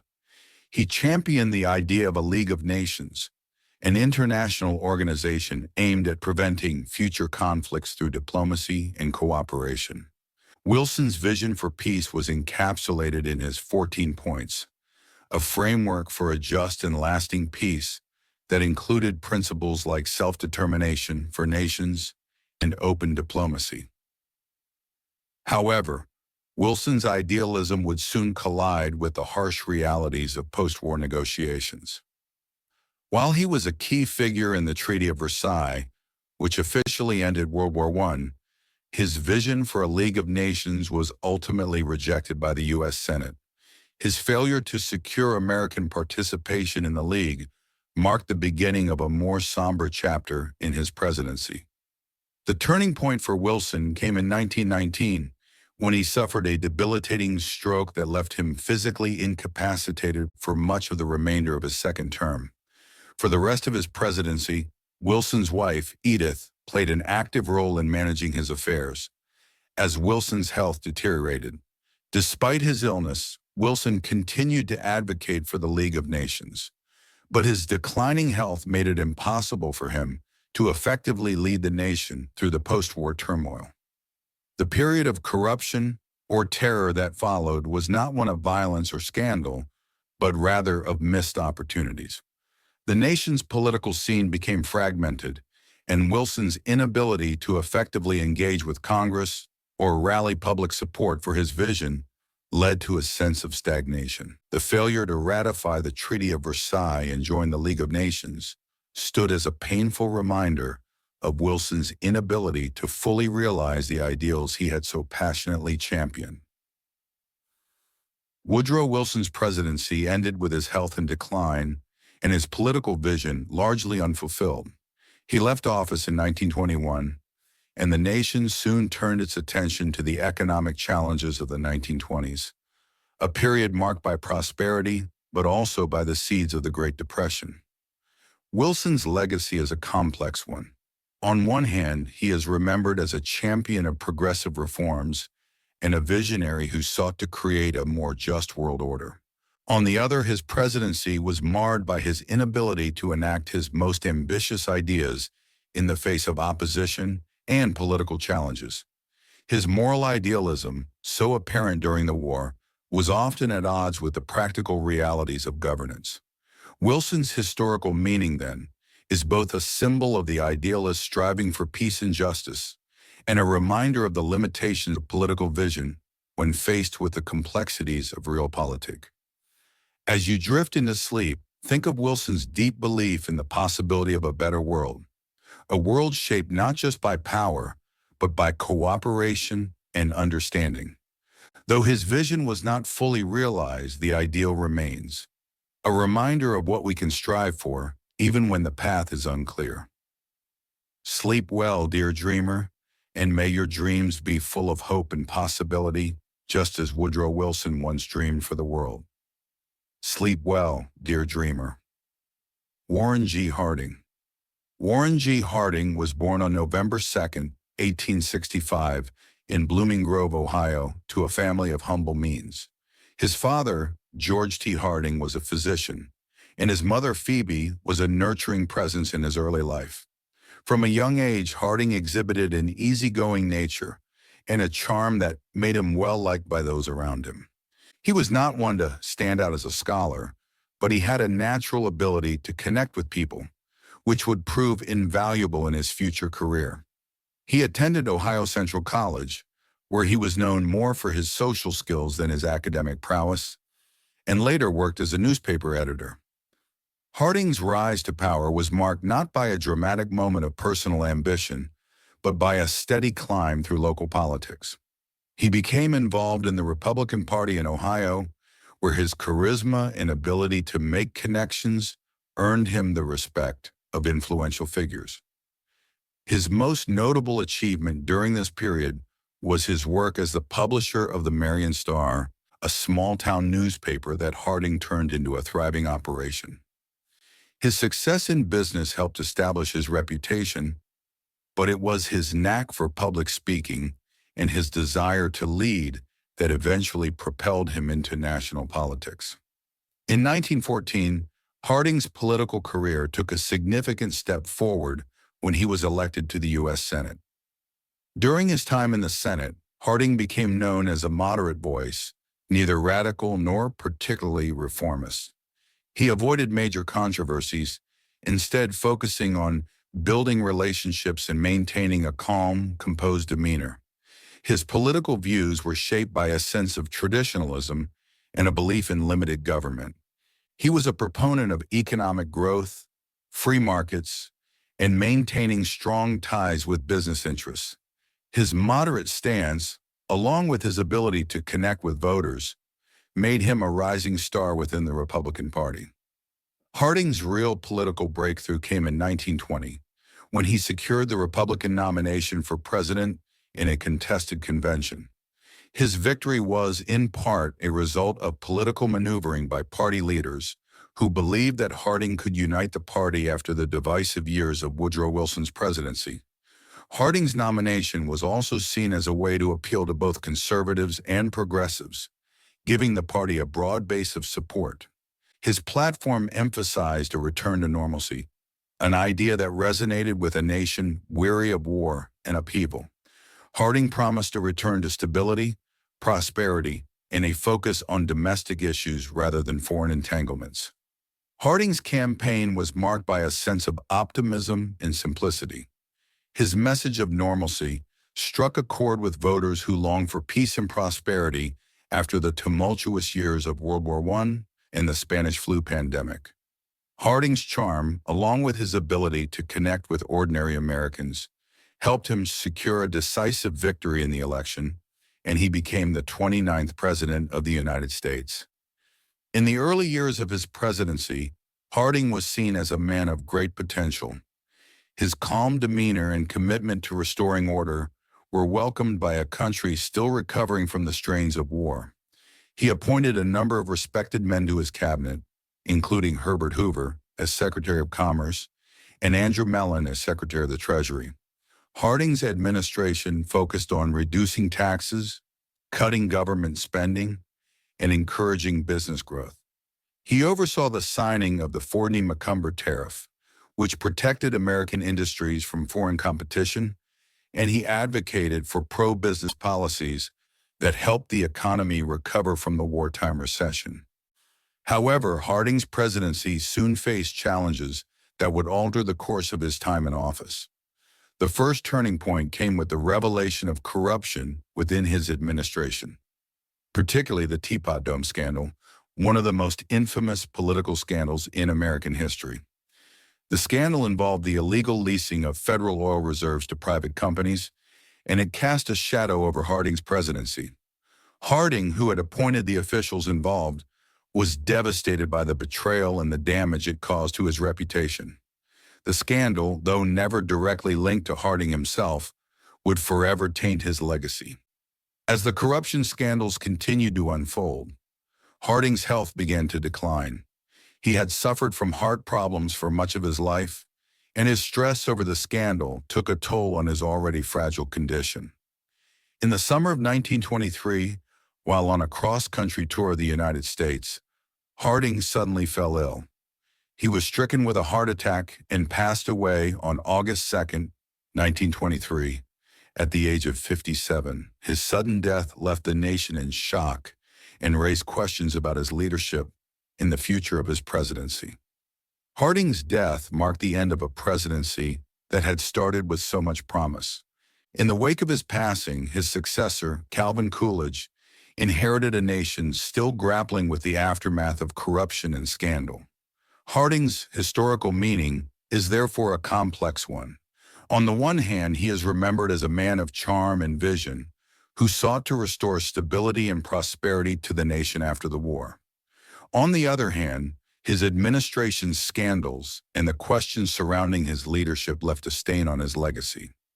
Harding's presidency serves as a cautionary tale about the dangers of corruption and the importance of integrity in leadership. And now, as the night stretches on, let us reflect on the journey of Warren G. Harding, a man who sought to bring peace and normalcy to a fractured nation, but whose time in office was marred by the shadow of scandal. May you rest in the knowledge that even in the face of adversity, the desire for peace and prosperity remains a goal worth striving for. Sleep well, dear dreamer, as the night embraces you in its quiet embrace. Calvin Coolidge. Calvin Coolidge was born on July 4, 1872, in the small town of Plymouth Notch, Vermont, on a day that would forever link his name to the nation's history. His father, John Calvin Coolidge Sr., was a farmer and a public figure. serving as a local notary and justice of the peace. His mother, Victoria, was a quiet but nurturing presence in his life, instilling in him the values of hard work, discipline, and the importance of community. Calvin grew up in a home that emphasized simplicity and modesty, and these qualities would shape his character in the years to come. Coolidge's early years were marked by a sense of quiet determination. He was a reserved child, often preferring the company of books to the bustle of social life. He was known for his keen intellect, though not a particularly outgoing or gregarious figure. He attended Amherst College, where he earned a degree in 1895. There, he developed a reputation for his methodical approach to his studies and his ability to keep his thoughts to himself. After graduating, Coolidge returned to Vermont and entered the practice of law. He quickly became involved in local politics, running for various positions and gradually gaining recognition for his calm, collected demeanor and his commitment to justice. Coolidge's rise to power came through his steady work ethic and his ability to earn the trust of those around him. His early political career took off when he was elected as the mayor of Northampton, Massachusetts, in 1910. His time as mayor was characterized by efficiency and an unwavering commitment to fiscal responsibility. From there, he moved on to serve in the Massachusetts state legislature and later as governor of the state. It was in this role that Coolidge's reputation as a man of few words but decisive action truly began to solidify. He became known for his commitment to law and order, as well as his firm stance against labor unrest and political corruption.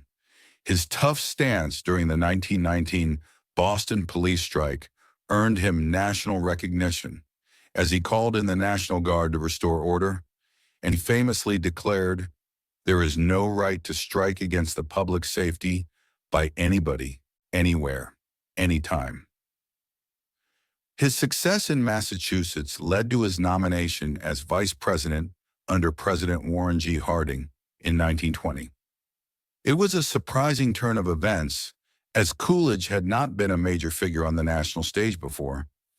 But Harding's sudden death in 1923 thrust Coolidge into the presidency, where he would remain for the next 6 years. His ascent to the highest office in the land was quiet, unassuming, and marked by the same steady hand that had guided his earlier career. As president, Coolidge's early years were marked by a sense of calm and tranquility. He was a man of few words, and his presidency was known for its minimalism. He believed in a limited government, free markets, and the importance of personal responsibility. Coolidge was content to let the business of the country unfold without interference, and his laissez-faire policies contributed to the economic prosperity of the 1920s. Under his leadership, the nation enjoyed a period of rapid growth, with stock markets soaring and businesses expanding. He oversaw tax cuts, a reduction in government spending, and a reduction in national debt. Coolidge's presidency was one of stability and prosperity, but it was also one of quiet, deliberate inaction. He preferred to let events unfold naturally, trusting in the American people to guide the country toward greater heights. However, as with all presidencies, there were challenges that would test Coolidge's resolve. The turning point came when, despite the prosperity of the 1920s, signs of economic instability began to emerge. Stock market speculation was on the rise, and there were concerns about the growing inequality between the rich and the poor. Coolidge's reluctance to intervene in the economy or impose regulations on businesses led to criticisms that he was turning a blind eye to the growing signs of financial excess. Despite his earlier policies of fiscal restraint, the seeds of the Great Depression were being sown under his watch, and the economy would soon falter. Coolidge's period of governance was also marked by a growing sense of disillusionment with the government's ability to address social issues. Though he was a popular figure, Coolidge's aloof and distant manner left many feeling disconnected from his administration. He was a man of deep conviction, but his reticence made it difficult for people to fully understand his vision for the future. He was not one for grand speeches or sweeping reforms, and this lack of engagement with the public left him vulnerable to criticism. In 1928, Coolidge made the decision to retire from politics, leaving the White House at the end of his second term. His decision to step down was not due to any personal scandal or political failure, but rather a desire for peace and a belief that his work was done. His departure marked the end of a presidency that had been defined by a quiet sense of order, a focus on fiscal responsibility, and a deep respect for the Constitution. Coolidge would spend the remainder of his life reflecting on his time in office and the state of the nation, though his legacy would be shaped by the economic troubles that followed his departure. The historical meaning of Calvin Coolidge's presidency is complex. He is remembered for his commitment to limited government, his focus on personal responsibility, and his respect for the rule of law. Yet his legacy is also tinged with the shadow of the economic excesses that defined the era. He is both praised for his role in the prosperity of the 1920s and criticized for his inability to address the growing challenges that would lead to the Great Depression. Coolidge's presidency serves as a reminder that even in times of prosperity, the seeds of future crises can be sown if the government is unwilling to confront systemic issues. And now, as the night falls and the world slips into quiet repose, we reflect on the life of Calvin Coolidge, a man of few words, yet profound actions. His legacy may be debated, but his commitment to a peaceful, prosperous nation is undeniable. Let us rest, knowing that even in silence, there is strength. Sleep well, dear dreamer, as the stars watch over you. Herbert Hoover. Herbert Clark Hoover was born on August 10, 1874, in West Branch, Iowa, into a humble Quaker family. His early life was marked by tragedy and resilience. When he was just a young child, his father, a blacksmith, passed away, and his mother succumbed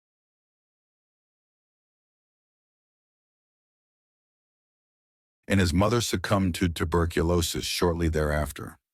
Orphaned at the age of 9, Hoover was taken in by his uncle, who helped him continue his education. Despite the hardships of his youth, Hoover showed remarkable determination and a strong desire to make something of himself. His ability to overcome adversity became a defining characteristic of his life.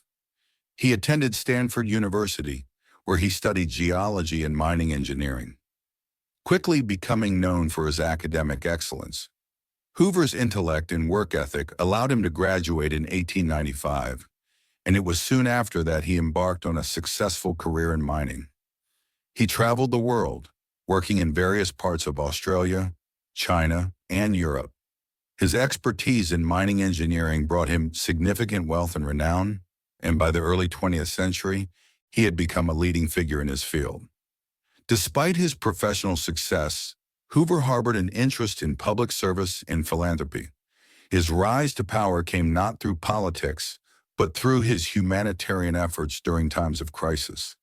He first gained national attention when he led the efforts to provide aid to Europe during and after World War I. As head of the American Relief Administration, Hoover oversaw the distribution of food and supplies to millions of people suffering from famine and poverty. His work earned him widespread admiration and the nickname the Great Humanitarian. He had shown that he was a man of action, able to mobilize resources and respond to urgent needs with efficiency and compassion. By 1921, Hoover's political career took off when he was appointed as the Secretary of Commerce under President Warren G. Harding. He continued his work on behalf of the public, championing policies that focused on efficiency, trade, and technological innovation. Hoover's approach to government was one of cooperation and voluntary cooperation between businesses and the government, believing that a balance could be struck between free enterprise and the public good. As Secretary of Commerce, he made significant strides in modernizing the economy, helping to regulate the burgeoning aviation industry and promoting international trade. In 1928, Hoover's reputation as a man of action and reform led to his successful run for president. He campaigned on the promise of continuing the prosperity of the 1920s in improving the lives of all Americans. He was elected with great optimism, with many believing that his experience in business and his success in handling national crises would be the perfect fit for the presidency. At first, Hoover's presidency seemed promising. He inherited a nation of prosperity and optimism, with the stock market booming, industries flourishing, and Americans enjoying an unprecedented standard of living. Hoover's early policies emphasized public works, infrastructure, and economic growth. He worked to expand the country's road networks and promote agricultural development, all while maintaining his belief in voluntary cooperation between business and government. It seemed that Hoover was a man destined to lead the country through a golden age. But as the years passed, the optimism that Hoover had brought to the White House began to fade. The turning point came in October 1929, when the stock market crashed, triggering the Great Depression. Hoover, despite his expertise in managing crises, was unable to stop the economic downturn. The nation's unemployment rates skyrocketed, banks failed, and many Americans lost everything they had. Hoover's policies, which had been designed to prevent such an event, were unable to stem the tide of economic disaster. His belief in limited government intervention clashed with the severity of the economic crisis, and many Americans grew disillusioned with his ability to respond to the crisis. The period of corruption and terror was not one of scandal or overt tyranny, but it was marked by Hoover's inability to effectively address the suffering of millions of Americans. As the Great Depression deepened, Hoover's popularity plummeted. His attempts to stimulate the economy through public works programs and other measures were viewed as insufficient. The public, desperate for relief, saw him as out of touch with their needs. His decision to send troops to forcibly remove protesters from the Bonus Army, a group of World War I veterans demanding early payment of their bonuses, only further soured his reputation. Hoover, a man once celebrated for his humanitarian efforts, was now associated with a presidency that seemed incapable of alleviating the nation's suffering. Hoover's fall from power was swift. In 1932, he was defeated in a landslide election by Franklin D. Roosevelt, whose promise of a New Deal provided hope to a nation in despair. Hoover left the White House with a broken spirit, his presidency marked by an era of unprecedented economic collapse. But while his presidency may have been defined by failure, Hoover's post-presidential years saw a quiet redemption of sorts. He remained an influential figure, writing books, giving speeches, and working on various humanitarian projects. He was even appointed by President Harry Truman to serve on the Hoover Commission, which aimed to reform the federal government. Despite the scars of his presidency, Hoover continued to serve his country in different capacities, never losing his sense of duty to the American people. Herbert Hoover's historical meaning is complex and bittersweet. He is often remembered as a man who was caught in the wrong place at the wrong time, a leader who was unable to guide the nation through one of its darkest hours. His presidency serves as a reminder of the limits of individualism and the importance of government intervention in times of crisis. Hoover believed deeply in the ability of Americans to help themselves, but the Great Depression revealed that sometimes even the most capable men cannot overcome the forces of nature and history. And so, as the night settles around us and the world grows quiet, we reflect on the life of Herbert Hoover, a man whose rise to greatness was followed by a fall, but whose resilience and service never wavered. He may have been defeated in the eyes of the nation, but in the quiet moments of reflection, we see the complexity of his character, the weight of his decisions, and the quiet strength with which he carried himself. Sleep well, dear dreamer, and may you rest in peace as the world slowly drifts into calm. Franklin D. Roosevelt. Franklin Delano Roosevelt, born on January 30th, 1882 in Hyde Park, New York, emerged from a lineage of wealth and privilege. But his life would be defined not by inherited ease, but by resilience and purpose.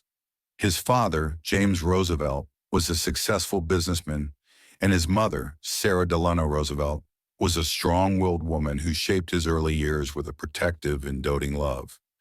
Raised in the comfort of wealth, FDR's early life was one of opportunity, but he was always aware of the world's injustices and the struggles of others. His childhood, steeped in the values of service, would propel him to one of the most transformative presidencies in American history. At Harvard University, Roosevelt's intellect and charm quickly made him a leader. He was deeply involved in student activities and developed an early interest in politics, joining the prestigious Crimson magazine and beginning his journey toward public life. His studies in history, government, and economics prepared him for the world of politics, though, like many, his path was not without obstacles. After graduation, FDR attended Columbia Law School, but he soon found that the legal profession did not satisfy his intellectual curiosity. Politics, however, beckoned. His entry into public service came in 1910 when he was elected as a state senator in New York. His early years in politics were marked by his connection to the progressive movement, which sought to reform the political and economic systems that were growing increasingly corrupt. Roosevelt's energy, idealism, and dedication to public service made him a rising star, and in 1913, he was appointed Assistant Secretary of the Navy under President Woodrow Wilson. It was during his time in this position that FDR began to establish himself as a powerful force in American politics. He was deeply committed to expanding the Navy and strengthening America's presence on the world stage. His work as Assistant Secretary allowed him to showcase his organizational skills and his belief in a more active, engaged government. But just as his career seemed to be on a smooth trajectory, fate intervened. In 1921, Roosevelt contracted polio, which left him paralyzed from the waist down. For many, this would have marked the end of a promising political career. But for Roosevelt, it was a defining moment. He met the challenge of his illness not with despair, but with determination. FDR was not one to be beaten by circumstances. He rebuilt his strength both physically and mentally, refusing to be defined by his disability. In his struggle, he found a new sense of purpose and resilience that would serve him throughout his presidency. Though he was never seen in public without his wheelchair or leg braces, he never allowed his condition to limit his vision or ambition. In 1928, Roosevelt was elected governor of New York, where he tackled the challenges of the Great Depression head-on. His progressive policies, which focused on relief and reform, made him a popular figure. And in 1932, as the nation was reeling from the economic collapse, Roosevelt became the Democratic nominee for president. His victory was swift, and in March 1933, he assumed the presidency at a time of unprecedented crisis. The Great Depression had left millions of Americans jobless, homeless, and desperate. The stock market had crashed, and the nation seemed on the brink of collapse. FDR's approach to the crisis was bold and unconventional. In his first 100 days in office, he introduced the New Deal, an ambitious series of programs and reforms aimed at providing relief to the unemployed, recovering the economy, and reforming the financial system. The New Deal was revolutionary, expanding the role of the federal government in ways that had never been seen before. Roosevelt believed that government intervention was necessary to help guide the nation out of its darkest period. The programs created jobs, provided food and shelter to those in need, and regulated the stock market to prevent future crashes. The Social Security Act of 1935, one of the most enduring elements of the New Deal, established a system of welfare for the elderly and the unemployed, providing a safety net that continues to support millions of Americans today. But Roosevelt's leadership extended beyond economic recovery. He steered the nation through the perils of World War II, a conflict that would reshape the world. When the United States was drawn into the war after the attack on Pearl Harbor in 1941, Roosevelt once again displayed his unparalleled ability to lead in times of crisis. His leadership during the war was characterized by his diplomatic skill, his determination, and his ability to maintain national unity. He worked closely with Allied leaders such as Winston Churchill and Joseph Stalin, forging strong relationships that would shape the post-war world. Well, though his health was deteriorating, Roosevelt continued to lead with strength and resolve.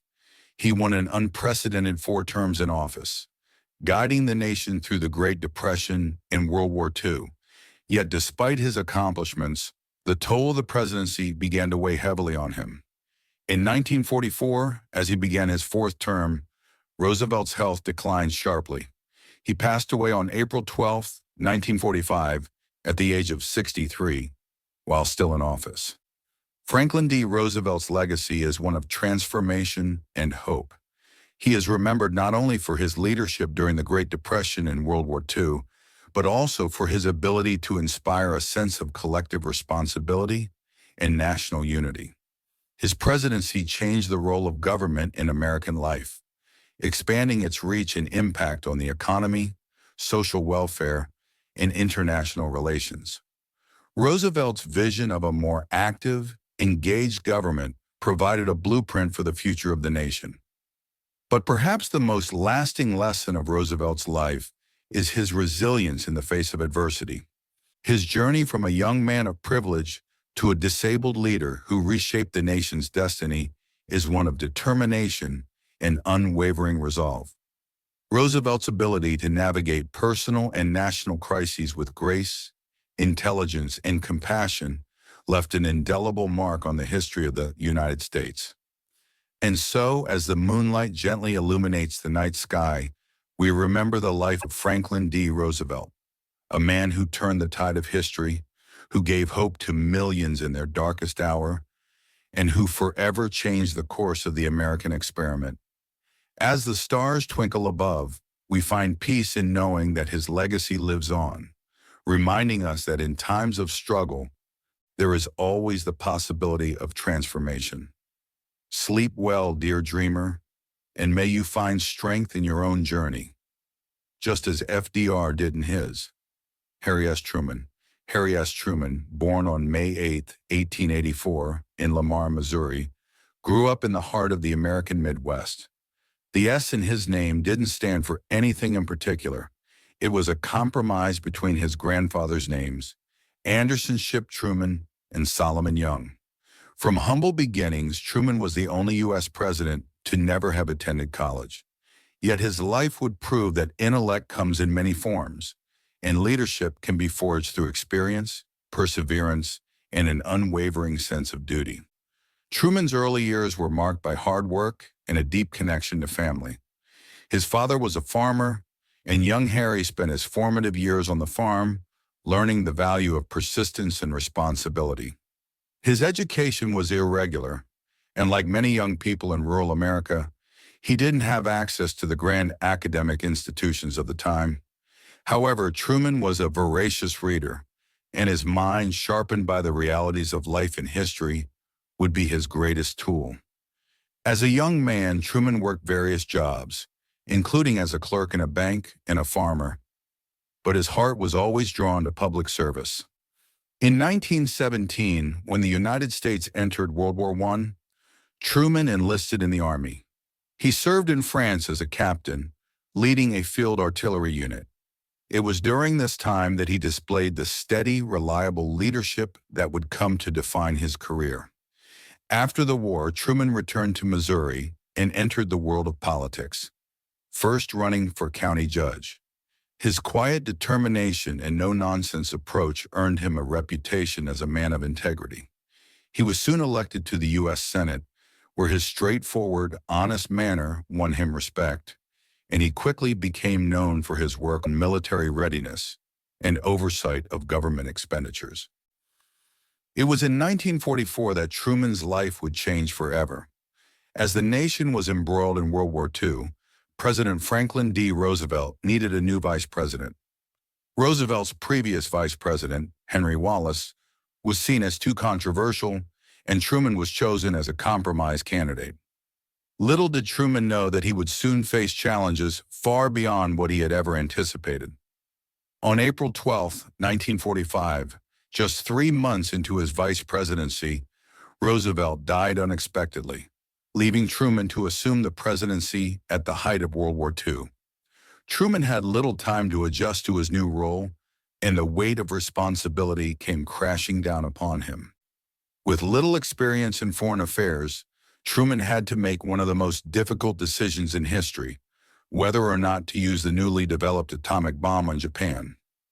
After much deliberation and consultation with his advisors, Truman made the decision to drop the bomb on Hiroshima and Nagasaki in August 1945, leading to Japan's surrender and the end of World War II. It was a decision that would haunt him for the rest of his life, as he grappled with the moral implications of the bomb's devastating power. The end of World War II ushered in a new era of challenges for Truman. As the world rebuilt from the ashes of the war, Truman faced the rise of the Cold War, marked by increasing tensions between the United States and the Soviet Union. Truman's foreign policy during this period focused on containing communism and ensuring that the democratic ideals of the West prevailed. The Truman Doctrine, which pledged American support to countries threatened by communism, and the Marshall Plan, which provided aid to rebuild Europe, were pivotal moments in his presidency. Domestically, Truman's presidency was marked by efforts to expand social programs and civil rights. His Fair Deal proposals aimed to improve health care, education, and housing for all Americans. Despite facing strong opposition in Congress, Truman remained steadfast in his commitment to these reforms, understanding that the future of the nation depended on equality and justice for all its citizens. His support for civil rights, including desegregating the armed forces, helped pave the way for the civil rights movements of the 1960s. However, Truman's presidency was not without controversy. His decision to intervene in the Korean War in 1950, following North Korea's invasion of South Korea, was seen by some as an overreach of American power. The war became a prolonged stalemate, and Truman's approval ratings plummeted. Yet throughout these trials, Truman never wavered in his belief that the United States had a duty to maintain global peace and democracy. His decisiveness, even when unpopular, is perhaps what most defined his leadership style. In 1952, after completing 2 terms in office, Truman chose not to seek re-election. He left the White House with a mixed legacy, criticized by some for his handling of the Korean War and his foreign policies, but also praised for his leadership during the closing days of World War II and his role in shaping the post-war world. Truman returned to Missouri, where he lived a quiet life until his death on December 26, 1972. His passing marked the end of an era, but his impact on the world was undeniable. Harry Truman's legacy endures in the shaping of post-war America, in his dedication to fighting for justice, and in his courage to make the hard decisions, even when they were unpopular. His leadership during World War II and the early years of the Cold War helped set the stage for America's dominance on the world stage. His belief in the value of social programs, civil rights, and democracy was far-reaching, and it echoed through the actions of future presidents.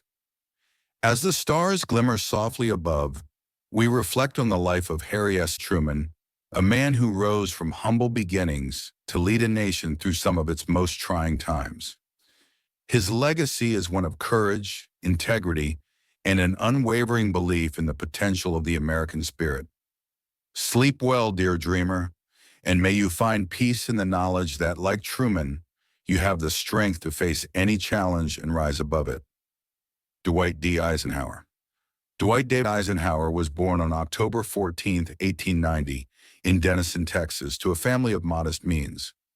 Growing up in a small town in Kansas, young Ike, as he was affectionately called, faced the struggles of an American childhood during a time of change. His family, though not wealthy, instilled in him the values of hard work, humility, and respect for others. Eisenhower was the third of 7 children, and the bond between him and his siblings was strong, marked by a shared sense of responsibility and devotion to one another. Eisenhower's academic path was not one of immediate promise. He attended the local schools in Abilene, Kansas, and, like many young men of the era, faced the challenges of fitting in. He was athletic and worked hard, but it was not until he received an appointment to the United States Military Academy at West Point that his life began to take a definitive turn. At West Point, Eisenhower honed his skills in leadership, discipline, and strategy, qualities that would define his career both as a military leader and later as president. He graduated in 1915, ranked 61st out of a class of 164. Though not at the top of his class, Eisenhower was an individual whose steady and methodical approach to challenges would soon set him apart. His rise to prominence began in the U.S. Army, where his early career saw him serving in various posts, eventually leading to his role as a commanding officer during World War II. During the war, Eisenhower was entrusted with leading the Allied invasion of Normandy, known as D-Day, in 1944. This moment would prove to be the turning point of the war and a defining moment of Eisenhower's legacy. His leadership skills, calm, decisive, and strategic, were crucial in ensuring the success of this pivotal mission. Eisenhower's ability to coordinate complex military operations with the diverse forces of the Allies, including the British, Canadians, and French, demonstrated his ability to unite people under a common cause, no matter their differences. Following the end of World War II, Eisenhower returned to the United States as a national hero. His reputation as a military leader was unparalleled, and the nation looked to him as someone who could guide America through the next phase of its history. In 1952, after considering various paths, Eisenhower decided to run for the presidency. His campaign was one of reassurance and leadership, qualities that Americans longed for in the post-war years. He promised to bring the same level of discipline, organization, and effectiveness that he had demonstrated in his military career to the office of the president. Eisenhower's early years in office were marked by a return to prosperity and stability in the wake of World War II. He oversaw a period of economic growth, ushered in by his domestic policies that balanced government intervention with free market principles. His administration focused on building a strong infrastructure, including the creation of the interstate highway system, which would transform America's landscape and economy. At the same time, Eisenhower maintained a steady hand in foreign policy, emphasizing the need for global peace while containing the communism during the Cold War. His doctrine of containment would guide American strategy in the years that followed, and he worked to avoid direct military conflict with the Soviet Union, focusing instead on diplomacy and alliances. Yet the years of peace and prosperity that Eisenhower brought to America were not without their challenges. The Cold War continued to simmer, with tensions between the United States and the Soviet Union threatening to boil over at any moment. Eisenhower's response to the rising tensions was measured and cautious, often seeking to maintain a balance between showing strength and avoiding unnecessary confrontation. He led the nation through the Korean War's uneasy armistice and resisted escalating military intervention, believing that such action could lead to a dangerous escalation. He also championed nuclear deterrence, seeking to prevent war by making it unthinkable. However, there were moments when Eisenhower's resolve would be tested. The most significant of these came during the tense period of the Cuban Missile Crisis in 1962. While not directly in power at the time, having completed his presidency in 1961, Eisenhower's earlier policies of military strength and diplomacy had laid the groundwork for how America would approach the Cold War's most dangerous moment. His cautious yet firm approach would be a model for future leaders. Eisenhower's second term in office was marked by the deepening divisions within the country. The civil rights movement, which had begun to gain momentum in the 1950s, came into sharper focus. Eisenhower took a more passive approach to civil rights, often deferring to state governments in matters of segregation and racial justice. However, he did take action when necessary, sending federal troops to Little Rock, Arkansas, to enforce the desegregation of schools. His response to the civil rights movement was often seen as one of moderation, reflecting his cautious political philosophy. Wayne. In 1961, Eisenhower left the White House, his reputation intact, though not without some criticism. His presidency had been marked by a steady, stable hand on the wheel of the nation. Yet his reluctance to engage fully with the social upheaval of the 1960s left many wondering what might have been. After leaving office, he returned to his farm in Gettysburg, Pennsylvania, where he spent the remaining years of his life reflecting on his legacy and the world he had helped shape. Dwight D. Eisenhower passed away on March 28, 1969, at the age of 78. His death marked the end of an era of post-war stability, and the nation mourned the loss of one of its greatest military leaders and statesmen. Eisenhower's legacy is one of leadership in times of both peace and war, a man who understood the complexities of both and navigated them with a steady hand. His contributions to America's infrastructure, his role in shaping Cold War policy, and his belief in diplomacy over conflict continue to shape the way the United States engages with the world. In the quiet of the night, as you drift into peaceful dreams, think of Dwight D. Eisenhower, the man who guided the country with quiet resolve, who balanced strength with wisdom, and who left a legacy of peace and stability. Like Ike, may you find the courage to approach the challenges of life with a steady heart and a calm mind. Sleep well, dear dreamer, for tomorrow is another day, filled with potential, just as each day of Dwight D. Eisenhower's life held promise. John F. Kennedy. John Fitzgerald. Kennedy was born on May 29, 1917, in Brookline, Massachusetts, into a family of wealth, influence, and ambition. His father, Joseph P. Kennedy, was a successful businessman and political figure, and his mother, Rose, came from a strong lineage of New England aristocracy. From an early age, John, or Jack as he was called, was immersed in a world where expectations were high and success was a family tradition. The Kennedy family, with its dazzling connections and impeccable pedigree, was set to be a force in American politics, and young John seemed destined to play a prominent role. However, Jack's early life was not without its hardships. He suffered from various illnesses, including chronic back problems that would plague him throughout his life. Despite these health challenges, Kennedy was a determined young man. He attended Harvard University, where his charisma and intelligence began to shine. It was during his time at Harvard that he began to cultivate his passion for politics, reading extensively on global affairs and taking an active role in student life. Kennedy's time at Harvard shaped his worldview and prepared him for the public life that awaited him. After graduation, Jack served in the U.S. Navy during World War II. His service, which saw him commanding a PT boat in the Pacific, was marked by heroism. In 1943, his boat was rammed and sunk by a Japanese destroyer. Kennedy, severely injured, led his men to safety despite the pain of his injuries. His bravery earned him the Navy and Marine Corps Medal, a testament to his courage and leadership.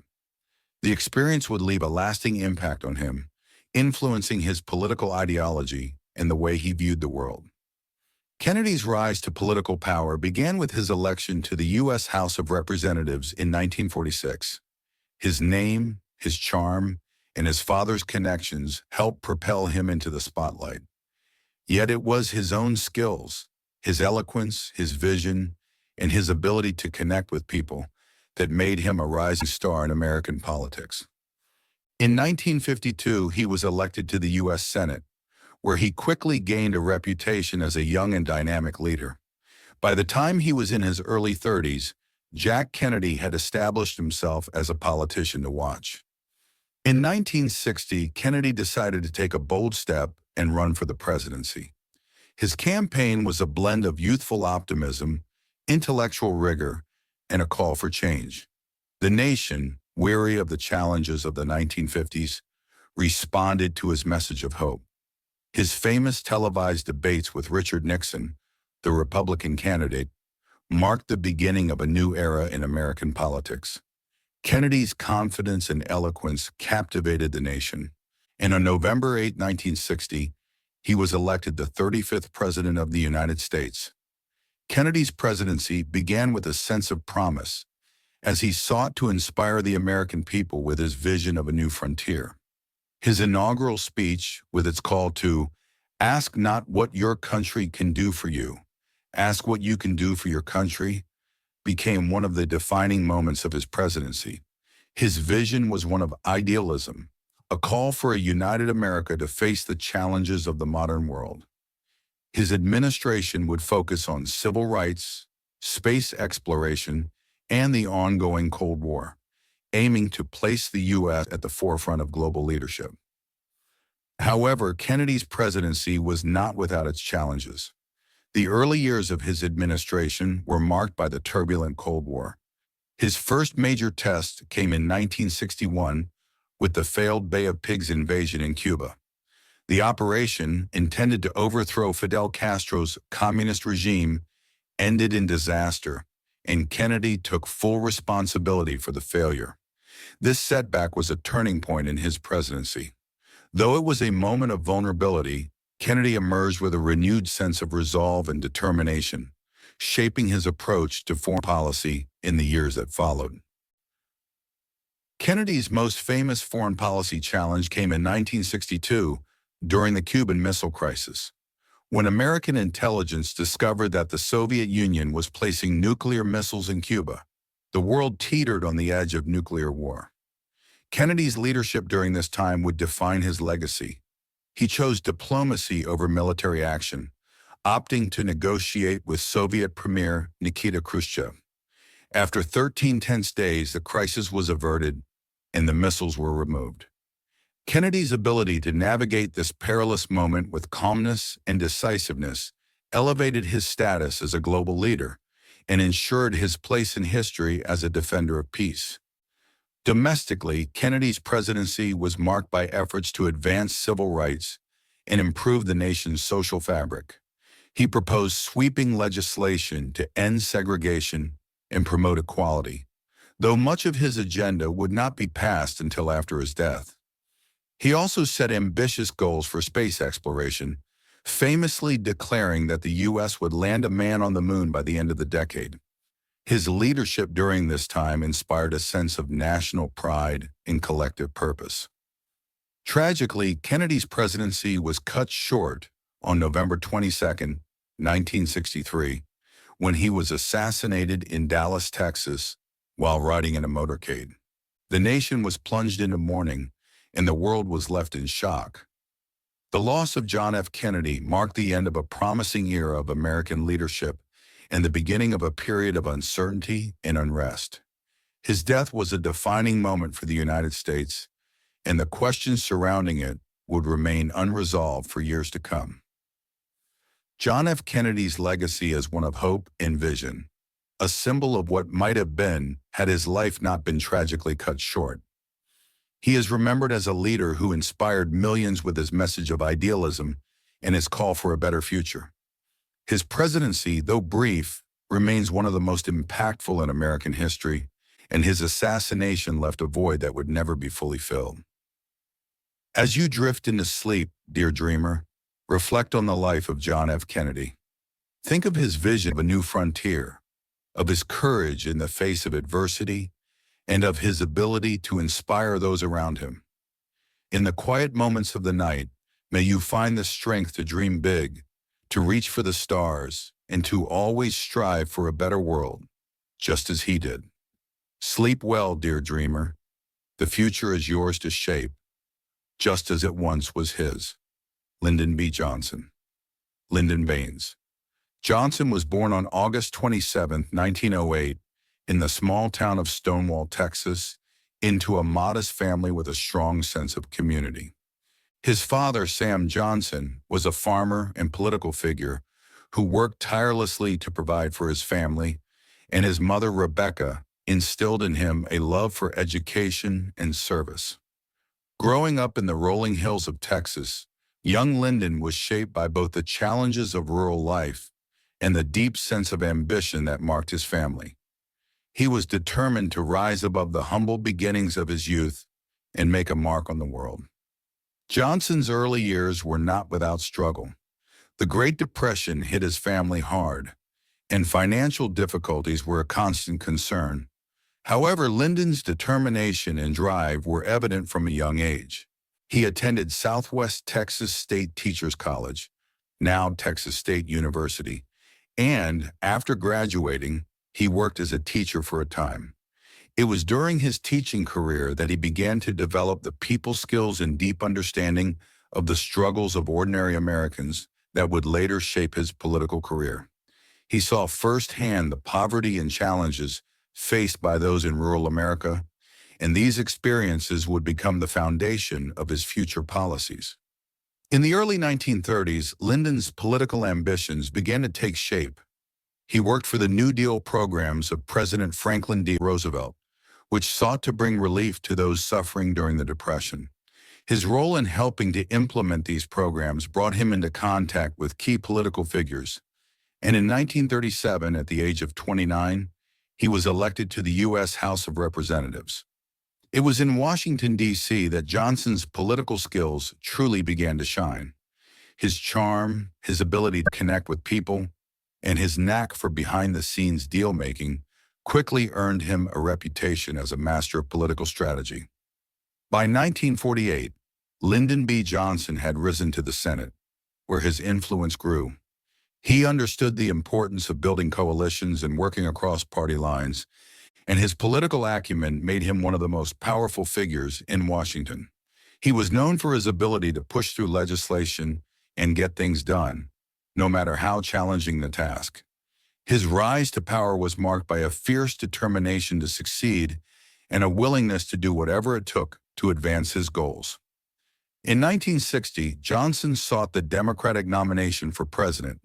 However, despite his extensive political experience and achievements, he was defeated by John F. Kennedy in a bitter primary contest. Many saw this as a blow to his ambitions, but Johnson's resilience would soon be tested in an unexpected way. In a dramatic turn of events, Kennedy, impressed by Johnson's experience and political savvy, selected him as his vice presidential running mate. The decision proved to be a pivotal moment in Johnson's career, setting him on a path to the presidency. When President Kennedy was assassinated in 1963, Johnson was thrust into the highest office in the land. The transition from vice president to president was swift and emotional, as Johnson was deeply shaken by the loss of his friend and mentor. Yet Lyndon B. Johnson did not waste time mourning. He immediately set to work, determined to fulfill the vision Kennedy had set forth for the nation. The early days of Johnson's presidency were marked by a sense of urgency. He understood that the nation was in a period of upheaval, and he was determined to make progress. His leadership during this time was characterized by his deep empathy for those who struggled and his commitment to the principles of the New Deal. Johnson quickly pushed through a series of landmark domestic programs aimed at eradicating poverty and improving civil rights. His Great Society initiative sought to end racial injustice, expand access to education, and provide health care for all Americans. Under his leadership, Medicare and Medicaid were established, providing health insurance to the elderly and low-income individuals. The Civil Rights Act of 1964, which prohibited discrimination based on race, religion, or gender, was signed into law, a significant step in the fight for racial equality. However, as Johnson's domestic agenda moved forward, his presidency was increasingly overshadowed by the Vietnam War. His decision to escalate American involvement in the conflict would become one of the most controversial aspects of his presidency. The war, which had begun as a limited effort to contain communism in Southeast Asia, quickly escalated into a full-blown military conflict. The rising death toll, the growing protests at home, and the increasing division in the country took a toll on Johnson's health and political capital. He found himself at the center of a bitter national debate that would define the latter half of his presidency. The turning point in Johnson's presidency came in 1968. Faced with mounting opposition to the war and growing disillusionment within his own party, Johnson made a surprising decision. He would not seek re-election. His popularity had plummeted, and the country's divisions over the war had become too great. On March 31, 1968, Johnson delivered a speech to the nation, announcing that he would not run for a second term. It was a moment of profound reflection and surrender, as Johnson, once so full of ambition, acknowledged the toll the presidency had taken on him. After leaving office, Johnson retreated to his beloved ranch in Texas, where he spent the remainder of his life. His health, already weakened by the stress of the presidency, continued to decline. In January 1973, Lyndon B. Johnson passed away at the age of 64 from a heart attack. His death marked the end of an era in American politics, and his legacy would be remembered as one of both triumph and tragedy. Lyndon B. Johnson's legacy is complex. He is remembered for his domestic achievements, particularly the Great Society programs, which aimed to lift millions of Americans out of poverty and expand civil rights. However, his decision to escalate the Vietnam War cast a long shadow over his presidency, and it remains the defining aspect of his time in office. Despite the controversies, Johnson's impact on American society and politics remains profound. He was a president who, for all his flaws, sought to create a more just and compassionate society. As you drift into sleep, dear dreamer, reflect on the life of Lyndon B. Johnson. Think of his unwavering determination to fight for progress, even in the face of adversity, and of his commitment to serving the American people. May you find peace in the knowledge that each step you take, no matter how difficult, brings you closer to the world you wish to build. Sleep well, dear dreamer. Tomorrow is a new day, filled with possibilities. Richard Nixon. Richard Milhouse Nixon was born on January 9, 1913, in Yorba Linda, California, a small town that would eventually become synonymous with his name. Raised in modest circumstances, Nixon's early life was marked by hardship. His family, though hardworking and devoted, struggled financially, and young Richard learned early on the value of determination and resilience.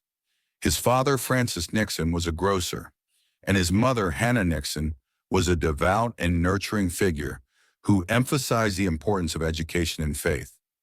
Nixon's childhood was a mix of hard work, academic ambition, and personal loss. His older brother Harold, whom Richard deeply admired, died from tuberculosis when Richard was just a boy. This loss left a profound impact on him, and he carried the weight of that grief throughout his life.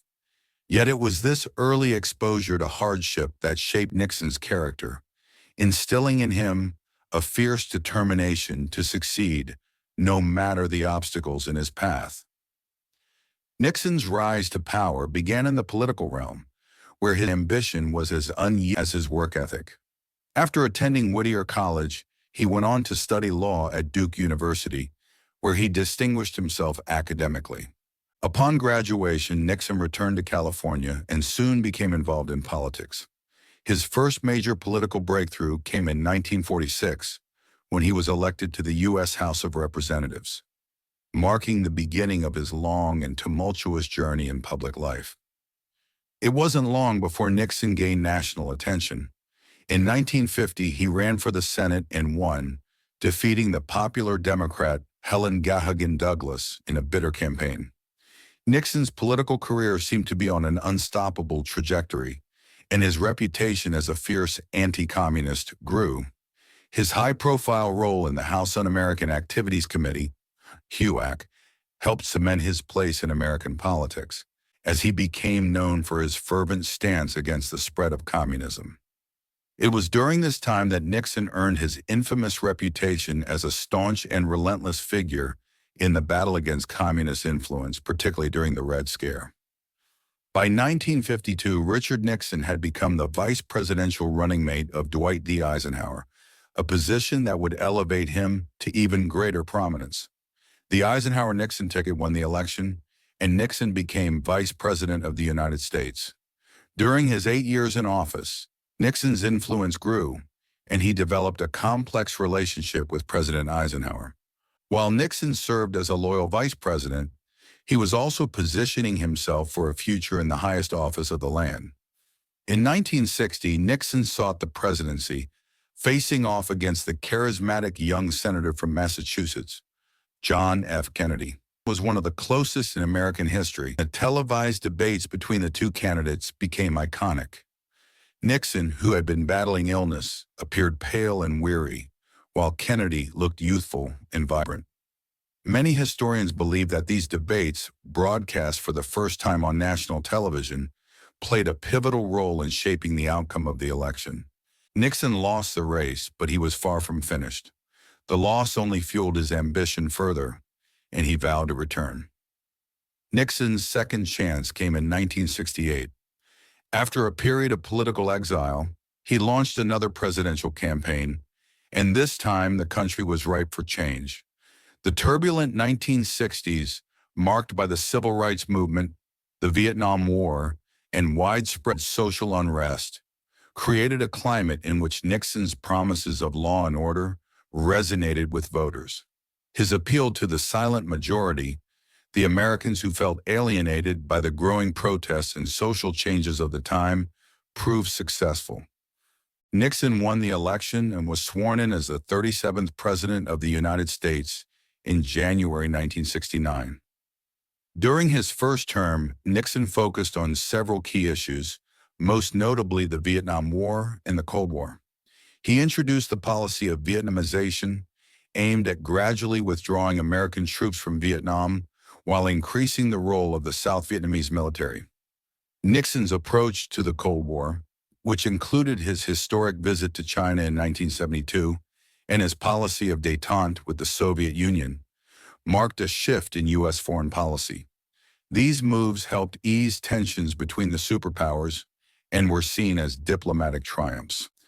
However, Nixon's presidency would soon be overshadowed by a scandal that would forever alter the course of American history.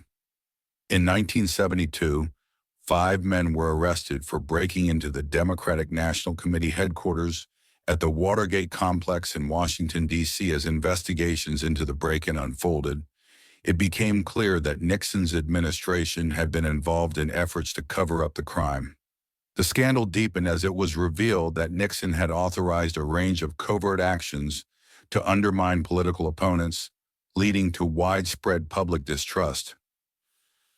The turning point came in 1974 when the release of the so-called Nixon tapes revealed that the president had been involved in the cover-up from the beginning. Faced with mounting pressure and the inevitability of impeachment, Nixon became the first president in U.S. history to resign from office. On August 8, 1974, he announced his resignation in a televised address, and the next day, he left the White House for the final time. His resignation marked the end of his presidency and a profound moment in American politics. The fall of Richard Nixon was as dramatic as his rise. He had gone from being a successful politician and president to a man forced to step down in disgrace. His resignation, while not an outright defeat in battle, marked the collapse of a political dynasty. The consequences of Watergate rippled through the fabric of American government, and the nation would never quite be the same. Nixon's legacy is complicated. He is remembered for his achievements in foreign policy, particularly his role in opening diplomatic relations with China and his efforts to ease tensions with the Soviet Union. Yet his legacy is forever tainted by the Watergate scandal and the abuse of power that led to his downfall. For some, Nixon represents a cautionary tale about the dangers of unchecked power and the fragility of public trust. For others, he remains a figure of resilience, a man who, despite his flaws, shaped the course of history. As you rest now, dear dreamer, reflect on the life of Richard Nixon, a man who reached the highest office only to fall from grace. His story reminds us of the delicate balance between ambition and integrity. May your dreams be calm as you drift through the complexities of the past, understanding that even the greatest of achievements can be undone in the blink of an eye. Sleep well, dear dreamer, and wake to a world full of possibilities, untouched by the mistakes of those who came before us. Gerald Ford. Gerald Rudolph Ford Jr. was born on July 14, 1913, in Omaha, Nebraska, into a family marked by quiet determination. His early years were not defined by wealth or privilege, but by the character of his family and their deep roots in the American Midwest. Ford's father, Gerald Ford Sr., was a businessman, and his mother, Dorothy, was a homemaker. From a young age, Ford learned the value of perseverance and integrity, qualities that would define his life. At just 2 years old, Ford's family faced a difficult challenge when his father, Gerald Sr., left the family and his mother remarried a man named Leslie King. Gerald took on the name of his stepfather, and though he never saw his biological father again, he remained close to his mother and stepfather, who played significant roles in shaping his character. Ford's upbringing was not easy, but it was filled with love and a sense of responsibility that would guide him throughout his life. Ford excelled in school, and after graduating from high school, he attended the University of Michigan, where he played football and earned a degree in economics. His athleticism and discipline stood out, and after graduation, Ford attended Yale Law School, where he earned his law degree in 1941. Ford's ambition was matched by his work ethic, and after finishing his education, he served as a U.S. Navy officer during World War II. His service was marked by distinction, and he gained the respect of those who served with him. After the war, Ford turned his attention to politics, where he found his calling. In 1948, he ran for Congress in Michigan's 5th District and won, beginning his long political career. Ford served in the House of Representatives for 25 years, becoming one of the most respected and influential members of the body. His reputation was built on his honesty, willingness to work across party lines, and ability to navigate the complexities of Washington with a steady hand. In 1973, Ford's life took an unexpected turn. When Vice President Spiro T. Agnew resigned due to scandal, President Richard Nixon nominated Ford to fill the vacancy. The nomination was confirmed by Congress, and Ford was sworn in as vice president, bringing him one step closer to the presidency. At the time, few could have predicted that Ford's momentous rise would come so suddenly, but fate had a different plan. Less than a year later, in August 1974, President Nixon resigned in the wake of the Watergate scandal, and Ford became the 38th President of the United States. His ascension to the presidency was marked by a sense of quiet humility, as Ford was thrust into the highest office during one of the most turbulent times in American history. Ford's immediate challenge was to heal a nation reeling from the effects of Watergate, and his first act as president was one of bold and controversial decisiveness. He pardoned Richard Nixon for any crimes he might have committed while in office. This decision, which many believed was necessary for the sake of national unity, earned Ford both praise and criticism, and it would forever be a defining moment of his presidency. Ford's early reign was characterized by his calm and steady leadership. He faced economic challenges, including rising inflation and unemployment, as well as the lingering effects of the Vietnam War. Yet Ford's approach to governance was one of stability, seeking to restore confidence in the American government after the chaos of Watergate. His quiet dignity and refusal to be swayed by political pressures endeared him to many, though his presidency was often viewed as transitional, serving as a bridge between the scandalous days of Nixon's tenure and the hope for a brighter future. But as time passed, the pressures of leadership began to weigh heavily on Ford. His presidency was marked by a deepening economic crisis, with rising energy prices and a sluggish economy. At the same time, political opposition mounted as Ford's decision to pardon Nixon continued to spark controversy. In 1976, Ford sought re-election, facing a strong challenge from Democratic candidate Jimmy Carter. Despite his steady leadership, Ford's chances of winning were hampered by the lingering resentment over the Nixon pardon and the discontent over the economy. The election was close, but ultimately Ford lost to Carter, and his time in the White House came to an end. Ford's post-presidency years were marked by a return to private life, though he remained an active voice in American politics. He was widely respected for his honesty and integrity, and he continued to serve as an elder statesman, offering advice on a range of issues. Ford's legacy is a complicated one. While his presidency is often seen as a time of healing and reconciliation, it is also remembered for the difficult choices he had to make during a time of national crisis. His decision to pardon Nixon, while controversial, is often viewed as an effort to put the nation's interests above political considerations. In the end, Gerald Ford's legacy is one of quiet strength and grace under pressure. His leadership style, though unflashy, was rooted in a deep sense of duty and service to the American people.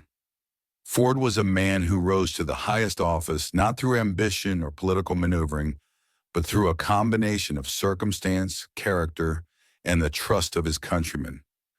As you rest now, dear dreamer, take a moment to reflect on Gerald Ford's quiet but steadfast leadership. His story reminds us that sometimes the greatest strength lies in the ability to remain calm and steady in the face of adversity. Sleep well, for the legacy of those who serve with honor and integrity continues to shape the world you dream of. Sleep well, dear dreamer, and let the quiet strength of those who came before guide you into a peaceful rest.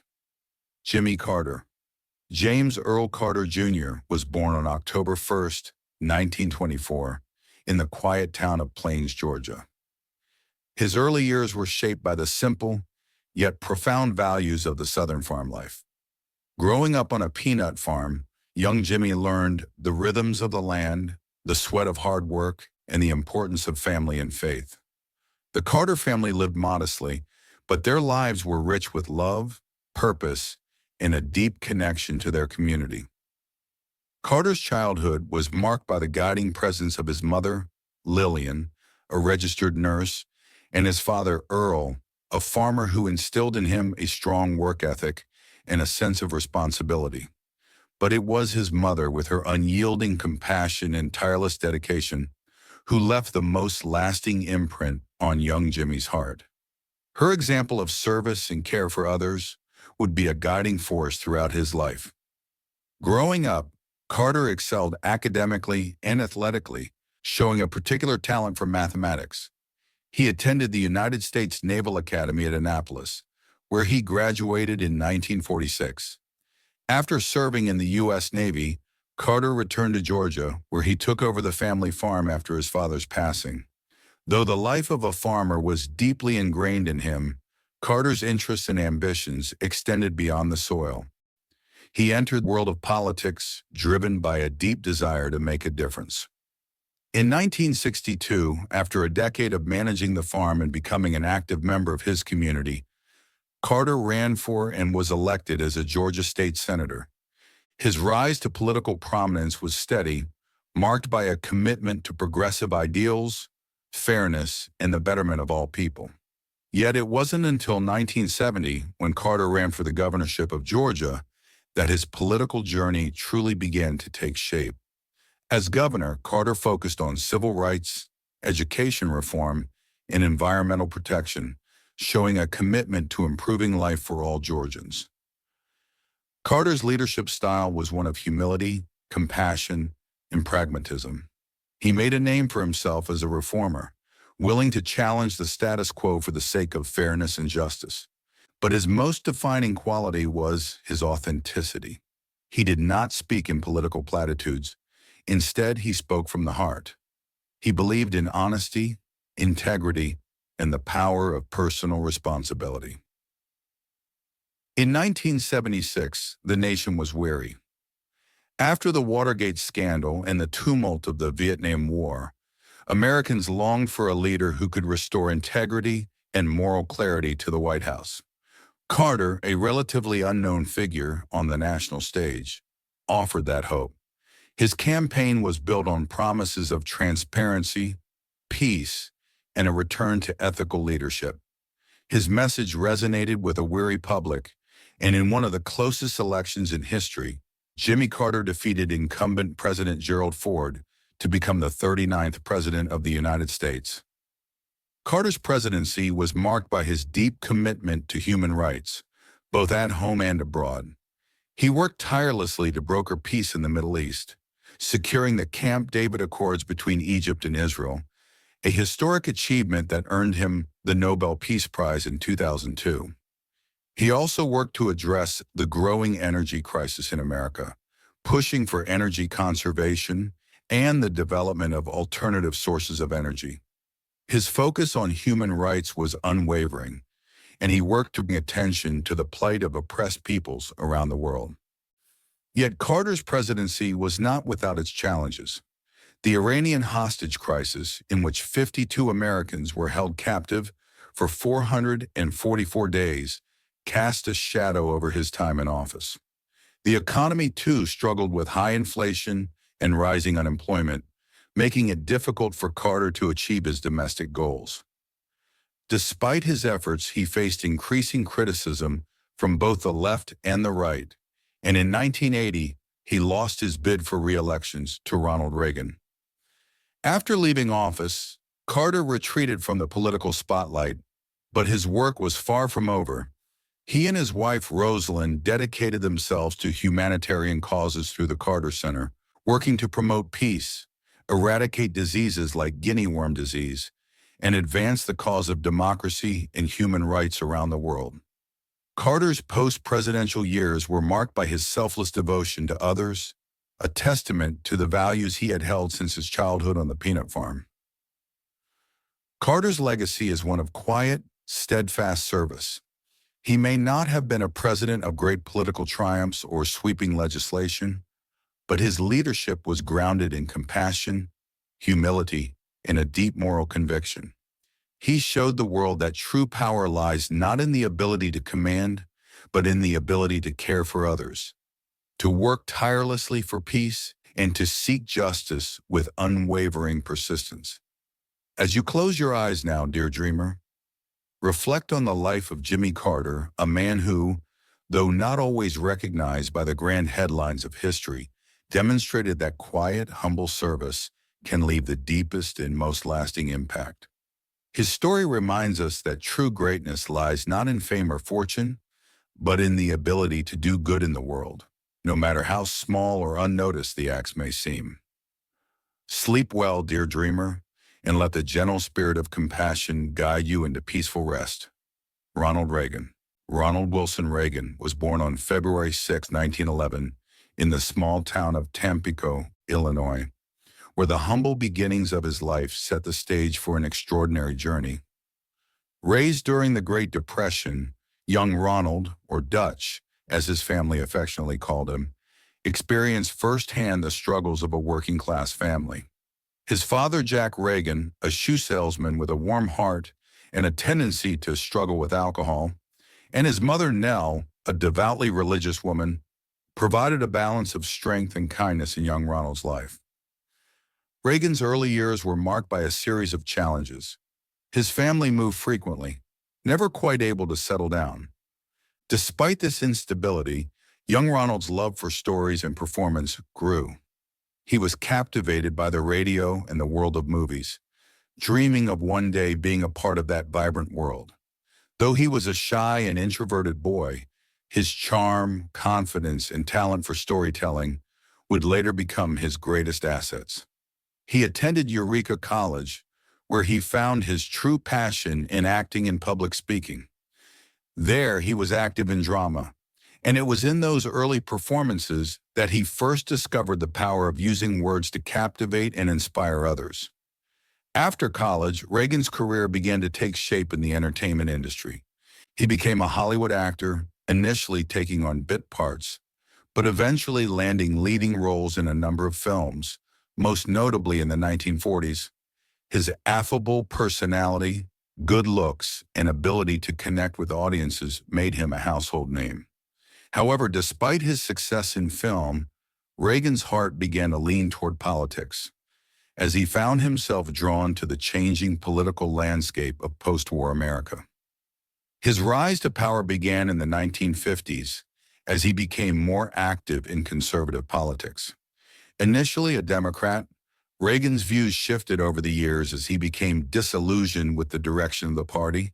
By the time he was elected president of the Screen Actors Guild in 1947, he had already become an outspoken advocate for anti-communist sentiments.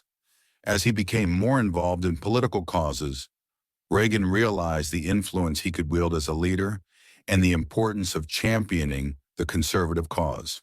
His political ideology became a guiding force in his career, and it wasn't long before he began to set his sights on higher office.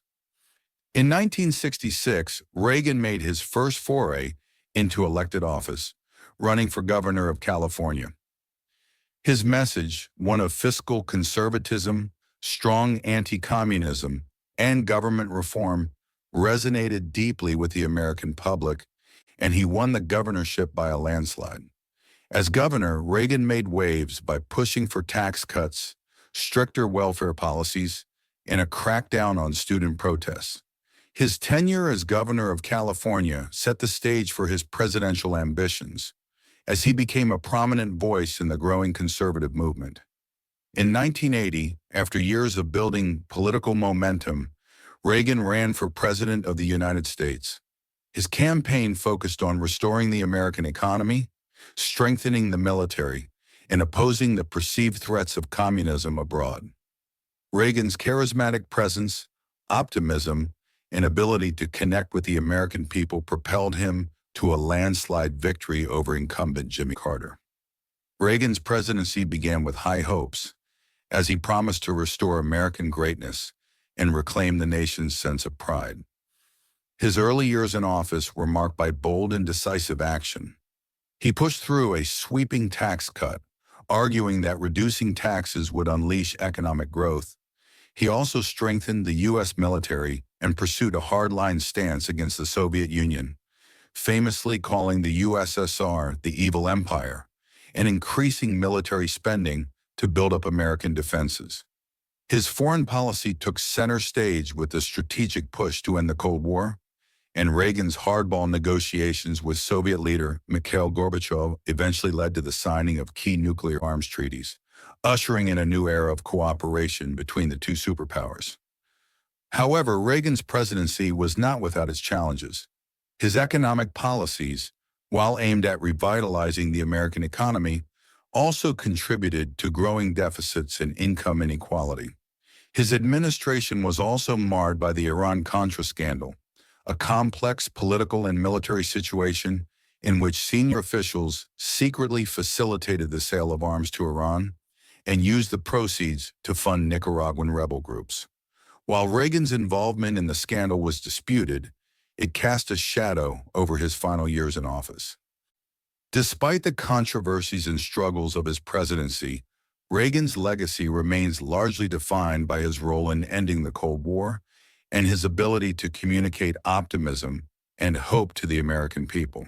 His message of American exceptionalism, individual liberty, and the power of the free market resonated deeply with the nation and shaped the direction of American politics for decades to come. His leadership brought a sense of purpose and confidence to a country emerging from the turmoil of the Vietnam War and the Watergate scandal. After leaving office in 1989, Reagan's health began to decline. In 1994, he revealed that he had been diagnosed with Alzheimer's disease, a diagnosis that would slowly diminish his cognitive abilities. Despite the challenges of the disease, Reagan remained a symbol of strength and resilience, even in his final years. He passed away on June 5, 2004, leaving behind a nation forever changed by his leadership. Ronald Reagan's legacy is one of transformation. He restored a sense of national pride, reshaped the political landscape, and played a pivotal role in ending the Cold War. He is remembered as a president who was able to inspire and lead with confidence, optimism, and an unwavering belief in the greatness of America. As you close your eyes now, dear dreamer, reflect on the life of Ronald Reagan, a man who, with his charisma, leadership, and conviction, brought hope to a nation in need of renewal. His story reminds us that with faith in our ideals and a steadfast belief in our potential, we can rise to meet any challenge that stands before us. Sleep well, dear dreamer, and let the gentle peace of the night carry you into the quiet embrace of rest. George H.W. Bush. George Herbert Walker. Bush was born on June 12, 1924, in Milton, Massachusetts, into a family of great privilege and distinction. His father, Prescott Bush, was a successful banker and U.S. Senator, and his mother, Dorothy, was a woman of grace and quiet strength. From the very beginning, George's life was shaped by a sense of duty, service, and responsibility, a legacy handed down from his ancestors who believed deeply in the power of public service.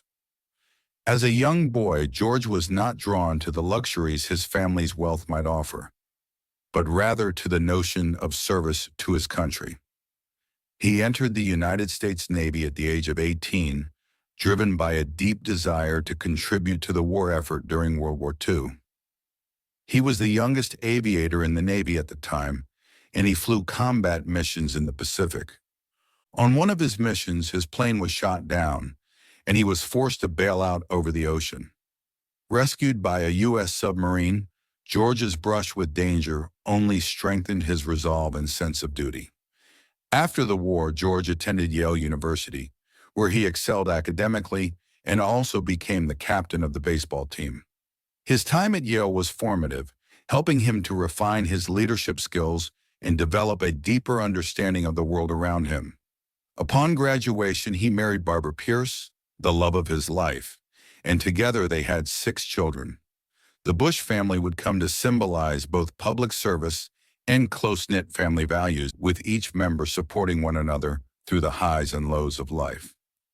In the years that followed, George began his political career, entering the world of business, running for office, and ultimately becoming a leader on the national stage.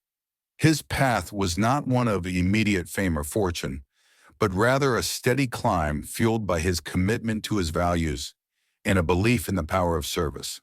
He served as a U.S. congressman from Texas, then as the U.S. ambassador to the United Nations, before becoming director of the Central Intelligence Agency, CIA.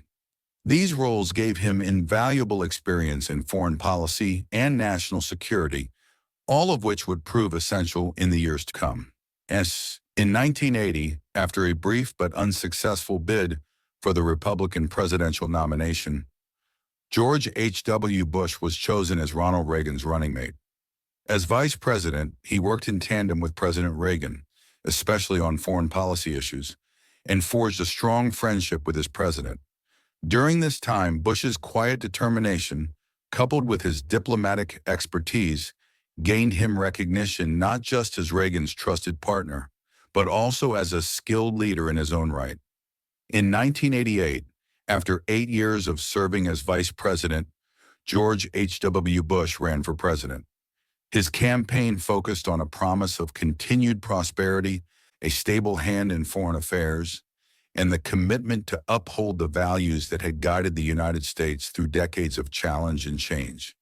His famous campaign slogan, "A Kinder, Gentler Nation," spoke to his desire to heal the divisions within the country while continuing to champion the ideals of freedom, democracy, and opportunity. Bush's presidency, which began in 1989, was defined by both triumph and challenge. Perhaps his greatest achievement was his leadership during the collapse of the Soviet Union and the end of the Cold War. Through careful diplomacy, a steady hand, and a commitment to peace, Bush helped guide the world away from the threat of nuclear confrontation and towards a new era of cooperation and possibility. On the heels of this remarkable triumph, Bush faced the challenge of a rapidly changing global landscape. In 1990, when Iraq, under the leadership of Saddam Hussein, invaded Kuwait, Bush led an international coalition to liberate the small nation in the Gulf War, a swift and decisive military operation that reaffirmed the United States' role as a global peacekeeper. His leadership during this conflict was widely praised as he carefully balanced military action with diplomacy, ensuring that the war was kept short and decisive, with minimal loss of life. However, despite his successes in foreign policy, Bush faced significant domestic challenges. The economy, which had been struggling, became a central issue in the 1992 election, and Bush's approval ratings dropped as the American public grew disillusioned with economic stagnation. In his second bid for re-election, he was defeated by Bill Clinton, a young and dynamic challenger, marking the end of his presidential term. After leaving the White House, George H.W. Bush remained active in public service. Along with his son, George W. Bush, he became known for his humanitarian efforts, particularly in the wake of natural disasters. The father-son duo raised millions of dollars for victims of hurricanes and other catastrophes, showing that even in his post-presidency, George H.W. Bush continued to exemplify the values of compassion and service that had defined his life. In his later years, as his health began to decline, George H.W. Bush remained a figure of respect and admiration, known for his humility, sense of humor, and the deep love he shared with his family. He passed away on November 30th, 2018, at the age of 94, leaving behind a legacy that spanned decades of public service and dedication to the welfare of his country. George H.W. Bush's life reminds us that true leadership is not measured solely by moments of great victory or fame, but by the quiet, unwavering dedication to service, integrity, and kindness. He showed us that strength lies not just in the ability to lead, but in the courage to act with compassion and in the humility to accept life's challenges with grace. As you close your eyes now, dear dreamer, reflect on the life of George H.W. Bush, a man who dedicated his life to serving his country and his fellow citizens. His story is a testament to the quiet strength that comes from a life lived with purpose, honor, and love. Sleep well, dear dreamer, and let the calm of the night embrace you, just as the steady hands of service embraced the world during his lifetime. Bill Clinton. Bill Clinton was born on August 19, 1946, in Hope, Arkansas, a small town where the winding paths of history seemed to lead him toward greatness. His birth name was William Jefferson Blythe III, named after his biological father, who tragically died in a car accident shortly before he was born. His mother, Virginia Kelly, remarried Roger Clinton, a man with whom young Bill had a complicated relationship. Despite the hardships of his early years, Bill's mother instilled in him the values of hard work, perseverance, and ambition. From an early age, Bill Clinton demonstrated an insatiable curiosity about the world around him. He was a gifted student, excelling academically, and he found solace in the comforting embrace of books. His mother often spoke of his sharp mind, and the people of Hope began to take note of the young boy with great potential. Bill's early life in a humble town shaped his deep empathy for the struggles of others, a trait that would later define his political career. After high school, Clinton attended Georgetown University in Washington, D.C., where he studied international affairs. It was during his time at Georgetown that Clinton's political ambitions began to take shape. His desire to make a difference on a global scale led him to pursue a path in public service. He continued his education at Oxford University as a Rhodes Scholar before eventually earning his law degree from Yale Law School. His time at Yale was transformative, and it was there that he met Hillary Rodham, a brilliant and ambitious woman who would later become his partner in life and in politics. Clinton's rise to political prominence began when he returned to Arkansas, where he ran for office. His early campaigns were marked by a youthful energy and a commitment to reform. At the age of 32, he was elected governor of Arkansas, making him the youngest governor in the history of the state. His tenure as governor was marked by a commitment to education reform and economic development, and he quickly gained a reputation as a charismatic and effective leader. But Clinton's true test would come on the national stage. In 1992, after years of building a political foundation, he ran for president of the United States. His campaign was built on a message of hope, change, and a commitment to addressing the challenges of a rapidly changing world. His youthful energy and fresh perspective struck a chord with the American people. And despite the challenges of competing against a sitting president, George H.W. Bush, Clinton won the election, becoming the 42nd president of the United States. Bill Clinton's first term as president was marked by a series of bold domestic and foreign policy initiatives. His administration enacted significant welfare reform and passed legislation aimed at reducing the deficit. The economy boomed during the 1990s, with strong job growth and a rising stock market. Clinton's ability to connect with the American people, along with his ability to work across party lines, earned him a reputation as a pragmatic and effective leader. However, Clinton's presidency was also marred by scandal. In 1998, the nation was rocked by revelations of an affair between the president and White House intern Monica Lewinsky. The ensuing investigation led to Clinton's impeachment by the House of Representatives, although he was acquitted by the Senate and remained in office. The scandal overshadowed much of his second term, but Clinton's ability to weather the storm and maintain his popularity with the American people was a testament to his political acumen. As Clinton left office in 2001, he left behind a country that was, for the most part, economically prosperous and at peace with much of the world. His legacy, however, would always be debated. For some, he was a visionary who brought about significant changes and prosperity. For others, his scandals would always be a dark cloud hanging over his time in office. But regardless of one's perspective, Clinton's ability to navigate the complexities of American politics and his enduring popularity made him a unique figure in the history of the presidency. After leaving office, Bill Clinton remained an influential figure on the world stage, dedicating his post-presidential years to humanitarian work. Through the Clinton Foundation, he focused on global issues such as healthcare, climate change, and poverty alleviation. His ability to bring people together and advocate for those in need was a reflection of the same energy and drive that had characterized his time in office. Alongside his wife, Hillary, who became the first female presidential candidate to win a major political party's nomination, Clinton continued to be a force in American politics. As Clinton grew older, his health began to decline, and he faced personal challenges, including heart surgery. Yet throughout his life, he remained a man who sought to make a difference, driven by an insatiable desire to leave the world better than he found it. Bill Clinton's life is a reminder that greatness often comes from humble beginnings, and that the pursuit of a better world, while fraught with challenges, is always worth the effort. His story is one of resilience and determination, a testament to the power of hope and the will to overcome obstacles, no matter how great they may seem. Now, as you lay your head down to rest, remember the story of Bill Clinton, one of ambition, scandal, and triumph.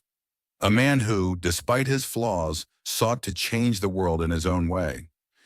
May you, too, find the strength to follow your dreams and rest well in the knowledge that, like Clinton, you can leave your mark on the world in your own unique way. Sleep well, dear dreamer, and let the peaceful night carry you toward the dreams that await. George W. Bush. George Walker. Bush was born on July 6, 1946 in New Haven, Connecticut, into a family of great political lineage. His father, George H.W. Bush, had served as the 41st President of the United States, and his grandfather, Prescott Bush, had been a U.S. Senator. Growing up, George was surrounded by the trappings of power and politics, but his early years were shaped not only by his family's wealth and influence, but also by a deep sense of responsibility and a desire to make a difference. His childhood was marked by the highs and lows of living in the shadow of his father's prominence.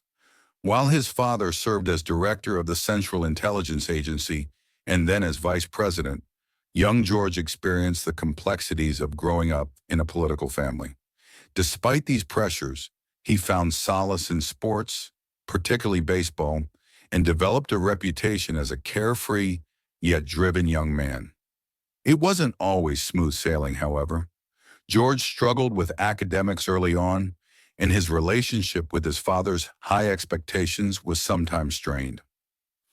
After high school, George W. Bush attended Yale University, following in the footsteps of his father. His time at Yale was a period of both discovery and rebellion, as he worked to find his own path in life. After graduating in 1968, he spent time in the Texas Air National Guard, serving during the Vietnam War era, though he did not see combat. It was during his time in the National Guard that George's passion for politics began to emerge. However, his early political career would not follow the same path as his father's. He needed to chart his own course. In the late 1970s, after several years of finding his footing, George W. Bush entered the business world, buying into the Texas Rangers baseball team. He found success in business, but it wasn't long before the call of politics became too strong to resist. In 1994, he ran for governor of Texas and won. His victory marked the beginning of his own political journey, one that would ultimately take him to the highest office in the land. When George W. Bush was elected president in 2000, it was a moment of both celebration and controversy.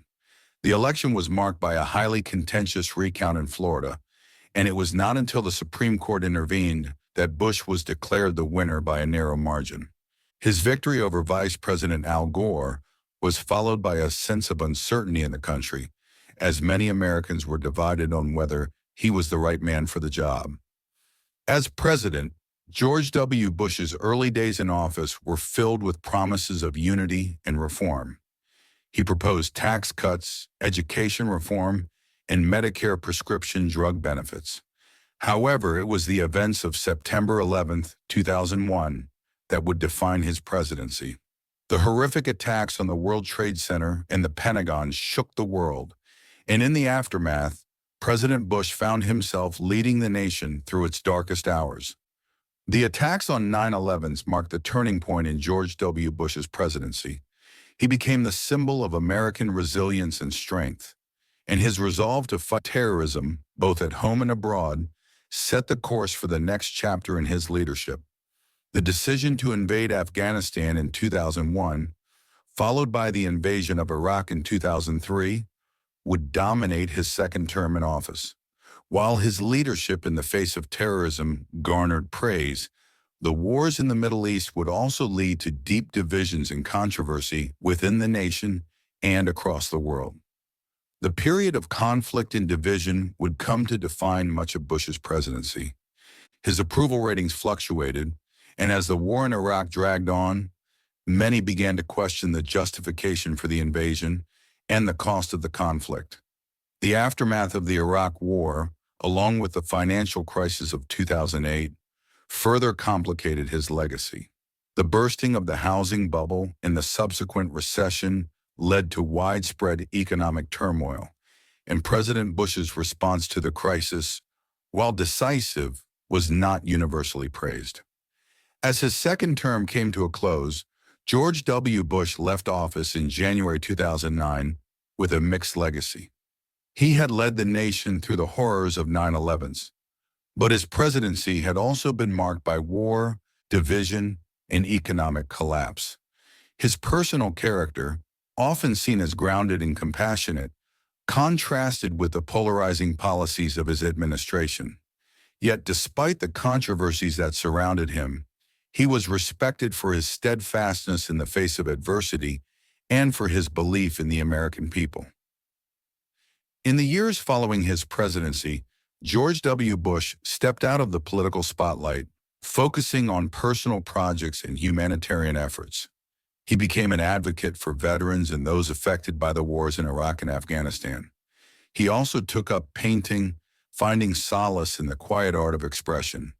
His post-presidency years were quieter, as he worked to heal the divisions that had marked his presidency and to leave a positive impact on the world in his own way. George W. Bush's legacy, like that of many presidents, is complex. To some, he will always be remembered as the leader who stood strong in the face of terrorism and took bold action in a time of crisis. To others, he will be a symbol of the costs of war and the consequences of decisions made in the heat of the moment. Regardless of the interpretation, his time in office will be remembered as one of the most consequential in modern American history. As you lay your head down to sleep tonight, remember that the story of George W. Bush is one of courage, conflict, and resolution. A man who faced the unimaginable with determination and who left a legacy that continues to shape the world. Rest well, dear dreamer, and may your dreams be filled with the hope of tomorrow. Sleep well, and let the gentle night carry you to the peaceful dreams that await. Barack Obama.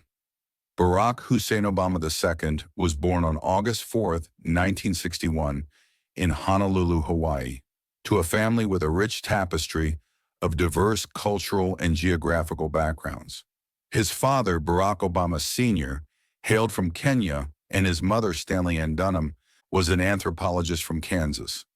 From the very start, Barack's life was destined to be shaped by a mix of cultures and experiences, giving him a unique perspective on the world. Raised in Hawaii and Indonesia, Obama's childhood was one of both challenges and opportunity. His early years were spent moving between continents, living with his mother, and later with his grandparents in Hawaii after his parents' divorce. He often felt the sting of being torn between different worlds, his African heritage on his father's side and the American traditions of his mother's. Yet it was through these experiences that Obama developed a deep understanding of the power of diversity and the strength in embracing it.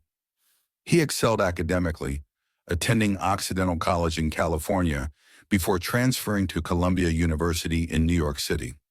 There, he graduated with a degree in political science, a subject that would become the foundation of his future. But it was not until he moved to Chicago in the 1980s that he began to find his true calling. As a community organizer on the south side of Chicago, Obama connected with the people, listening to their struggles and working to bring about meaningful change. It was during this time that he first began to realize that his path was leading him toward politics. Obama's rise to power came through a combination of opportunity, charisma, and an unwavering belief in the potential for change. In 1996, he was elected to the Illinois State Senate, where his work focused on ethics reform, healthcare, and social justice. But it was his keynote address at the 2004 Democratic National Convention that catapulted him into the national spotlight. His speech, filled with hope and the promise of a united America, resonated deeply with people across the country. The message was clear. Obama was not just a politician, but a symbol of change. In 2008, Obama ran for president, capturing the imaginations of millions with his message of hope and change. The election was historic in many ways. Obama became the first African-American president in the history of the United States. His campaign was a testament to the power of grassroots organizing, a message of optimism, and the belief that Americans could come together to build a better future. As president, Obama's early reign was marked by a deep desire to restore the country's faith in government after the turmoil of the Bush administration. He took office in the midst of the worst financial crisis since the Great Depression. His first order of business was to stabilize the economy, and the passage of the American Recovery and Reinvestment Act in 2009 helped to mitigate the worst effects of the recession. His approach was characterized by pragmatism, an emphasis on diplomacy, and a desire to heal a divided nation. But it wasn't long before the challenges mounted. The wars in Iraq and Afghanistan, the threat of terrorism, and the growing divide between political parties tested Obama's resolve. One of the defining moments of his presidency came in 2011 with the operation that led to the death of Osama bin Laden, the mastermind behind the September 11th attacks. This success bolstered his reputation as a decisive leader and strengthened his position heading into his re-election campaign. Despite these successes, Obama's presidency was also marked by fierce opposition from Republicans, leading to political gridlock. His signature achievement, the Affordable Care Act, faced intense opposition and numerous challenges. Yet, Obama persisted, and the passage of the ACA was one of the most significant domestic accomplishments of his presidency.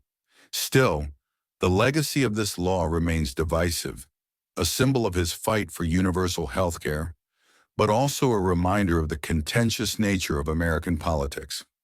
The turning point of Obama's presidency came in the second term, as he shifted his focus toward issues like climate change, racial inequality, and income disparity. He called for greater efforts to address global warming, pushing for the Paris Climate Agreement in 2015, and took steps toward criminal justice reform. But his second term was also defined by the growing sense of polarization within the country, with partisan divides growing even deeper. By the time Obama left office in 2017, his legacy was both celebrated and criticized.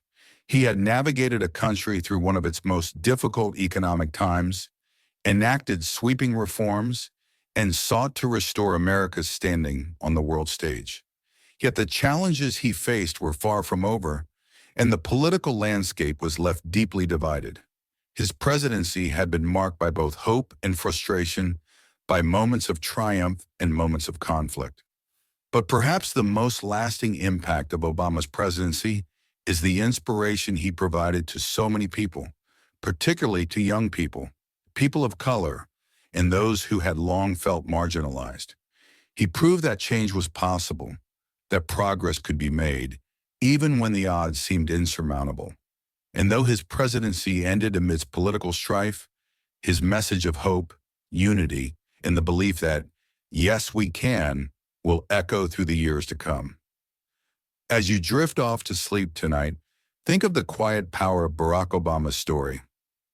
A story of resilience, of finding hope in the face of adversity, and of believing in a future where change is always possible. May your dreams be filled with the same sense of possibility and promise that he brought to millions. Sleep well, dear dreamer, and may your heart be filled with the quiet hope of tomorrow. Rest now, and let the night carry you softly to peaceful dreams. Donald Trump. Donald John Trump was born on June 14, 1946, in Queens, New York City, into a family where ambition and a drive for success were woven into their very fabric. His father, Fred Trump, was a successful real estate developer, and Donald was raised in a world where achievement was not a choice but an expectation. From a young age, Donald exhibited the boldness and confidence that would later define his character and career.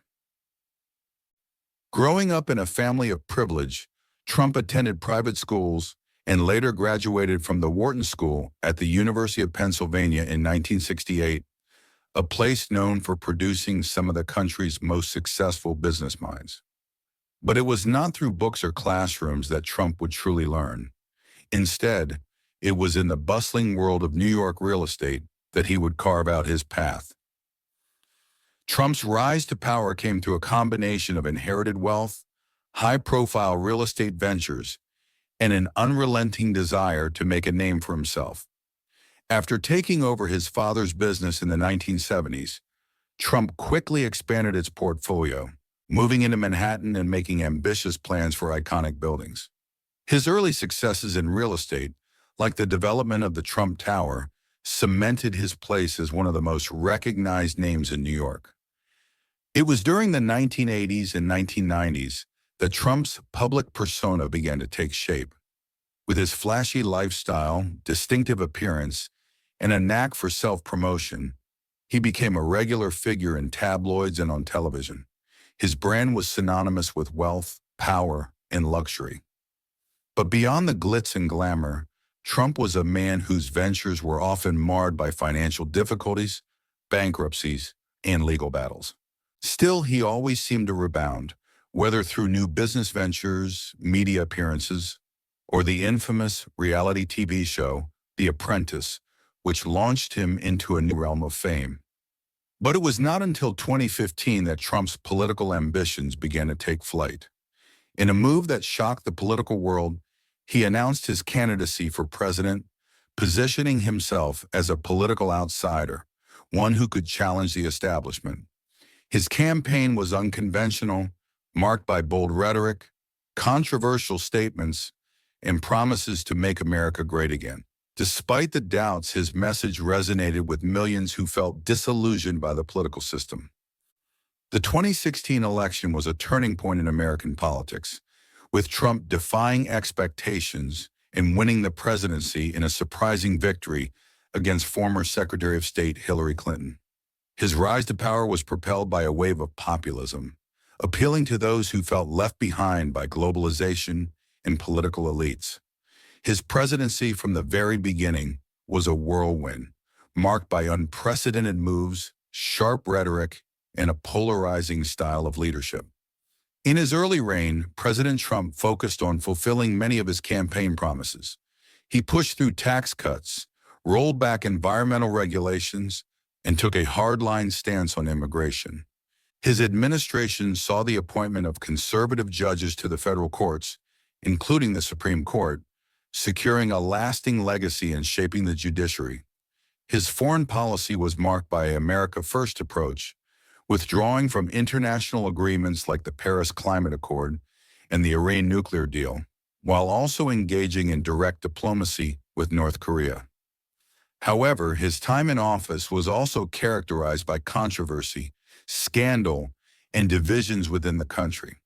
His combative approach to the media, his handling of racial tensions, and his response to the global pandemic all came under intense scrutiny.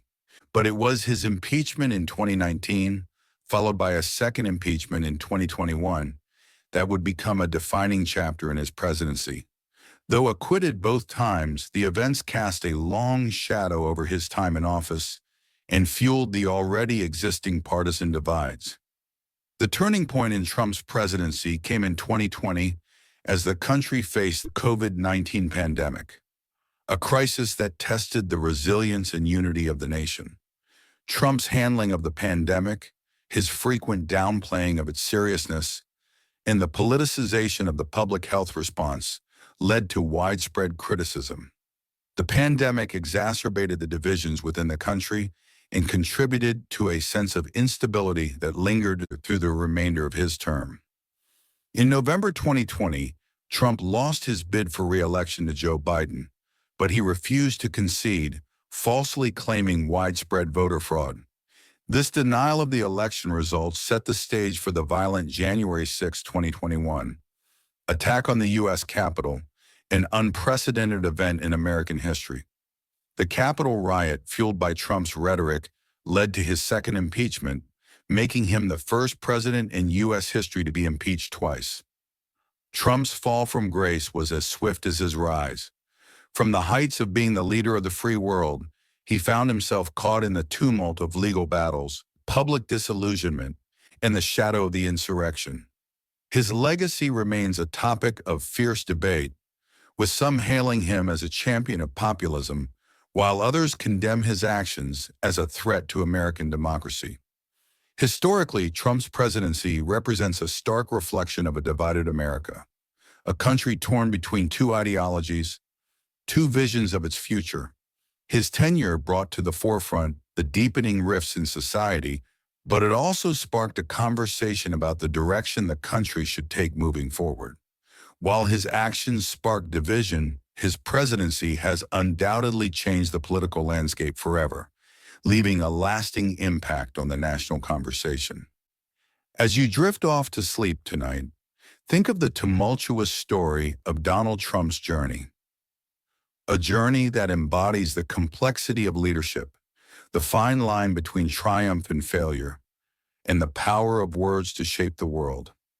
May your dreams be filled with the quiet reflection of a leader who walked a path few could have predicted. Sleep well, dear dreamer, and may your heart be filled with peace, knowing that history is always evolving and the future is yours to shape. Rest now and let the night carry you softly to peaceful dreams. Joe Biden. Joseph Robinette Biden Jr. was born on November 20th, 1942, in Scranton, Pennsylvania, to a working-class family. His early years were marked by the struggles of a family that, despite their best efforts, often faced financial difficulties. The Biden family moved to Delaware when Joe was a young boy, and it was here that he grew up and began to form the values and character that would guide him throughout his life. A compassionate, empathetic man, Biden's journey would become one of resilience and determination. From a young age, Biden experienced hardship, with his father's struggle to find stable work and his own battles with speech impediment. But it was also in these early years that he developed a deep understanding of the human condition, the struggles of everyday people, the perseverance of families facing adversity, and the importance of kindness. His commitment to service and his desire to make a difference began to take shape during these formative years, and it would lead him to a life of public service. Biden's rise to power began when he was elected to the New Castle County Council in 1970. His ambition was clear, but so was his desire to help people. It was in 1972, however, that Biden's life was changed forever. In a tragic accident, his wife Nelia and their one-year-old daughter Naomi were killed in a car crash. Biden was left to raise his two sons, Beau and Hunter, while grappling with the weight of grief and loss.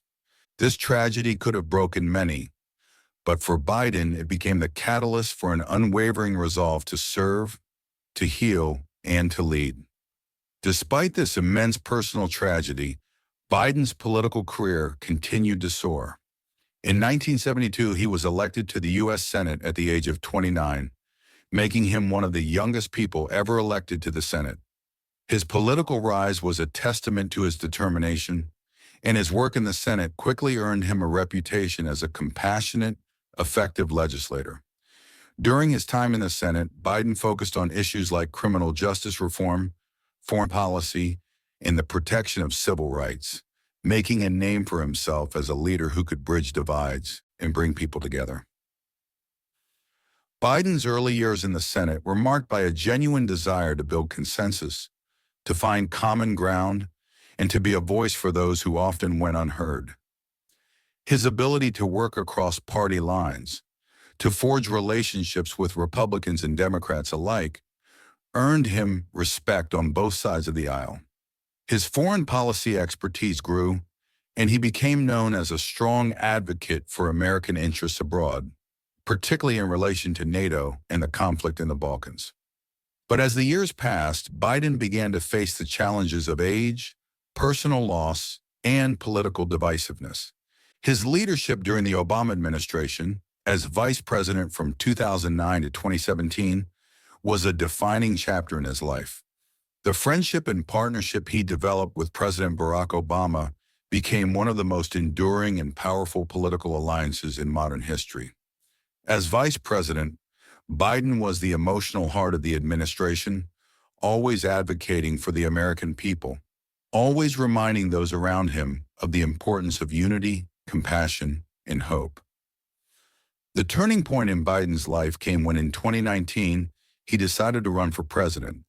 After years of serving as a stalwart in American politics, Biden's decision to enter the 2020 race was motivated by a profound sense of duty to heal the country, to bring back decency, and to restore the soul of the nation. In a time of increasing division, rising inequality, and the toll of a global pandemic, Biden's message of hope and unity resonated with millions of Americans. His empathy, his decades of experience, and his promise of a return to normalcy and dignity made him a strong contender. The 2020 election, marked by an unprecedented global crisis and deep political polarization, became a defining moment in American history. Despite the challenges of campaigning in a pandemic, Biden won the election in a landslide, defeating the incumbent President Donald Trump.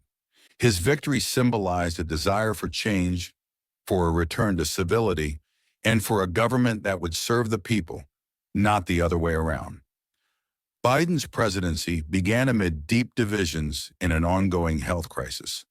The COVID-19 pandemic ravaged the nation, and Biden's first act as president was to oversee the largest vaccination campaign in American history.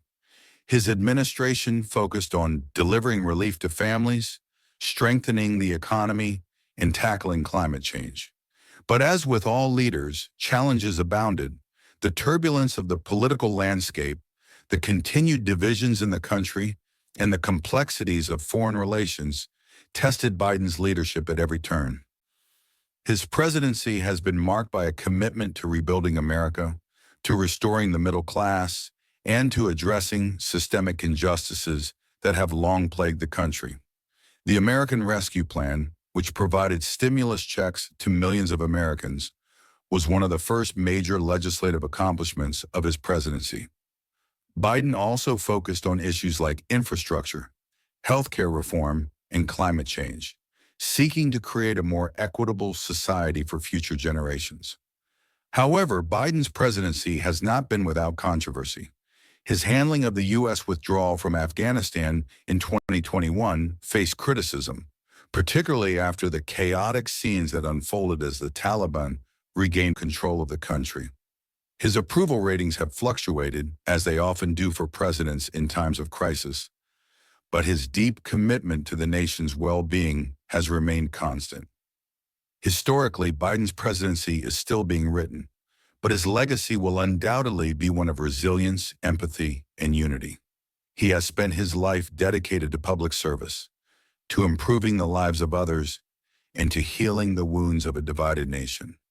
His long career in politics, his leadership through times of tragedy, and his deep belief in the American experiment have left a lasting mark on the country. He has shown the world that a leader can be both compassionate and effective, firm and kind, strong and vulnerable. As you drift into the peaceful embrace of sleep, think of the gentle wisdom that has guided Joe Biden through his long journey. A man who has known loss, who has fought for justice, and who has dedicated his life to the service of others. May your dreams be filled with quiet reflections on the paths we choose to walk and the impact we have on those around us.